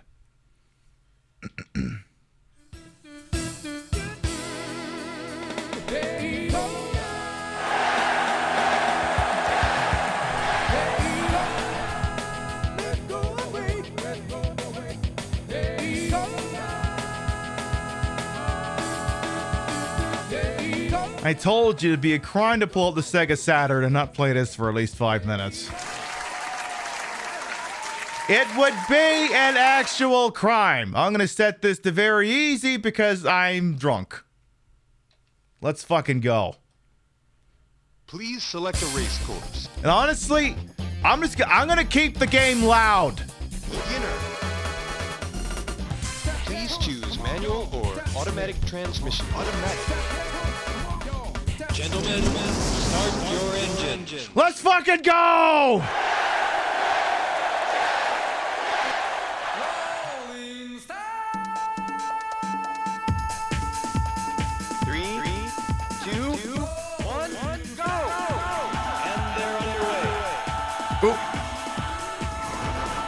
All right. We are indeed rolling, or what passes for it? Feels like the car should... feel like I should be able to hear the car. Why don't I hear the car? I think the sound effect's a little fucked up. Like I should be hearing the engine of my own car, but I'm not. Whatever. Yeah, I'm not gonna complain about that too much. You're looking good. The noise I make when I stub my toe, incoming! Oh no! I stubbed my toe! Right, your time has been extended. You can take it.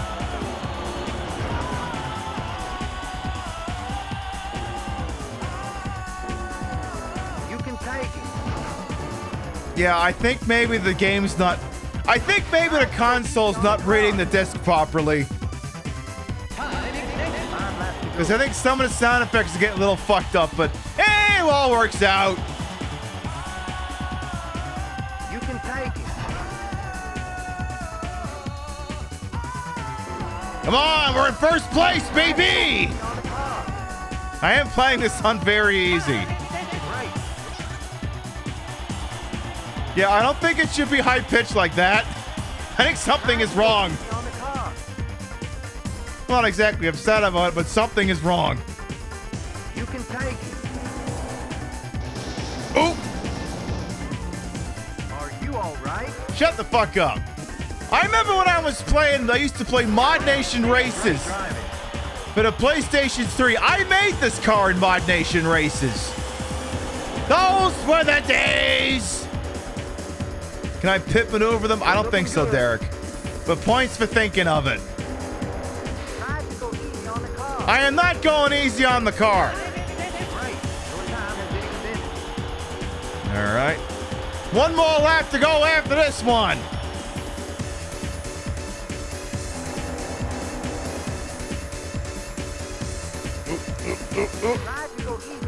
White flag is out. The white flag is out. This is the final lap. Come on, don't lose it now. You're just running away with this thing.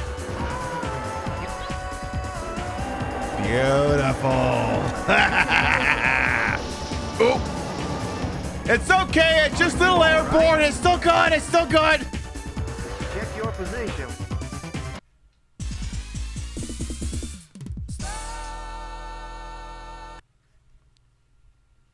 Welcome to Victory Lane. You made it. Yay! Oh, Fox Grail. Love that for you.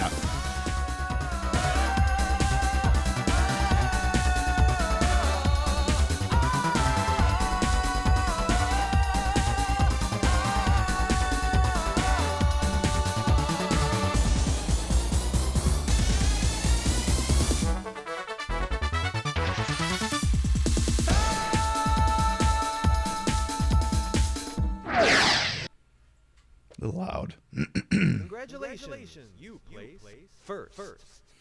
Yeah, they really put their whole... let's see into that track. Yes, they did.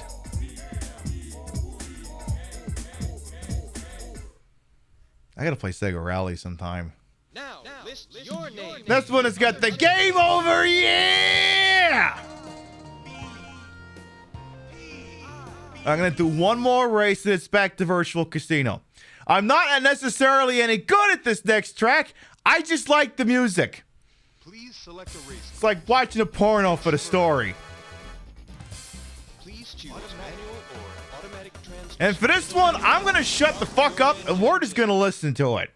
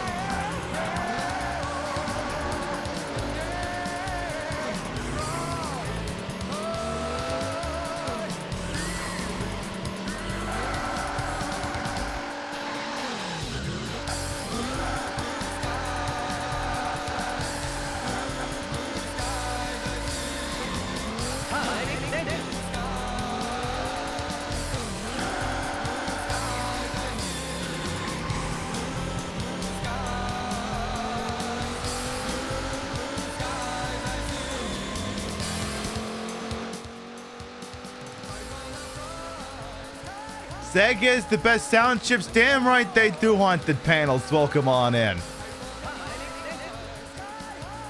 I mentioned a lot earlier in this broadcast that the Sega Saturn has some sentimental value because it used to belong to my cousins. As far as I know, they're both doing fine. It's just that's where I got this from.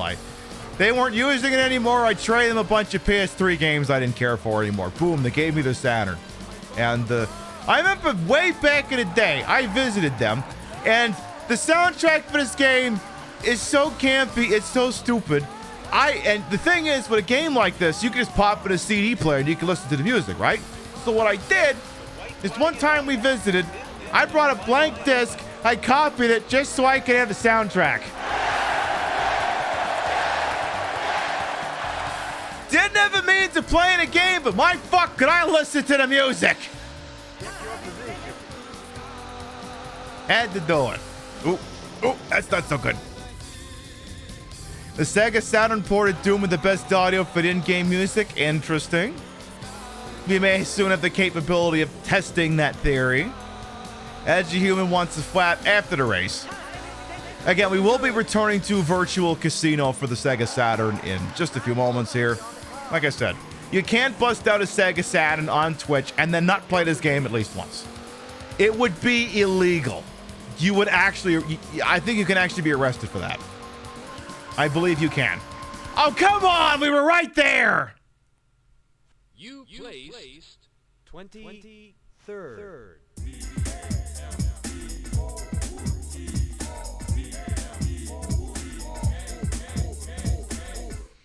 Well. Damn, I didn't even get to go on the high scoreboard. Son of a bitch. Ugh. Alright, Edgy Human wants to flap real quick. It's gonna get real loud for just a second here, folks. 1, 2, 3. Boom! You don't know what this game is? Well, this one was Daytona, but you'll know what the other game is in just a moment.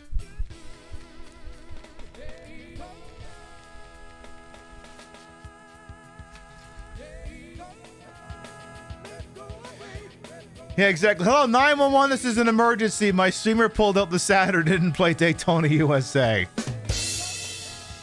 Yeah, I know, right? All right.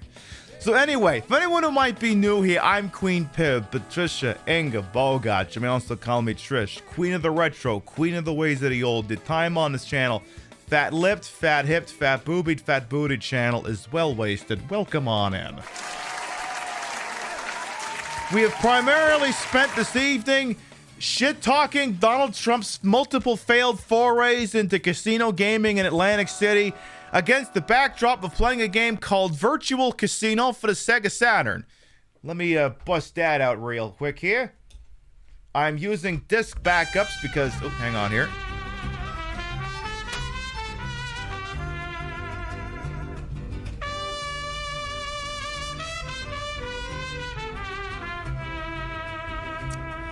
Ghost, thank you to 22 months with your Prime Gaming. Thank you. Fox Gray. Yeah, I remember that. And the thing is, I don't have a physical Symphony Night, but I can't test that. But, well, YouTube would have that shit now on it, wouldn't they? They definitely would. But yes, let's do some more Sega Saturn real quick.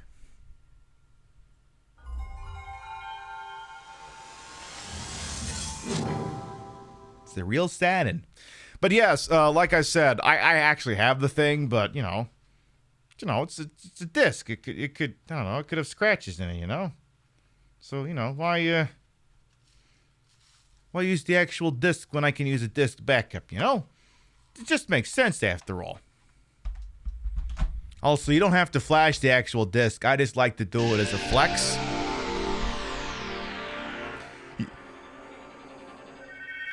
That Japan doll. You love watching Pip dissect Donald's personal financial failures on Twitch and Saturday. I know, isn't that amazing?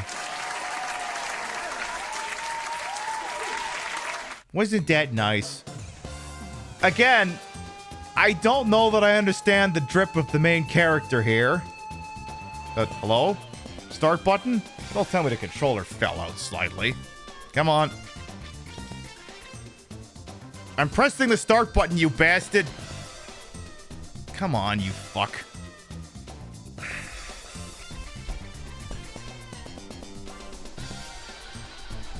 Come on, you piece. There it goes. Jesus, it shouldn't take this friggin' long. All right, where did we leave off? I think we were on Baccarat. Oh boy. Let's have a look at that real quick. Let's have a look at the Burt Bacharach. I gotta make 20 grand in Baccarat. I don't know about that. What is this, USB connection? Yes. No, but yes. So Baccarat is weird. It's a little bit like blackjack, but it's weird. So there's 3 ways to bet, and you can only bet on 2 of them. You have to bet between whether you think the player or the banker is gonna win, and then you can also wager on whether they will tie. Basically, they have to get closest to 9 without going over. This is the short way of describing this. Wagering on the banker will return 0.95 of your bet. So if you wager on the banker, you will technically take a loss. If you wager on the player, it'll return 1-to-1. Or, yeah, it's 1-to-1. Or is it 2-to-1? I can't remember. Yeah, it's 2-to-1 for the player. And then it's 9-to-1 if you bet on a tie. So, I'm gonna wager the tie and the player. And I'm gonna win, but not that much. So it's kind of like one of these things where you're kind of like betting and just waiting for the Grand Slam to happen. So I'm gonna go all in on the player, all in on the tie. Because the tie pays out 9-to-1. If they tie, a lot of money. Fuck. So basically what I'm doing here is I'm covering my bet. So I have 5 grand, I put 1,000 on the player, 1,000 on the tie. If the player wins, I get my money back. If they tie, it's paid. Or if the banker wins, I get shit. The banker is slightly favored because they get to make second move. So again, right now, all I'm doing is I'm just treading water. Give me that tie. Give me that tie, though. Give me that tie. Give me that tie.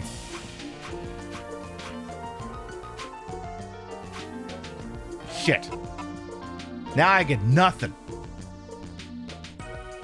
As you can see, Baccarat is a lot of fun. So much fun. best. Oh, shit!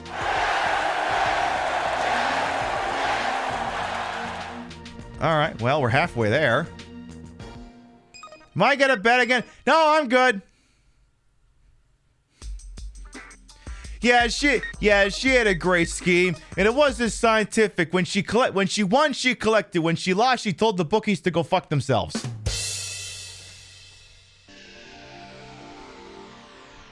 How are they gonna muscle Pibby? Pibby was the muscle. Yeah, Baccarat's better if you're playing against Xenia on the top. So true, bestie. God, Famke Janssen's tits look better in that scene than mine do right now. And I can admit it. I can admit that.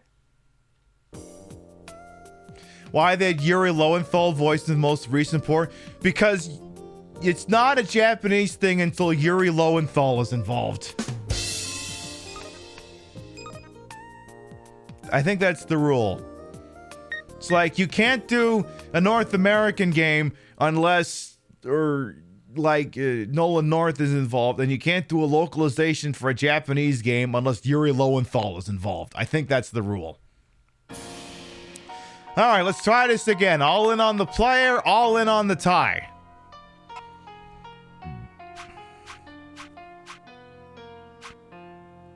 Oh, shit!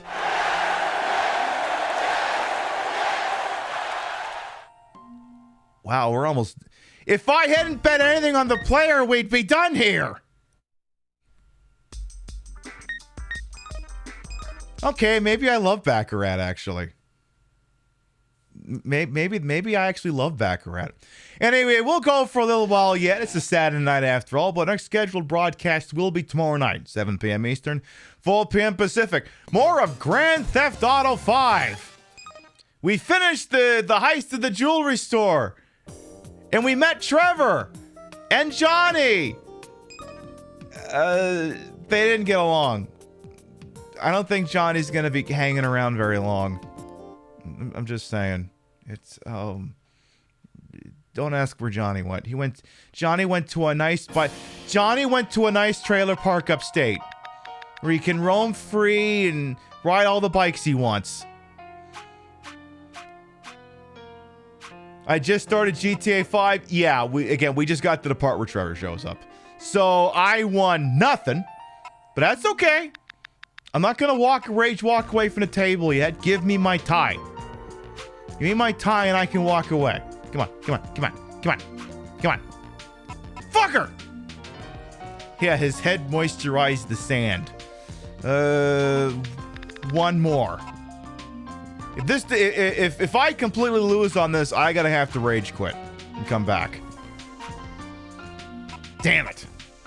Yeah, we all get high, but that don't make it right. Yeah, you're right. But yeah, we played through the entirety of Grand Theft Auto 4 and its expansions, and now we're doing Grand Theft Auto 5. But the Saturday night is kind of its own thing. We kick it back, we do old school stuff. We play game show games for the Wii. We're playing this, sometimes we do casino night, which is either Balatro or some other casino game like the one we have here. Sometimes we do the Cool Boy 403-in-1 roulette, which is where I take a Nintendo multi-cart that's got 403 games on it, and I ask my phone to pick a number between 1 and 403, and then we play whatever it comes up with. We kick it old school around here on the Saturday nights. And once I'm done with all this Grand Theft Auto bullshit, probably on the regular time slots as well. Probably. Come on, give me that tie. Whatever. So I just win my money back on that one. It's like, just give me the tie. Just give me the tie, please. Please, I'm begging you. Give me the fucking tie. Come on. Whatever.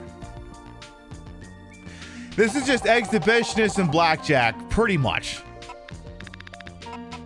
But yeah, the banker pays out less because the banker gets to go second, whereas the player has to go first.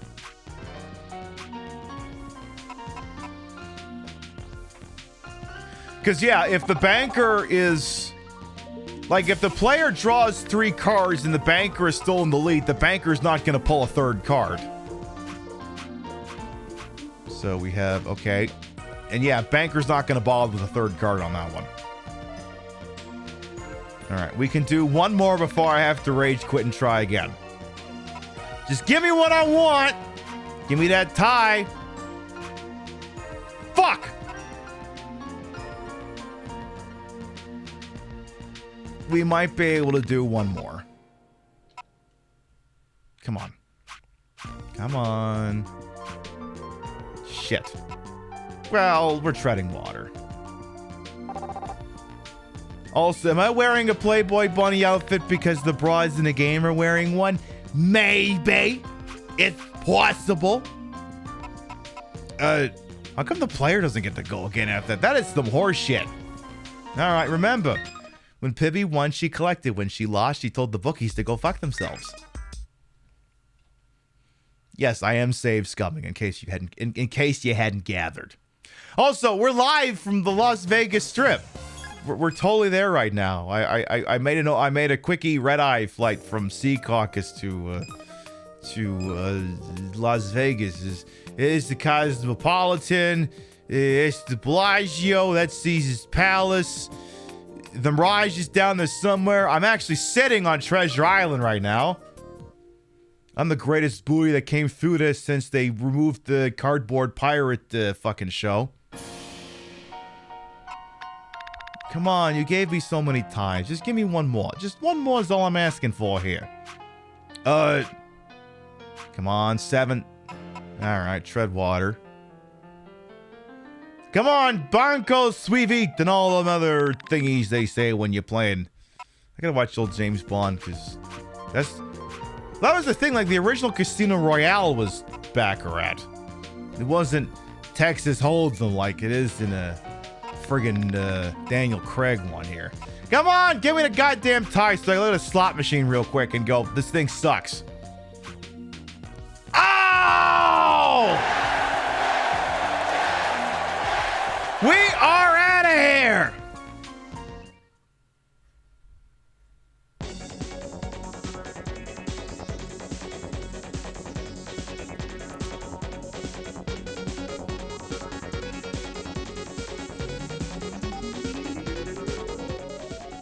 Nice. The joy of watching Peter Sellers and Orson Welles do watching Baccarat. What are you saying you'd rather watch them saying you'd rather watch them do this? Turn camera. Marked. 102, take 1. With overlap, action please. This is the second week in a row we've watched this. Action Orson, please. It doesn't do anything? No, it's sorry, cut. Yeah, rolling. 102, take 2. Ah, the French champagne has always been celebrated for its excellence. There is a California champagne by Paul Masson, inspired by that same French excellence. It's fermented in the bottle, and like the best French champagne, he's a mood. It's vintage dated. So Paul Masson. You're not supposed to actually drink the wine, Orson. Action please. Ah, the French champagne has always been celebrated for its excellence. Me when I'm in a meeting, I'm not paying attention, I get called on. 102, take 3. Action please. I'll do that bit again.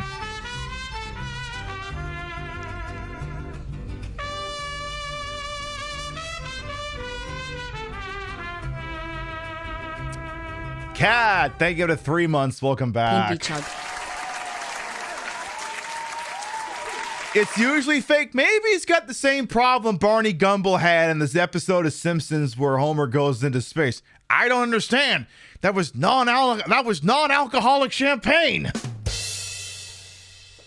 Thank you for the 3 months. Welcome back. Once again, me when I'm in a Teams meeting and I wasn't paying attention, I get called on. Action please. Ah, the French Champagne has always been celebrated for its excellence. There is a California champagne by Paul Masson, inspired by that same French excellence. It's fermented in the bottle, and like the best French champagne, it's vintage dated. So Paul Masson. How many of that did he have in the hour? I don't know. My calculator doesn't go that high. It just doesn't. Yes, I'd love to save the game, actually. Paul Masson. French champagne.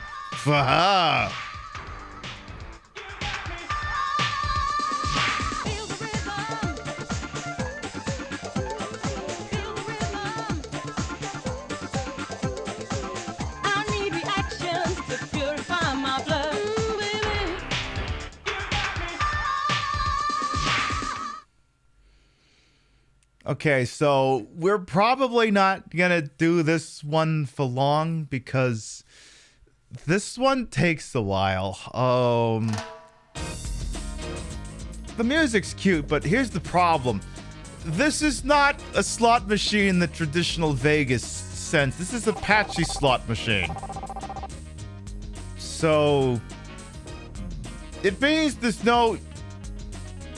Well, again, it behaves like a patchy slot machine. You've been here on a long enough timeline, you know these work, but basically they don't pay shit until you get the bonus feature. So bonus features happen under three circumstances. Well, that was close. 3 sevens or 3 hamsters kicks off the super bonus. 3 bars kicks off the regular bonus. No, because it's Natsume. They gotta have that hamster. It's cute. Isn't it from like fucking Harvest Moon or some bullshit right there? Let's see if we can get one. Let's also see if I can watch for the bar. Bar. Shit. And the thing is, there's like 2 bars in the second reel, so that one's a little bit easier to get. You're scared to know why that character needs knee pads to play a slot machine? I have no idea why the main character is designed that way. Like I said, looks like she walked off the set of Last Bronx.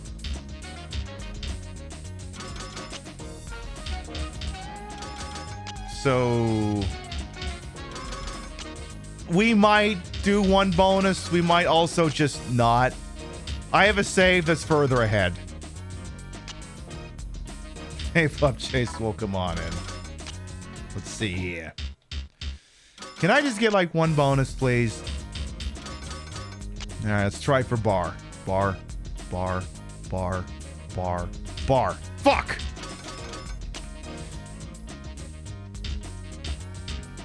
So the problem is this screen's also on a very, very slight tape delay. Okay. Bar. Come on.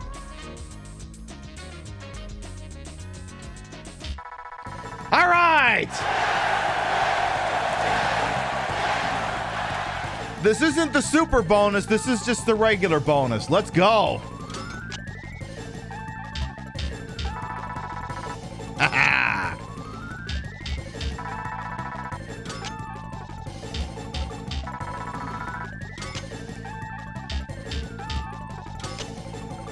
Give me all my credits back! And then some!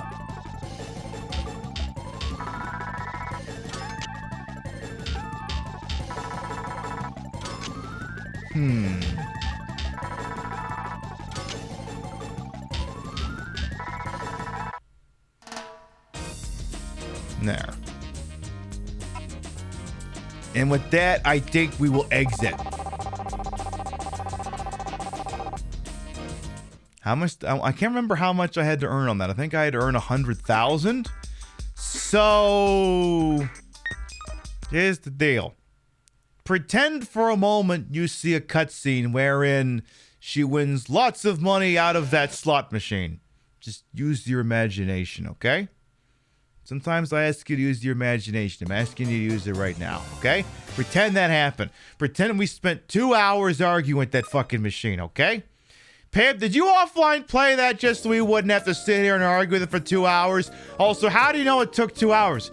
because I offline played it and argued with it for 2 hours. Trust me, I'm doing you a favor on this one.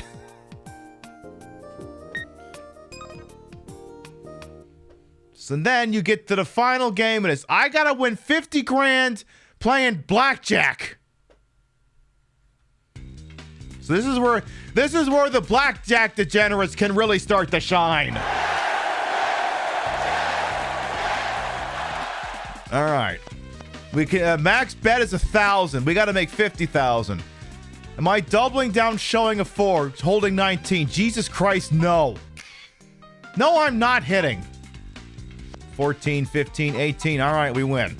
Deal them a stand on 17 and draw to 16s. They must have to stop on soft 17s. I should have actually stepped away from the table there. Ooh, 20. No, I'm not doubling down, you schmuck. Oh, fuck you.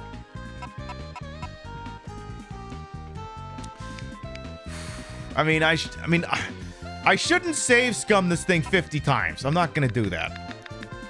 Let's just see if we can get through this. Ooh, no, I'm not doubling down on a 12. I'm also not going to hit. Come on, come on. Fuck!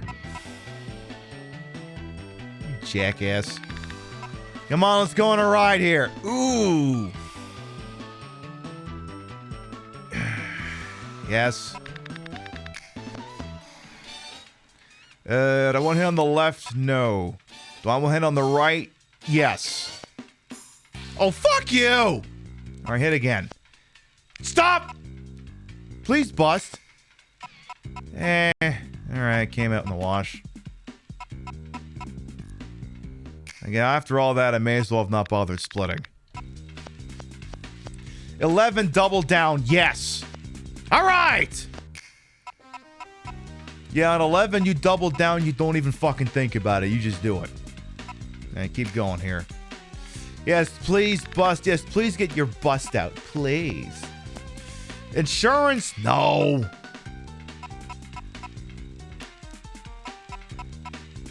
Fuck. Don't make me start save scumming. Don't make me do that. No, I'm not doubling down with 19, you fucking jack. Oh, fuck's sake. Imagine if I doubled down and I got a 2. Wouldn't that have been some shit, huh? 13. No, I'm not doubling down on 13. Every time you hear the snap, you think a Nintendo Direct is about to start. No, that was earlier this week. No, please be hiding a 10. Oh. Fuck! You ass wagon. No, I'm not doubling. Why are you offering that on 18? You know how mad the other players at the table get when you do weird stuff? Yeah, they get weird sometimes. You are known to double down on 12 and 9. I mean, I could see doubling down on a 9. 12? I might give you shit along with the rest of them. Yeah, I'm not doubling down on 15. I'm also not hitting. Come on, there you go. Will Real be playing the Kitty open world game? I mentioned it to her, but I don't know that she's looked at the trailer yet. You expect getting ribbon on the 12s? Of course. Sure. I like to live dangerously. As you can see, it worked out. Okay, I'm gonna save scum with an extra $2,000 to my name here real quick. Hey, I'm up $2,000. I gotta get to 50 though. We're at 12. This is gonna be a bit of a climb here, but I don't think anyone on YouTube has the ending of this game. So we are literally in uncharted territory for the history of the internet.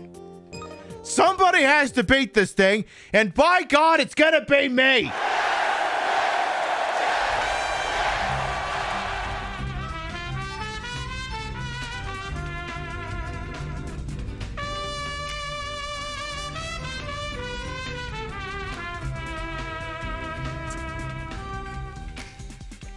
I'm here for history.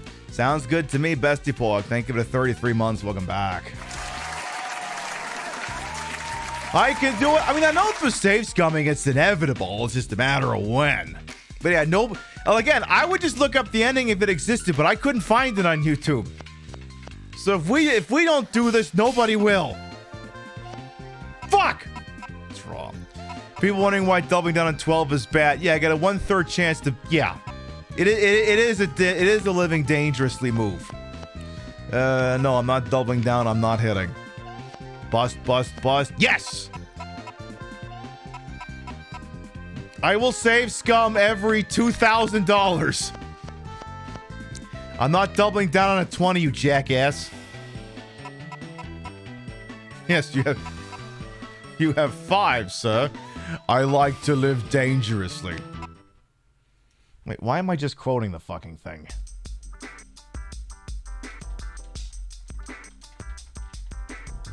Yeah, why am I just quoting it? I can just do this. Excuse me. Do you mind if I join you? Not at all. Game is blackjack, gentlemen. $10,000 minimum bet. Jesus. For you, sir, and a 3 for you. 17. Wait. What? 10,000 minimum bet outside of the high roll? This is not the high roller room, but whatever.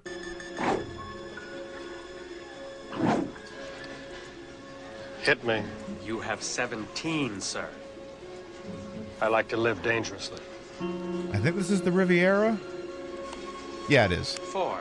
21. Is that the soup Nazi? Probably. 5. I'll stay. I suggest you hit, sir. I also like to live dangerously. As you wish, sir. 20 beats your 5. I'm sorry, sir. Well, I won't lie to you. Cards are not my bag, baby. No fucking shit, pal. Anyway, let's get back to the 21 table here. You love Elizabeth Hurley? Yeah, me too. That looks like you in Vegas. I love/hate that for you, Bestie Porg.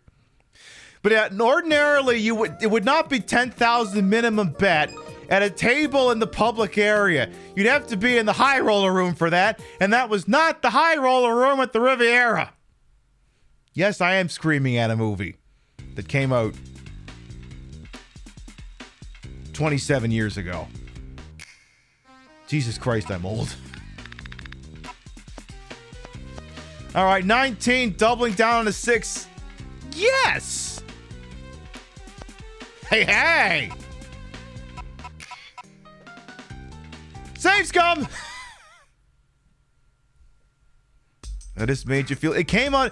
Austin Powers came on in 1997. That was 27 years ago. You have that movie on VHS in the basement? Yeah, me too.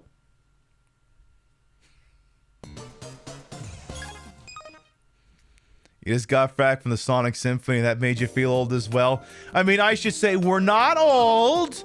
We're older. There's a difference, you see. It's a very subtle difference, but it's a difference all the same.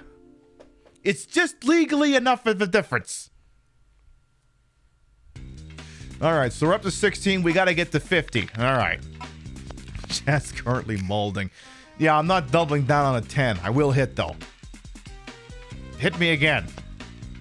Take this dip and pound it up your ass. Don't make me do the blackjack scene from Casino. No, I'm not doubling down. Yes, I'll hit. No, I'll stop. Fuck you! You quoted that movie to your kindergarten teacher and you present as a young boy. I love that. Ah. Oh, I have a 5. Should I stay? Oh, I like to live dangerously. 20 beats your 5. I'm sorry, sir. Ah, fuck! Oh, I won't lie to you. Cards are not my bag, baby. Allow myself to introduce myself. my name is Richie Cunningham, and this is my wife, Oprah.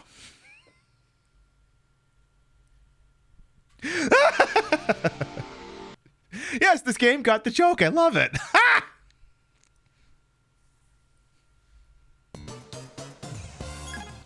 Even the game is getting in on this. I love it. Do we all get a car? Not that Oprah. It's an extremely fat-tittied Oprah that's played by Elizabeth Hurley. Pibby, are you confusing Elizabeth Hurley with a lot of vagina? Probably. Do I care? No. So the true story about Austin Powers, right? When I watched it as a kid, I was 10. I had no idea how sex works. When he gets into hot to a lot of vagina, I thought she was just scratching an itch on his back. And then when I watched it after I knew how sex worked, I watched it and went, oh, she sat on his dick. And then I watched it after I became in at degenerate and went, oh God, she's finger blasting him. I had an evolution on that scene. Insurance, no. Double down, yes. Don't! When she won, she collected. When she lost, she told the bookies to go fuck themselves. I had you at fat tittied, of course. Yeah, what a load of dookie doo-doo dada. Okay, but my problem with this table, right, is why... So here's the problem. Like, I know you can do well at the 21 table, but you're not going to improve your bet 5-1. I have to go there with 4-1, I suppose. You cannot go to a blackjack table with $10,000 and then walk away with $50,000. It cannot happen, would not happen. You can do well, but you're not going to do that well. This game is literally asking you to somehow do the impossible. And that was the worst double down in the history of existence, but it doesn't matter either way.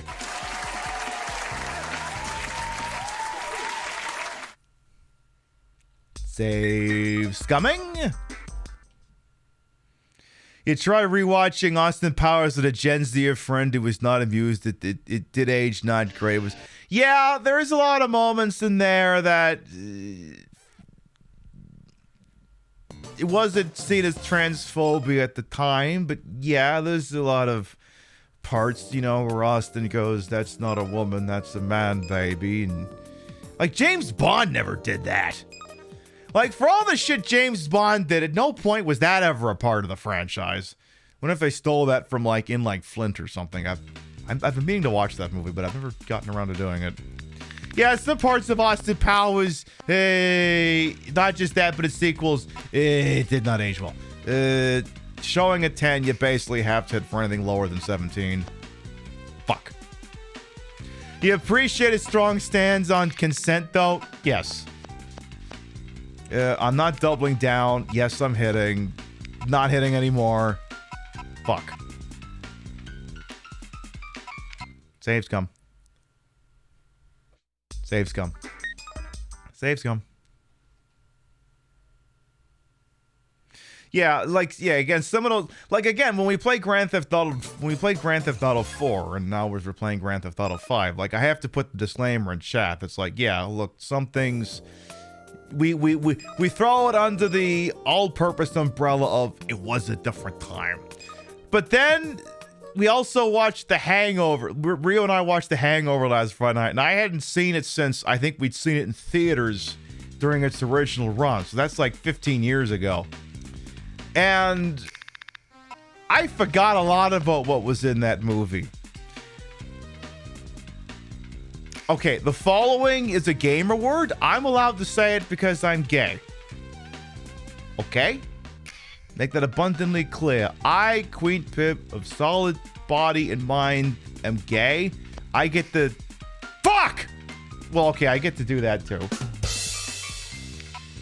There's the line, there's the scene where Ed Helms is hanging out with his overbearing girlfriend, because I think they're girlfriend at that point. And then he's trying to explain that the Bradley Cooper character is somehow a mature guy. And then him and The other guy roll up outside, and again, I get to say this word, do not write it in chat, but I'm allowed to say it as a reclaimed slur. He screams out, "Paging Dr. Faggot!" Which did not get a laugh on that part. That part wasn't funny. But when Ed Helms now has to stand there and realize that his best friend has basically just proven everything he's just said about him wrong, his wife says, his girlfriend says something to the effect of, yeah, Dr. Faggot, you should definitely go. Something like that. That got a laugh out of me because that's someone throwing it back in his face. It shows we progressed somewhat. Yeah, we generally don't put that word in things anymore. Again, the preceding statements were gamer words that I am allowed to use as a reclaimed slur. Do not use those in chat, please and thank you. I, as the individual in the chair, can say it in that specific context, and that's it. No, I'm not doubling down showing a 10. Stop. Ah, damn it. That if he's been beaten by crystal meth bikers, well, then we're shit out of luck. Hangover 3. I haven't seen 2 or 3. I'm told 2 is horrible, 3 is okay. Like, give me like a made-for-TV edit of The Hangover. That'd be fine, because that would get rid of all the homophobia. I can't remember if there's any transphobia in there. There's ableism. Like, give me a made-for-TV edit version of The Hangover, and that'd be perfect. 3 was great, 2 sucks, 3 is funny. Kind of reminds me of Oceans 11, 12, and 13, where you put in Vegas and it's great, and you take it away from Vegas and it sucks. No, I'm not splitting a pair of 3s. I will, however, double down. Yeah. Excuse me. You remember watching Jennifer's Body and good God, they used the R word and so many badges, gamer words? Yeah. It was a different time.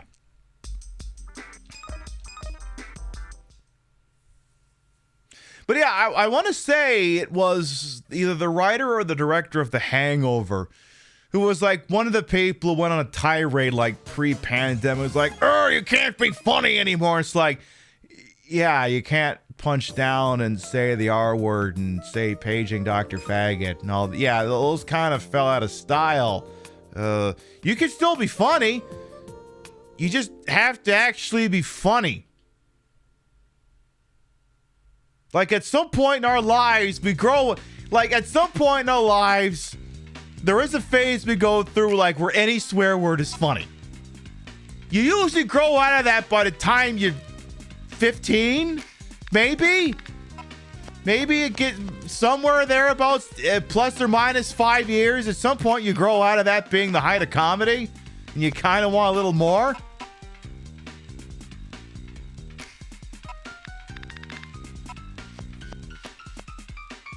Right, exactly, Trashy Queen. You do feel that phrase is used to try and forgive some things that are not okay at the time? Right. Like, do I want to double down? Let's do what Arthak would do. I don't know that Arthak would double down on the 7, but fuck it. Well, it worked out, so there we go. What's the second letter of that word? Oh... I mean, it's ableist. E, and we'll leave it at that. Comedians, good ones, avoid recycled material from the previous time. Yeah, that too.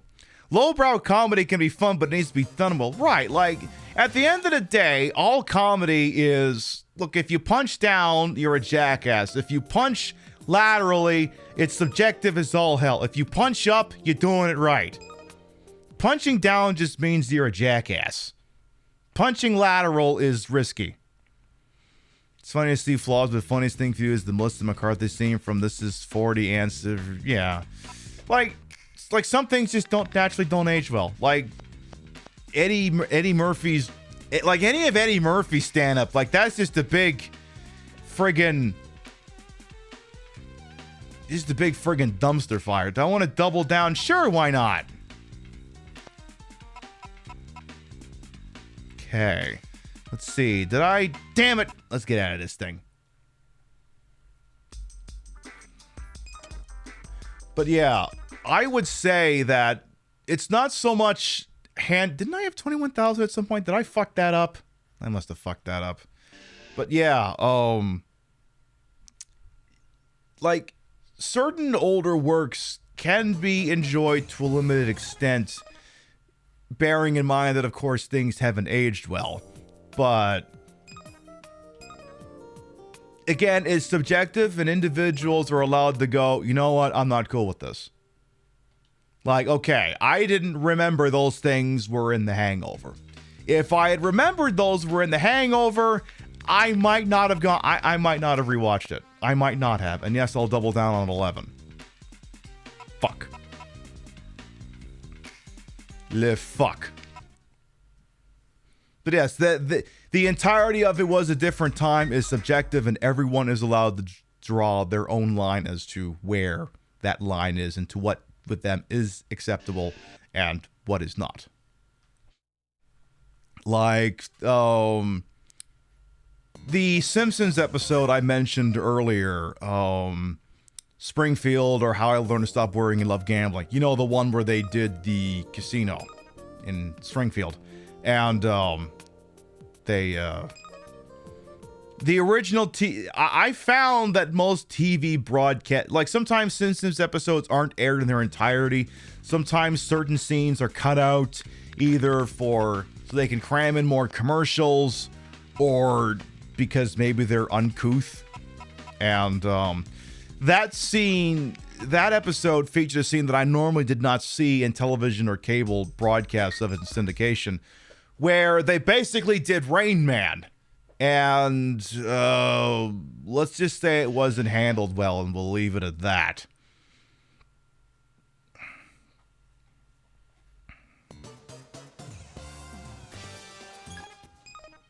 It wasn't great. Now, I haven't seen Rain Man, so I can't say if Rain Man handled it great. I could say The Simpsons didn't handle it great, and we'll leave it at that. The people complain they can't be funny. The same people say Blazing Saddles couldn't be made today. I missed the complete point of Blazing Saddles. Well, you couldn't really make Blazing Saddles then either.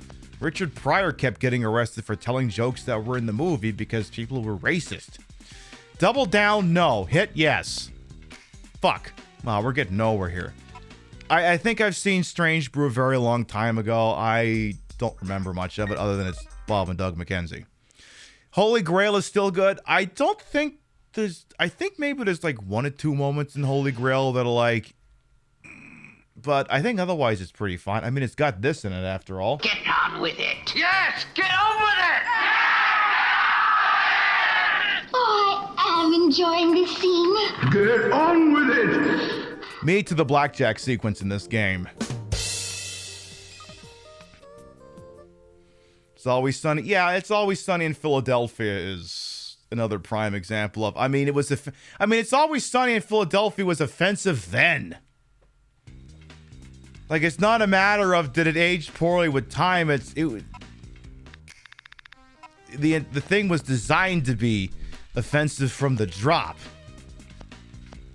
It can still be enjoyed depending on the viewer, but can I get? All right, you know what? Just bet. Just bet. Hey, I got a BJ. Finally!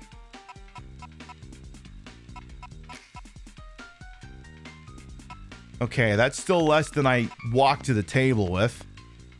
No, I am not doubling down. Yes, I will hit. Stop. Oh, thank goodness. Okay, I'm up 500. I'm going to go save and add that extra 500 to my score. So, anyway. You always saw Sunny as intentionally offensive to the point where you don't know whether or not to like the characters. I mean, the rule is you're not supposed to like the characters. That's the point of it all, after all. But again, like I said, it's entirely subjective, and people ought to look at that and go, you know what? It's not going to be a part of my life. Just not going to be a part of my life. Now then, can I please get past this blackjack table? We're almost a quarter of the way there. We're not climbing very far. Didn't I start playing this blackjack table like half an hour ago? Why are we not climbed all the way to the top of this damn thing yet? No, I'm not doubling down on you showing a 10. No, I'm not hitting on a... Fuck off! Anyway, just as the point to make in chat here, can we not spend the next hour of the show pulling up examples of things that may or may not be offensive and then debating whether or not they're offensive? Because I feel like that's just going to be a self-fulfilling prophecy that just takes over the rest of the show if we keep doing that. So I'm going to put the brakes on that one. Because literally because the rest of the show will be, hi, Pip, do you think this is offensive? And then the answer, based off the answer that I will or will not be vilified. Yeah, we got a little bit off the road. I'm veering us back onto the track here. The track of, why can't I get anywhere in this blackjack game? I swore I was at 21,000 at some point. What the fuck happened?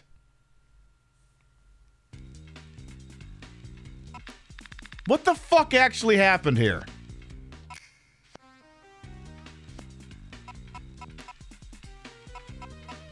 All right, 21-5. Step away from the table. You're going to blame Trump. I agree. When in doubt, blame Trump. How does blackjack work? You try to get as close to 21 without going over. And you're close to 21 without going over. Has to be better than the dealer's close to 21 without going over. That's basically it. Face cards are worth 10. Aces are worth 1 or 11, depending on which one doesn't make you go over.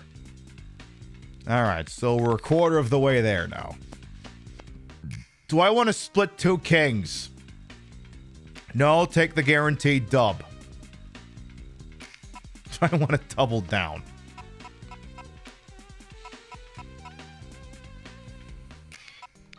The way I'm having luck tonight, I am not splitting 2 kings. It's not happening. The luck I'm having tonight, it is no. Splitting 2 kings is a great way to lose twice you bet. Like, there was some where it's like, yeah, you should split. And this is like, actually don't. Like, 2 9s, you split that. 2 kings, 2 queens, 2 jacks. That's where it's, yeah, I don't know about that one, boss.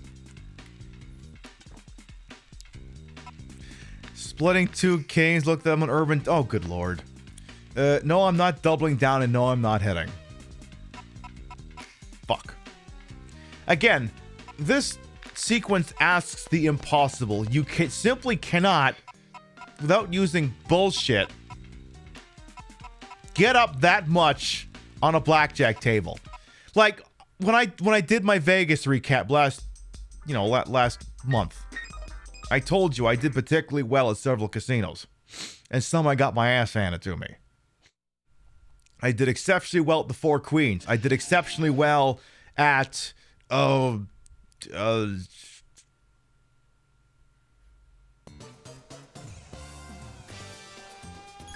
I did exceptionally good at Harrah's. No. I did okay at Harrah's. I did exceptionally good at the 4 Queens. I did exceptionally good at the Sahara. I did exceptionally good at the Link. I did not win double my money. And this thing wants me to quadruple my money. You'd like to see Vegas sometime. Not sure if you want to see casinos or the saucy shows. I mean, again, like, I'm not a paid shill for Vegas tourism, but you can have fun. I'm not standing on 5 again. I've already done that, but I'm not doubling down on a show in 5, but I will hit. Hit again. I hate you. Stop. Fuck. All right, if I take another L, we just rage quit and reload the save. No. Yes. Fuck. Hey! So basically, there was nothing I could have done, is what you're telling me there, game. No, I don't want to save the data. Yeah, I just lost 2 hands in a row. I'm going to fucking save that. Yeah, you better fucking believe I'm going to do that, game. You better fucking believe I'm going to do that. Come on, this week. All right, so again, we are 23. We got to get to 50. May go, oh, you're 23 towards 50. No, we're 13 out of 40, basically. I got to win, essentially, 27 more games of blackjack. No, I'm not doubling down. No, I'm not hitting. Fuck you! Okay, now I got to win 28 rounds of blackjack. No, I will not double down. Yes, I will hit. Yes, I will hit. Fuck! It's like, you know what this is? This is the table at the Tropicana. That one I got completely cumstered on. And not in a good way, let me tell you. Where's the Tropicana? It's somewhere back behind the Cosmopolitan back there. Somewhere way to hell back there somewhere. Yeah, dealer's showing 20. That's just a shitty situation. Yeah. I just do it. How do I get that number 2 eye patch so I can see what the fucking next car in the thingy is? Where do I get that at? All right, come on. Give me a dub here. 17 showing a 10. Stop. Did I not say stop? I'm pretty sure I said stop. Technically I said stop. The controller said keep going. But I like to think I said stop. And also told the controller stop. Yeah, usually in blackjack, you assume that the dealer is always hiding a 10. Because statistically speaking, 10s and face cards are the most likely card to occur in blackjack. Because they constitute, like, it's not half the deck, but it's a pretty sizable percentage. 15 showing a 10, hit me. Fuck you. A third, yeah, a third. Alright, come on. No, I don't want insurance. No, I don't want to double down. Hit me. Fuck! Pretty sure Rio went to bed like an hour ago. Come on, I want to see the ending for this game. The ending for this game is not on YouTube. If we get the ending for this game, it'll be the first time in the recording that there's someone bothered to sit down and finish this fucking game. We gotta do this. Again, I did well. I did so good at this Sahara, I kept the 25 chip. I could have had $25 or a green chip from the Sahara. I kept the green chip from the Sahara. That's how good I did. I did not earn 5 times my fucking initial investment money at a blackjack table. It cannot happen. It will not happen. No, I'm not doubling down or hitting. Like, I'm reaching the point where I'm going to save scum every fucking victory. Like, I was only going to do it every $2,000. Now I'm doing it every $1,000. Like, I'm not taking any chances with this bullshit. Tell Rio we love her when she wakes. I'll do that. I will. Come on now. Come on. Just yes. Get me back in there. You ever wonder if the blackjack dealer gets weirded out because I keep getting up and sitting down and getting up and sitting down and getting up and sitting down? Like, what are you doing? And you keep going into this weird pocket dimension. What's the deal with that? It's like, geez, you got a weak bladder or something? Yeah, let's go with that. Fuck you. Fuck you. Fuck you.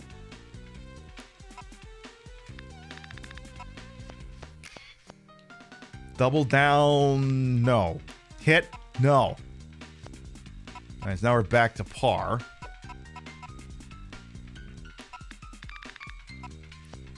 Hey, Midnight Wolf, welcome on. And double down, no. Hit, yes. Thanks. Hit me again. Thanks. Don't make me do the scene from Casino. I will do the scene from Casino. Take this stiff and pound it up your ass. And he hands, hit me again. He gives me the other one. Take this one and pound it up your sister's ass.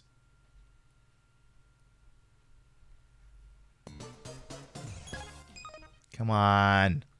Come on. I just need to make another $25,000. What do you mean another? You haven't made $25,000. You made $15,000. You didn't even make that. You made $24,000. Technically, you made 14, not 24. You started with 10. How does math work? Fuck you. Fuck you.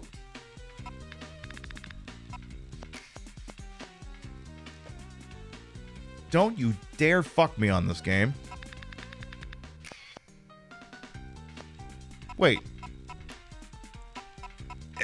Excuse me? Excuse me?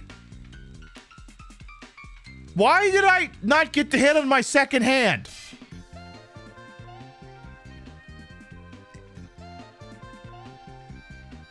I mean, I guess I wouldn't have, but why did I not get an option in the matter? Explain yourself, game.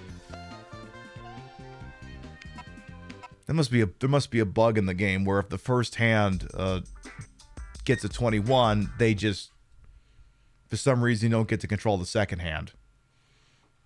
Because yeah, we split before and we were able to control the second hand, but this time it said nope, fuck you.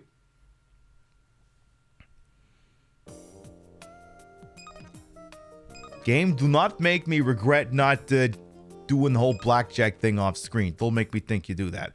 Starting to think there might be a reason it isn't an ending clip on YouTube. Yeah, because who the fuck other than me would do this, you know?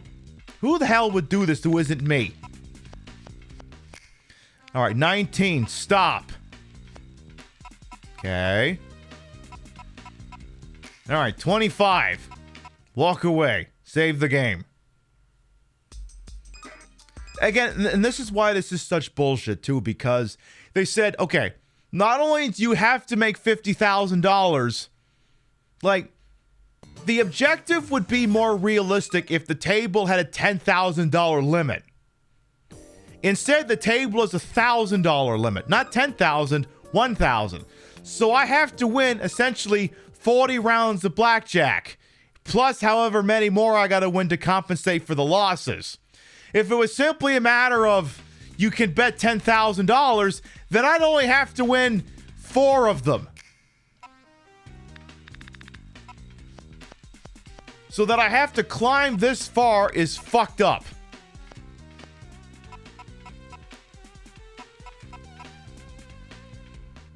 Yes, I'll bet again. That was a push. Double down, no. Hit, yes. No, don't hit me again. Fuck you!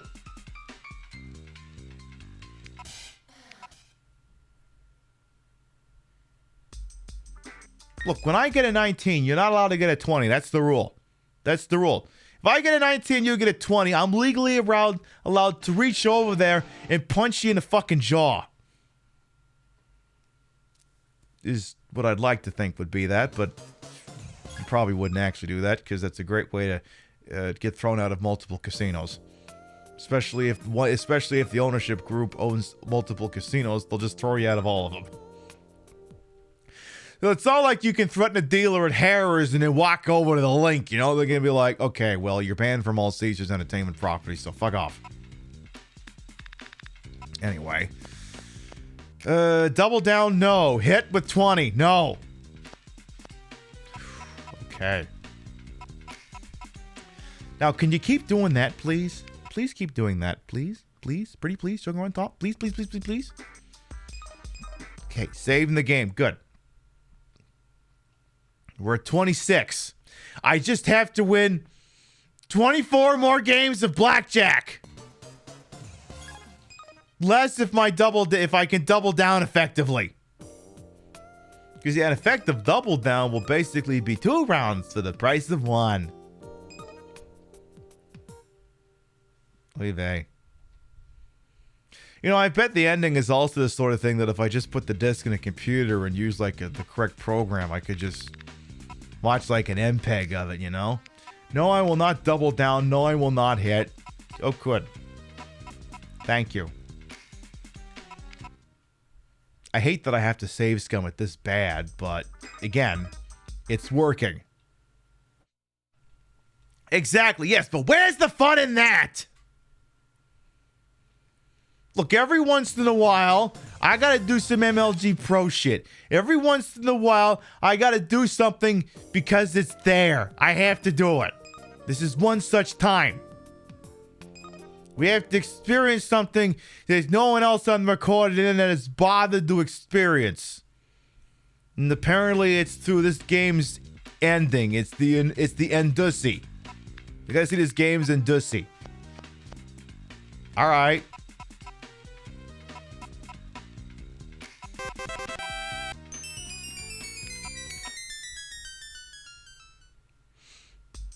Your content is always inspiring and entertaining. Keep up the great work, you fabulous being. I'll do that. Rock and roll me 207. Thank you for the $100 biddies. Thank you.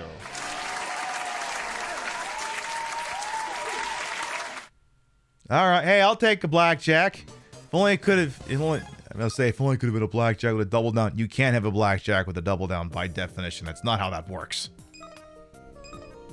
A blackjack has to be made from 2 cards. You can't with.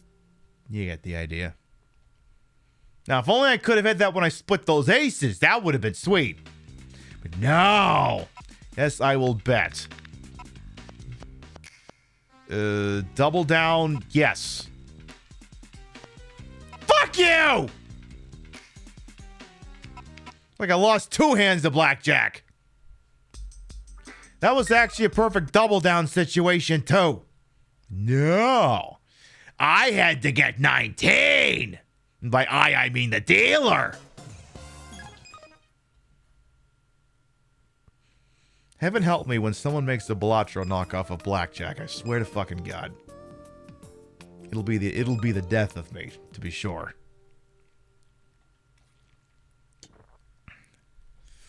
Well, 2 more victories and we'll be halfway there. 20, stop. Good.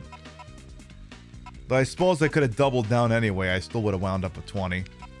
Walk away. Bacatro. No, I'm not. I'm not doing a Baccarat version of Balatro. It is not happening. That is not a thing I'm even remotely interested in entertaining.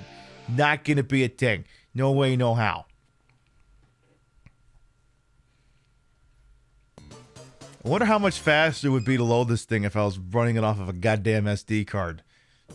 We probably would have gotten to 50 grand already. Or at least 40 grand. We'd be there by now.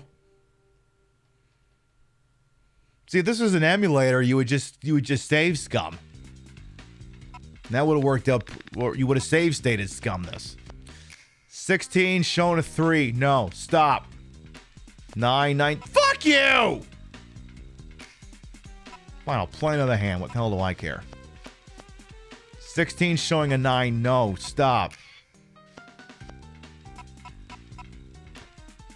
You know what? One more, just because fuck you, that's why.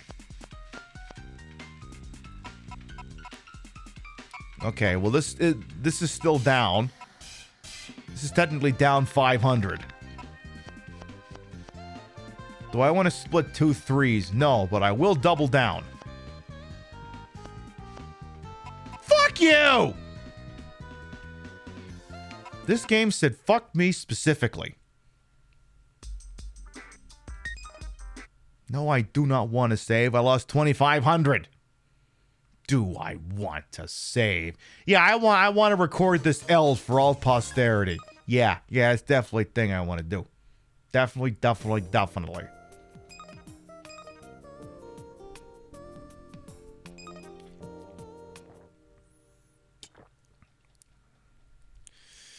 feel like Pib said fuck you so many times you need to counter. Yeah, I've probably said fuck you more times than the entirety of Casino at this point, which would be on brand.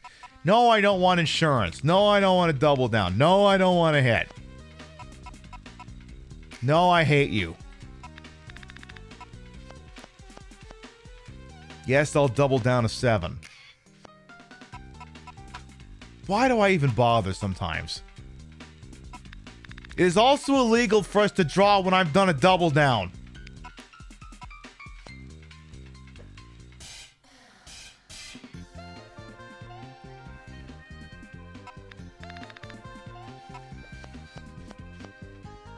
Yeah, sure, why not?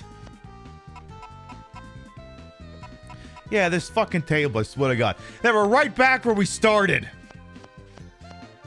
No, I'm not doubling down. No, I swear to God, if you're hiding a fucking 20. You shit twinkle toes motherfucking.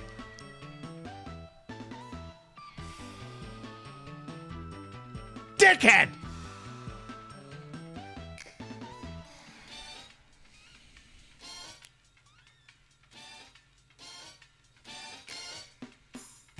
I am very angry about that sequence. Very angry!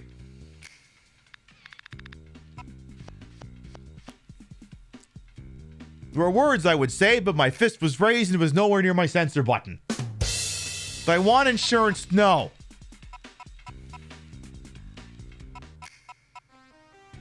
Of course, you got a blackjack in a perfect double down situation.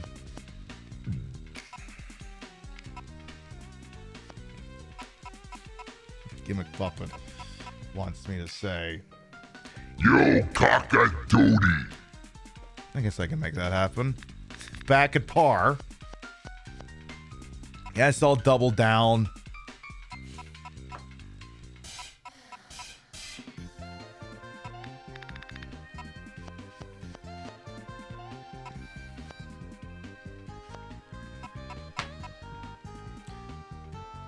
What the fuck?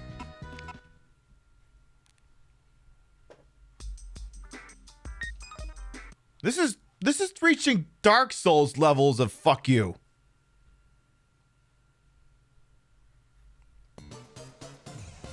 This game is a pile of dicks. Yeah, the blackjack section is a pile of fucking dicks. Absolutely. And not even a good pile of dicks, just a pile of smelly, unwashed dicks. There are degrees of piles of dicks. Some are great, some are not. This is from the not good pile of dicks. Because you could have a pile of clean washed dicks, you could have a pile of really nice dildos, or you could have a pile of unwashed dicks, and this is kind of what we've got here. I'm gonna double down just because I hate myself. You got a friend who's got his chatbot set to detect every time he says fucking post a toll in chat periodically. Yeah, that kind of would be kind of up in the fucking stratosphere at this point now, wouldn't it? Not the strat on the strip. You know what the hell I mean.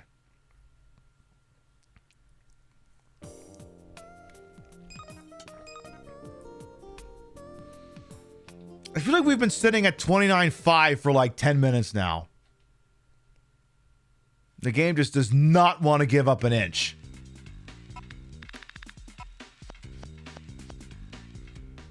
No, I'm not doubling down. Yes, I will hit. Stop.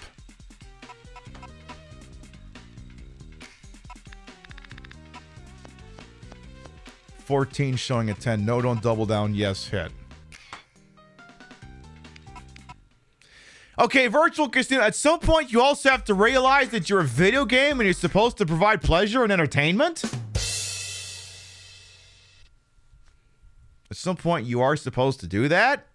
You're a little dry.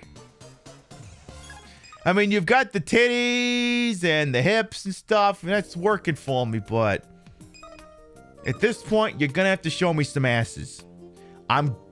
In order to offset the crap you've put me through tonight, I'm gonna need to see some asses. I'm gonna need to see some 5th generation of console gaming pre-rendered asses. I'm gonna need to see some asses. 15 showing a 5. Let me guess. He's hiding a 5. He might as well have been.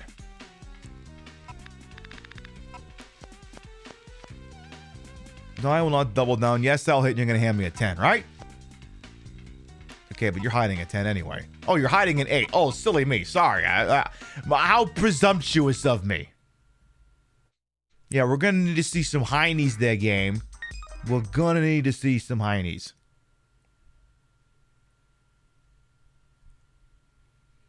You couldn't give me, like, a blackjack and a double down situation, like, tied into each other, right? Like, could you do that for me? Any idea how happy you would make me, you rat bastard motherfucker, if you just let me go like a 4 or 5 grand run for a little bit here? Please? You know how goddamn happy that would make me? Or a split string and win all of them? Yeah, that too. 17. Nope. You're hiding a 10, aren't you? Of course you are. Why wouldn't you be? Why not? 18. Yeah, I'll double down. There's that. Okay. Hey, we made $1,000. Save the game. I think that's the first save we've lodged in 10 minutes.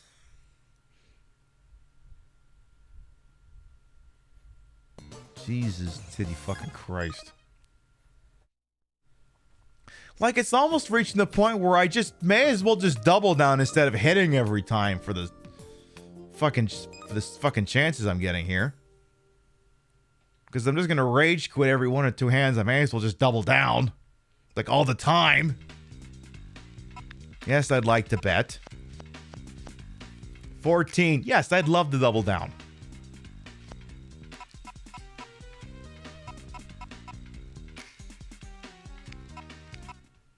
Oh my god. Oh my god. We just made another $2,000. Oh my god. Are we allowed to do that?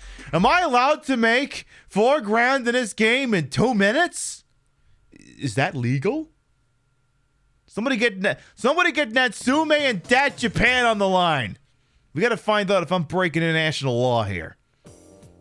Everyone's like, yeah, international law. I mean, that thing that doesn't exist anymore? Or maybe never really existed to begin with? Pib, you're 5.5 hours into a Saturday Night Live show. Let's not start with that one. Let's not start with that. Let's leave that one alone for now. All right. Yes, I'd love to double down. Okay. Okay. Okay. All right, game. Okay. All right. All right. All right. All right.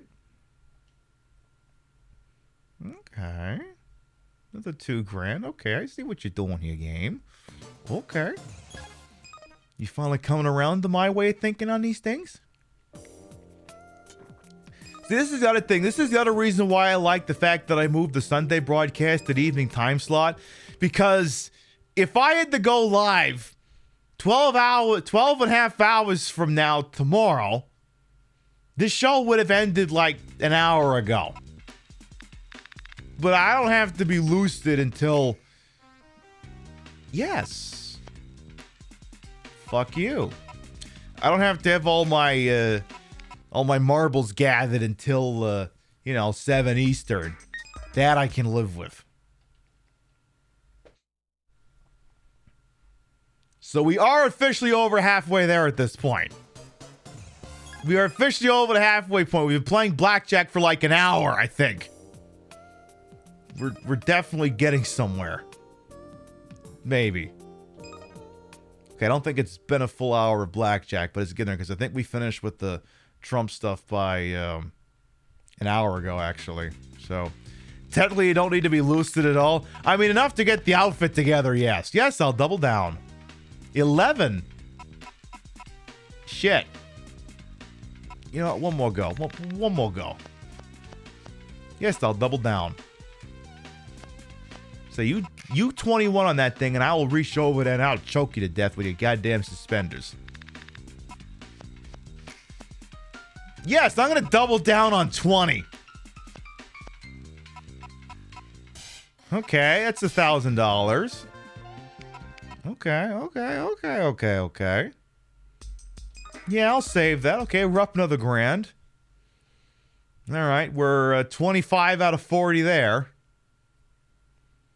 Again, it's not 35 out of 50. It's 25 out of 40. You don't count the 10,000 that we started with. That money does not factor into the equation. We did not win 10,000 and then kept going. Math. Now then, come on now. Give me a nice meaty double down. You do not put a 10 there. Don't put a 10 there. You son of a bitch. You son of a bitch. All right, you better let me get this double down then. Okay, okay, we're back to par. We're back to par, 35.5. So it's like nothing happened. Okay, I'm not doubling down on 17. Fuck you!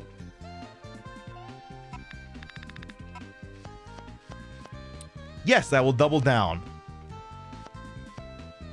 Okay, that's all right. We're up a grand. 36.5. Yes, I will step away from the table. I will do that.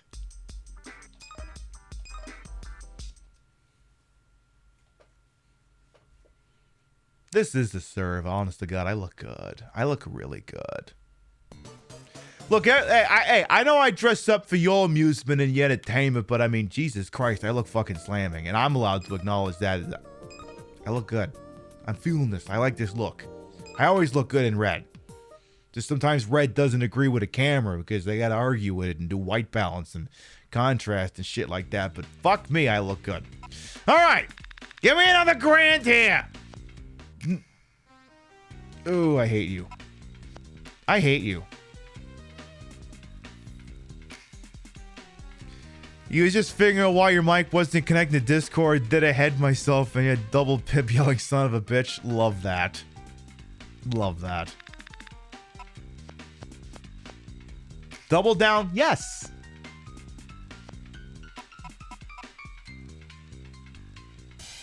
I'm gonna kill you, game. I'm gonna kill you. I double down and get a 20 and you beat me? I'm gonna kill you, game. Not breathing, not living, dead. Game.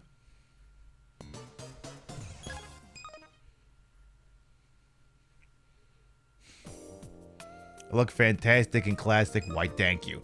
You like the red blonde combination? I think like last time I wore a red Playboy bunny, I think I wore it with my black wig, and I looked good, but I didn't like it as much. The red with the blonde works better. Excuse me. Yes, come on. All right, our efforts have stalled. Let's hope we can pick things up here. Sure. Hey. Yeah, double down on 13 showing a 7 was a choice, but damn it, I pulled it off. Yes, I'd love to save the game. Okay, we're up to 38.5. We're 12 away. 12 more victories so we get to see what the ending of this game is. And then I'll have to go back in tomorrow and record it and put it on YouTube and say, this is the ending to Virtual Casino. Nobody else on YouTube has this. That'll be the exact description. It won't even be like links to the channel or anything. That'll just be what I just set off will be the video description. That'll just be it. Yes. Fuck. Let's double down again. Okay, I guess I'm not doubling down. Okay, so I'm down.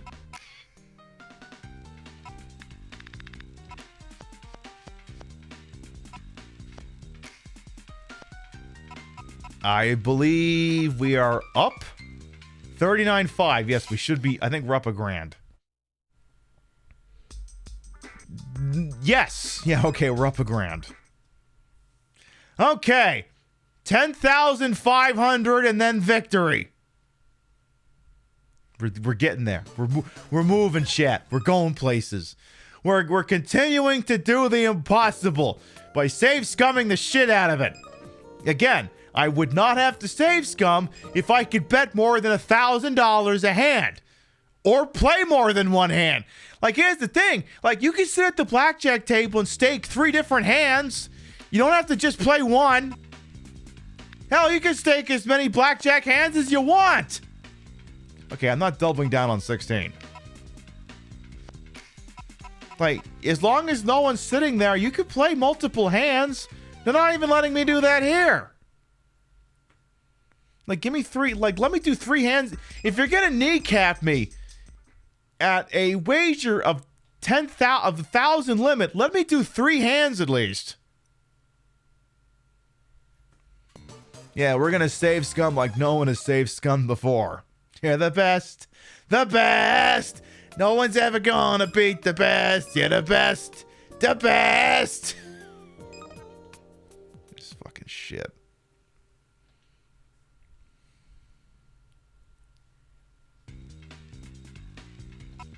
All right, come on here. Double down, yes. Okay, don't you fucking dare. Don't you fucking dare. All right, 42.5. Okay. Now, okay, the other thing about the Sega Saturn is it does basically have a Game Shark or Action Replay hooked into it. Are there codes for this game? Not that I could find. What a long damn day. No friggin' kidding, them there. Well, come on in. We're gonna... Again, I want this ending. We gotta have this ending. We gotta have it. Gotta have it. Must have it. All right. 42.5. I need 7,500 and we're done here. We're gonna stop right here on 18. You dim a dickhead. Okay, 19. No. He's holding a 10 anyway, so wouldn't have mattered. Okay.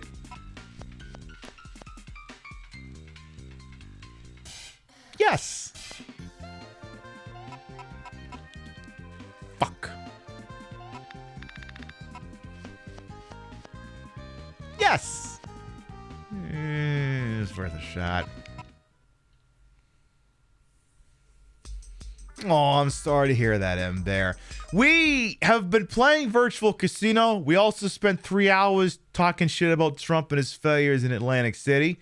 You can always go back and watch it, assuming it doesn't mute for anything. It will be riveting in all of the failure. And we're trying to beat Virtual Casino for the Sega Saturn, a game that, near as I can tell, does not have its ending recorded for posterity on YouTube. Which means that if we do beat this thing, you'll be the first people on the recorded internet to see someone bother to sit down and beat this game. I don't even think this game is on like most of the internet ROM sites, to be completely honest here. It wasn't on cool ROMs, not that I condone such things. So I want to double down showing an ace. Yes. How about again? Okay, how about another double down to get me back to par? Well, that was an attempt. And we're save scumming like absolute mad people. Because again, I started with 10,000. The goal is to make 50,000. The limit is $1,000 a hand. We effectively have to win 40 hands of blackjack, factoring for any successful blackjacks, double downs, and also any hands in which you lose.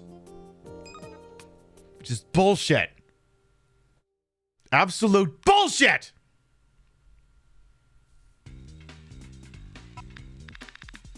I haven't had a victory in like... Yes, double down. Come on. Kiss my ass.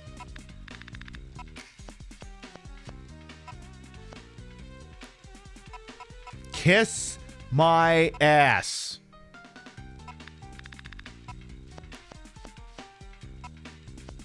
Kiss my ass.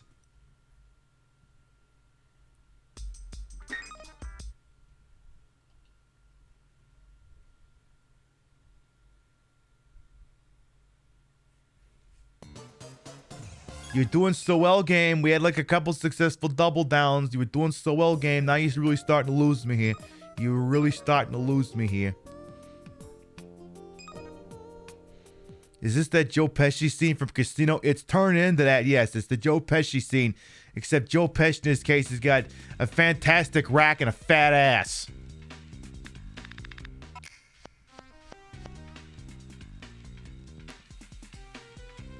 No, I'm not splitting.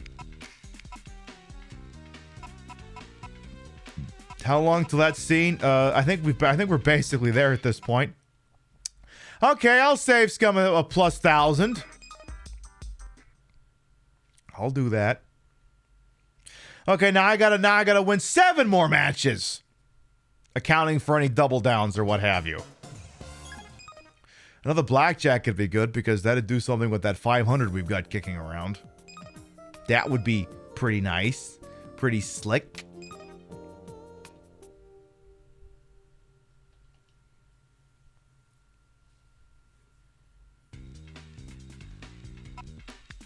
Now then. Sure. Okay, that was a highly regrettable double down, but apparently I was screwed from the drop. No.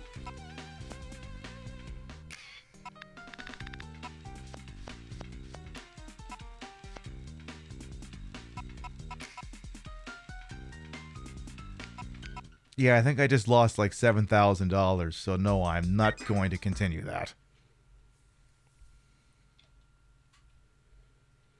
Yeah, sometimes the 21 table be like that. Sometimes it do be like that. You can make all the right moves and still get absolutely comforted at the 21 table. Like, this thing is specifically... Like, the other thing here, I didn't even mention this at all tonight, is this table is paying out blackjack, what, 3-2? 3-2 blackjack? Yeah, 3-2 blackjack. You can't get that anywhere anymore. Or if you do, the table minimum is astronomical. These days in Las Vegas, blackjack pays out 6-5. I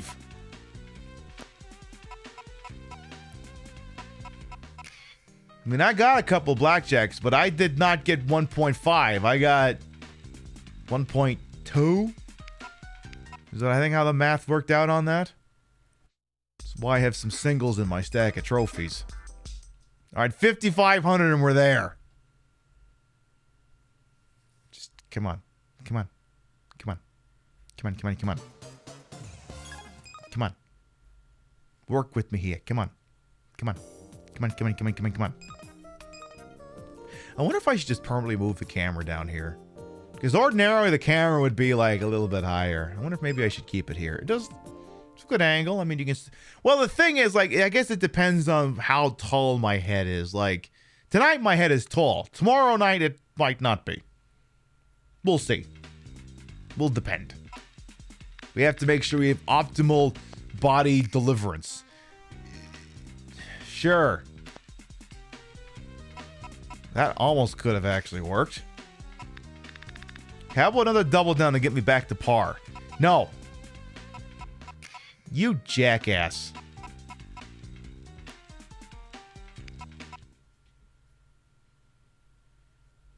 How much ever wanted Baccarat and Mahjong? We did beat Baccarat today, yes. We did beat Baccarat. So for what you're saying, I'll be the first person on the internet all to beat the game, not just to record the ending, to actually beat story mode. Hey! Wait a minute! I was say, can I submit this entire thing as a speed run? But no, it's not valid. There was, we did load some of the saves. So I legally cannot claim the speed run record for this game. I can't do it. We did cheat our way through the patchy slot section. So I can't claim that honor.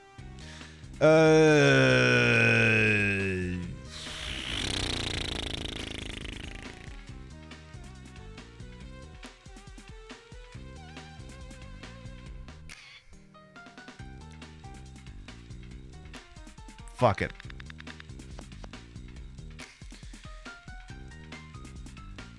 Yes. Fuck you. Yes. Yes. fuck you both ways. At that point, I think I just burned the casino down. Like, at that point, it's just you just stand up, start screaming, throw the chair in no particular direction, and just run out going, ah! Let's do the full Howard Dean, you know? Just screaming obscenities all the way out the front door.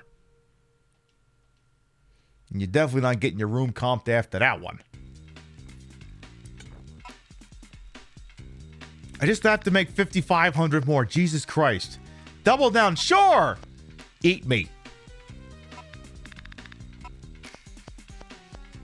Double down, sure. I say, I swear to fucking God. Okay, now we're back. That gets us back to par. Sure.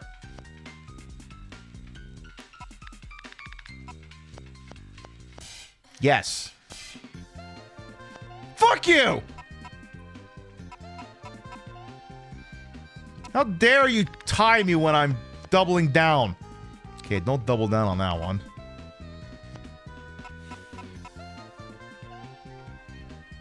The way I nearly dropped the controller at that one. Fuck off!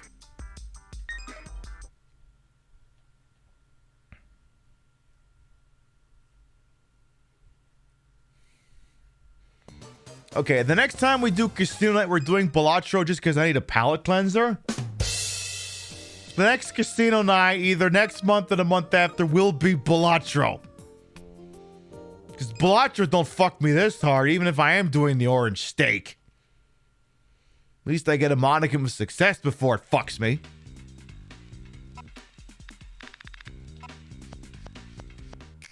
Sure! That's not the worst thing that could have happened. Strip Mahjong, not on this website. Sure! Fuck you! Come on! That is horse shit!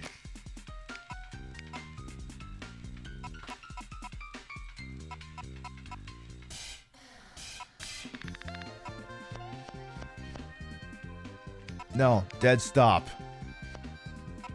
Okay, we are not at par. Do not save the game. We are not at par. We're 1,000 under par.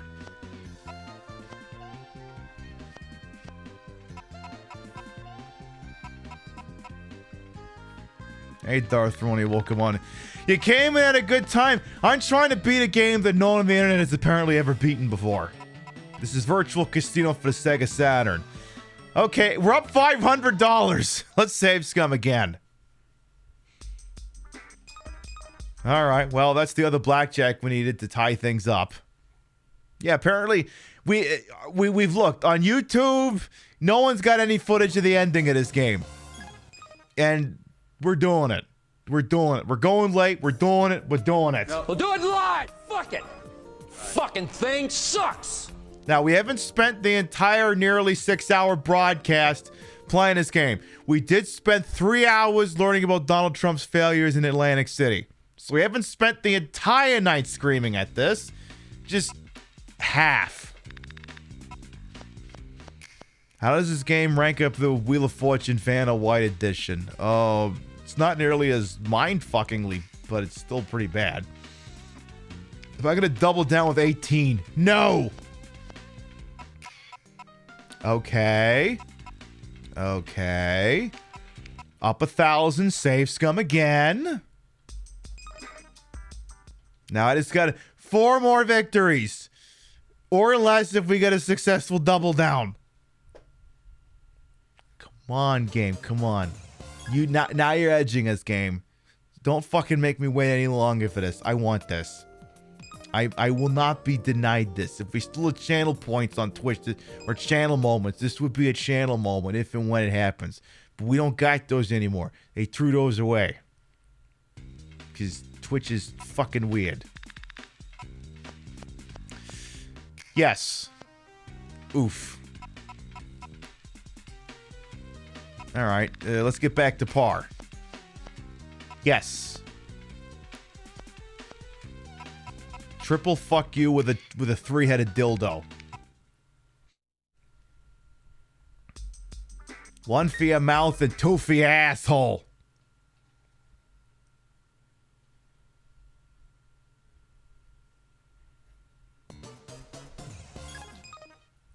Again, we just have to win possibly 4 or less. I mean, 2 blackjacks, then 1 would do it, I think. 2 double downs would do it. 4 regulars would do it. Again, how dare you only let me bet 1,000?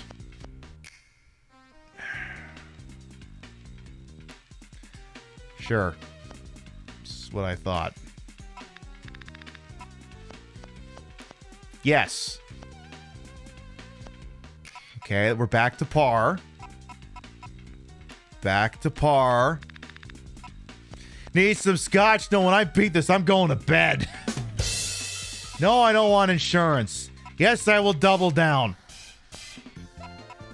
I will curse your existence to the remainder of my day. No, I don't want insurance.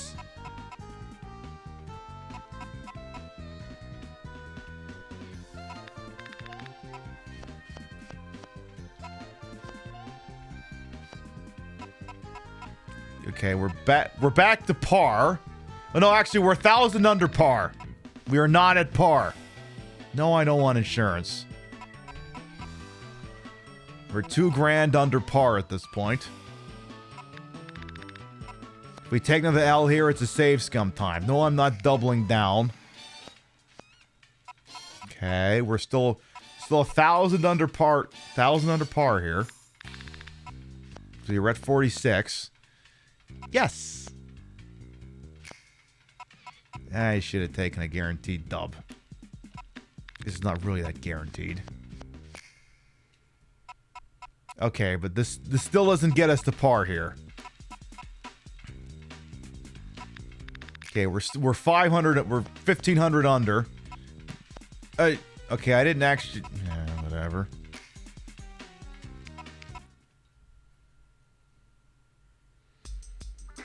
Like, even Casino Kid wasn't this fucked. Like, in Casino Kid, you had to beat several dealers at blackjack and you had to drain them of all their money, but you didn't have to do it this bad. Like, you generally only had to beat them like 10 times. You didn't have to beat them 40 times. My facial expressions are hilarious. Well, the one thing you have to remember as a broadcaster is so much of you is visible, and to explore and use all the face in space. And sometimes the right thing to do is just go, or some equivalent. Just that's a look. Actually, hang on a second. There, we have a new emote.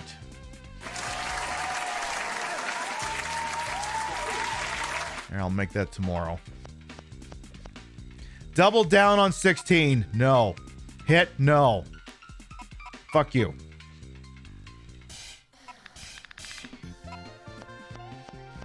Double down. Yes. You motherfucker. At least it worked out. Okay. We're up 1,000. Save the game.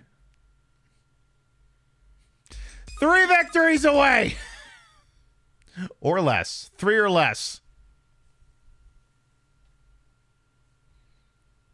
I will climb this goddamn mountain. I will plant the PIB flag and say I am the first person who went out of the way to beat this fuck-ass game.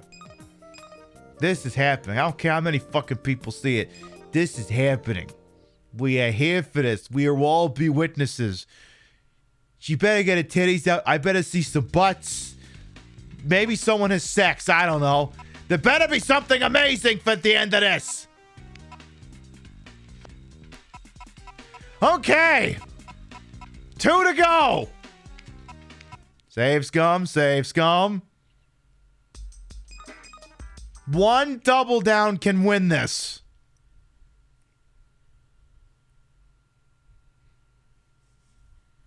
Let's make it happen. Let's do this. I don't know what to do with my hands. I don't. I got nothing.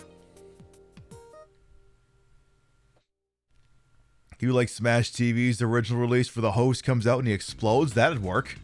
No winning because nobody will get that far. Oh yeah, that you know what, that makes sense. Okay, blackjack. All right. We are 500 away. Next victory.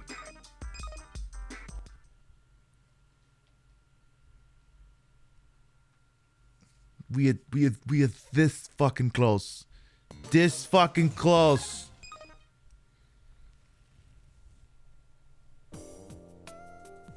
All right, come on now. Let's plant this flag.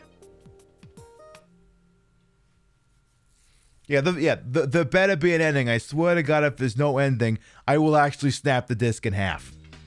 Granted, it's a CDR, but the point stands. All right, I'm only going to bet 500 here. So if I have to play another hand, I can do that. All right, so now I just have to play 1,000. Double down, no. Hit, no.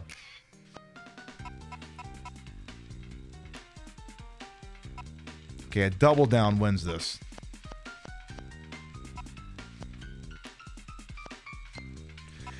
Ha!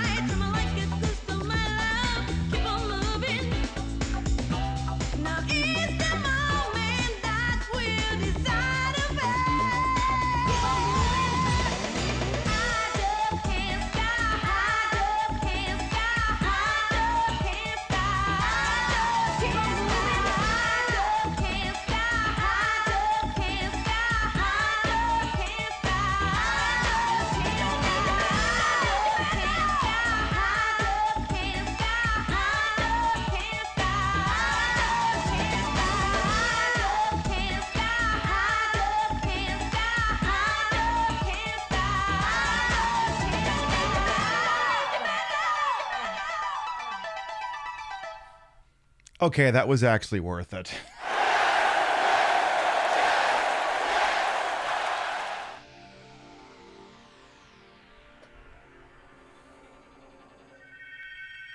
That Japan doll. Promises made, promises kept.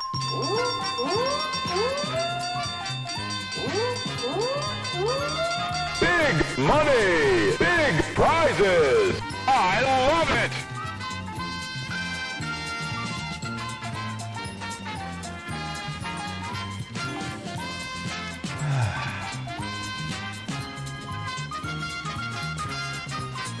Yay!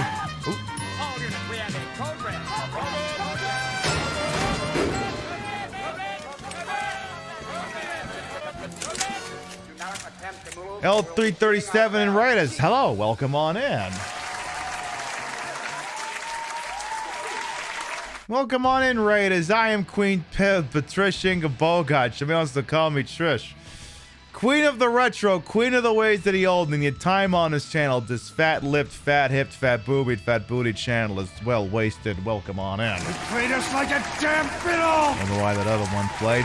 What was you up to over there? We've been playing Virtual Casino for the Saturn, a game that apparently literally no one on the internet has bothered to beat before. Would you like to see the ending? Would you like to see something that no one else on the internet has apparently seen? Because we'll run through it again. Twitch tonight is different. I mean, yes. All right. You want to see the ending to this game? Because I'm going to make it happen again. If hell, I can do the goddamn recording for it right now. I can do that. That sounds like a great time. Damn right. Let's run it through one more time.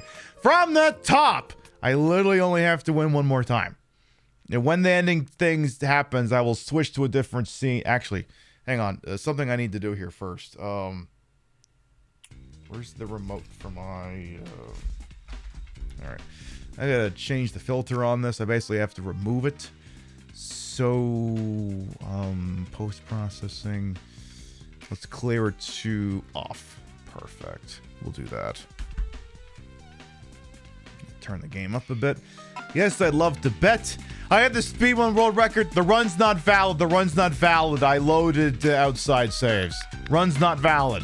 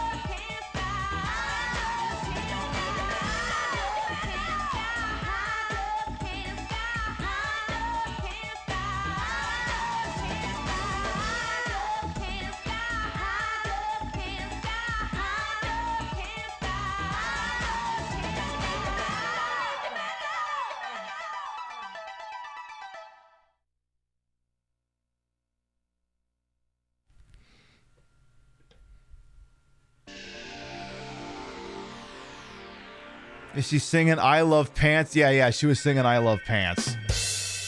Definitely. I don't think she was I don't think at any point she was in Las Vegas, to be honest. That doesn't look like much like Las Vegas to me, but whatever. There you go. You're amongst the first to see the ending of this thing. And now I can take my titties off and go to sleep. I know all you and your friends just got in when we've been live for 6 hours. It is late. I have been playing this gambling game for 3 hours and yelling at Donald Trump for 3 hours. It's late. I'm tired. You've been a beautiful audience. What we are going to do is we're going to start to wind down for the evening. All right, well, honestly, that ending, kind of a stir, kind of an iconic tune. Really loved it. Was definitely worth the time I spent on it. Now, no one else on the history of the internet ever has to try and accomplish that again. I did it, so literally no one else has to do it. I mean, the game is fun. It's fun to play. I wouldn't sit through and try to beat it. That's my story, and I'm sticking to it. Flexing the flesh, yeah, sure, rubbing the tit removal privilege. I know. They're modular. I can remove them whenever I want. I know not everyone. I know everyone wishes they could do that. All right. Before we figure out where we're going, let's read off the list of gratuitous. Your biddies, raids, subs, and tippies to this channel will never required are always appreciated, and I love to shout you out at the end of the show. Is this cord getting caught up on something? Yeah, probably. Who cares? All right. Over on the tippy side of things, I think we had quite a few over there.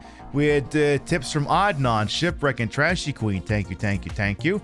Over on the Twitch side of things, we got, whatever it is, Ember, just put it in meme spam. Over on the Twitch side of things, we got, geez, there's quite a bit here tonight, Jesus. All right, Stasia. Thank you for the resub. Goblin Hugger, thank you for the raid. Stoner for the raid. Pong La Pong for the resub. Rainbow Blob for the resub. Vidor for the resub. Vivane for the resub. Celeste for the resub. Adnan for the raid.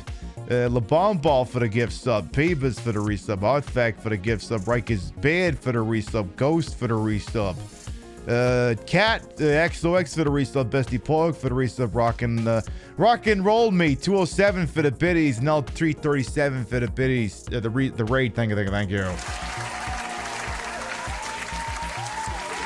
If you sub to the channel, grab the first one. If you're not sub to the channel, you can grab the second one. We love to spread the love around, not always at the same place in the face, but at the end of the day, drop you off somewhere where we think you're gonna have a good time. Let's see who's up to what but who's late night on this wide, wonderful world we call it Twitch. All right, who's still live? Okay, I see a couple of spots here. I see you, and you. And all right, I'm checking a few targets here real quick, really quick, okay, and all right, let me check this one person. This person's going late. How long have they been live? Oh, okay. Who wants to see some more weeb stuff that has boobies that are almost as big as mine? The game that has the boobies. Friend of the channel, Oral Visage, rated us this week, and I gotta go ahead. Thank you for the epic birthday stream. You're welcome, Chef. Happy birthday. Oral Visage hit us earlier this week, and we're going to go ahead and tag her back. She's doing Xenosaga Tree. You know, the one that had the blue-haired robot lady with the great legs and the huge titties? Yeah, that game. She's playing that. I want to see more of that in my life. That's as cognitive a thought as you're going to get out of me at 1 o'clock. That's in the morning. That's what you're going to get out of me. We'll be live tomorrow, tonight, whatever it is, Sunday night, 7 p.m. Eastern, 4 p.m. Pacific. For more Grand Theft Auto 5, Trevor is about to show up and he's pissed. You want to see more of that and some more of the Grand Theft Auto 5 in it? You come on by Sunday night. We'll entertain the shit out of you. Thank you very much to everyone who followed, biddied, rated, subbed, lurked for a bit, put up with my bullshit. We're here the entire time. You all you all continue to contribute to the ongoing success of this shit show we call the Pib Show. Thank you very much for stopping by, and we'll see you next time. Good night, everyone. Real's gonna be asleep. I'm gonna give this, did you beat the game? And I'm gonna say yes. And she'll say yay, and she'll fall back asleep, and it'll be amazing. See you later, folks. Mwah.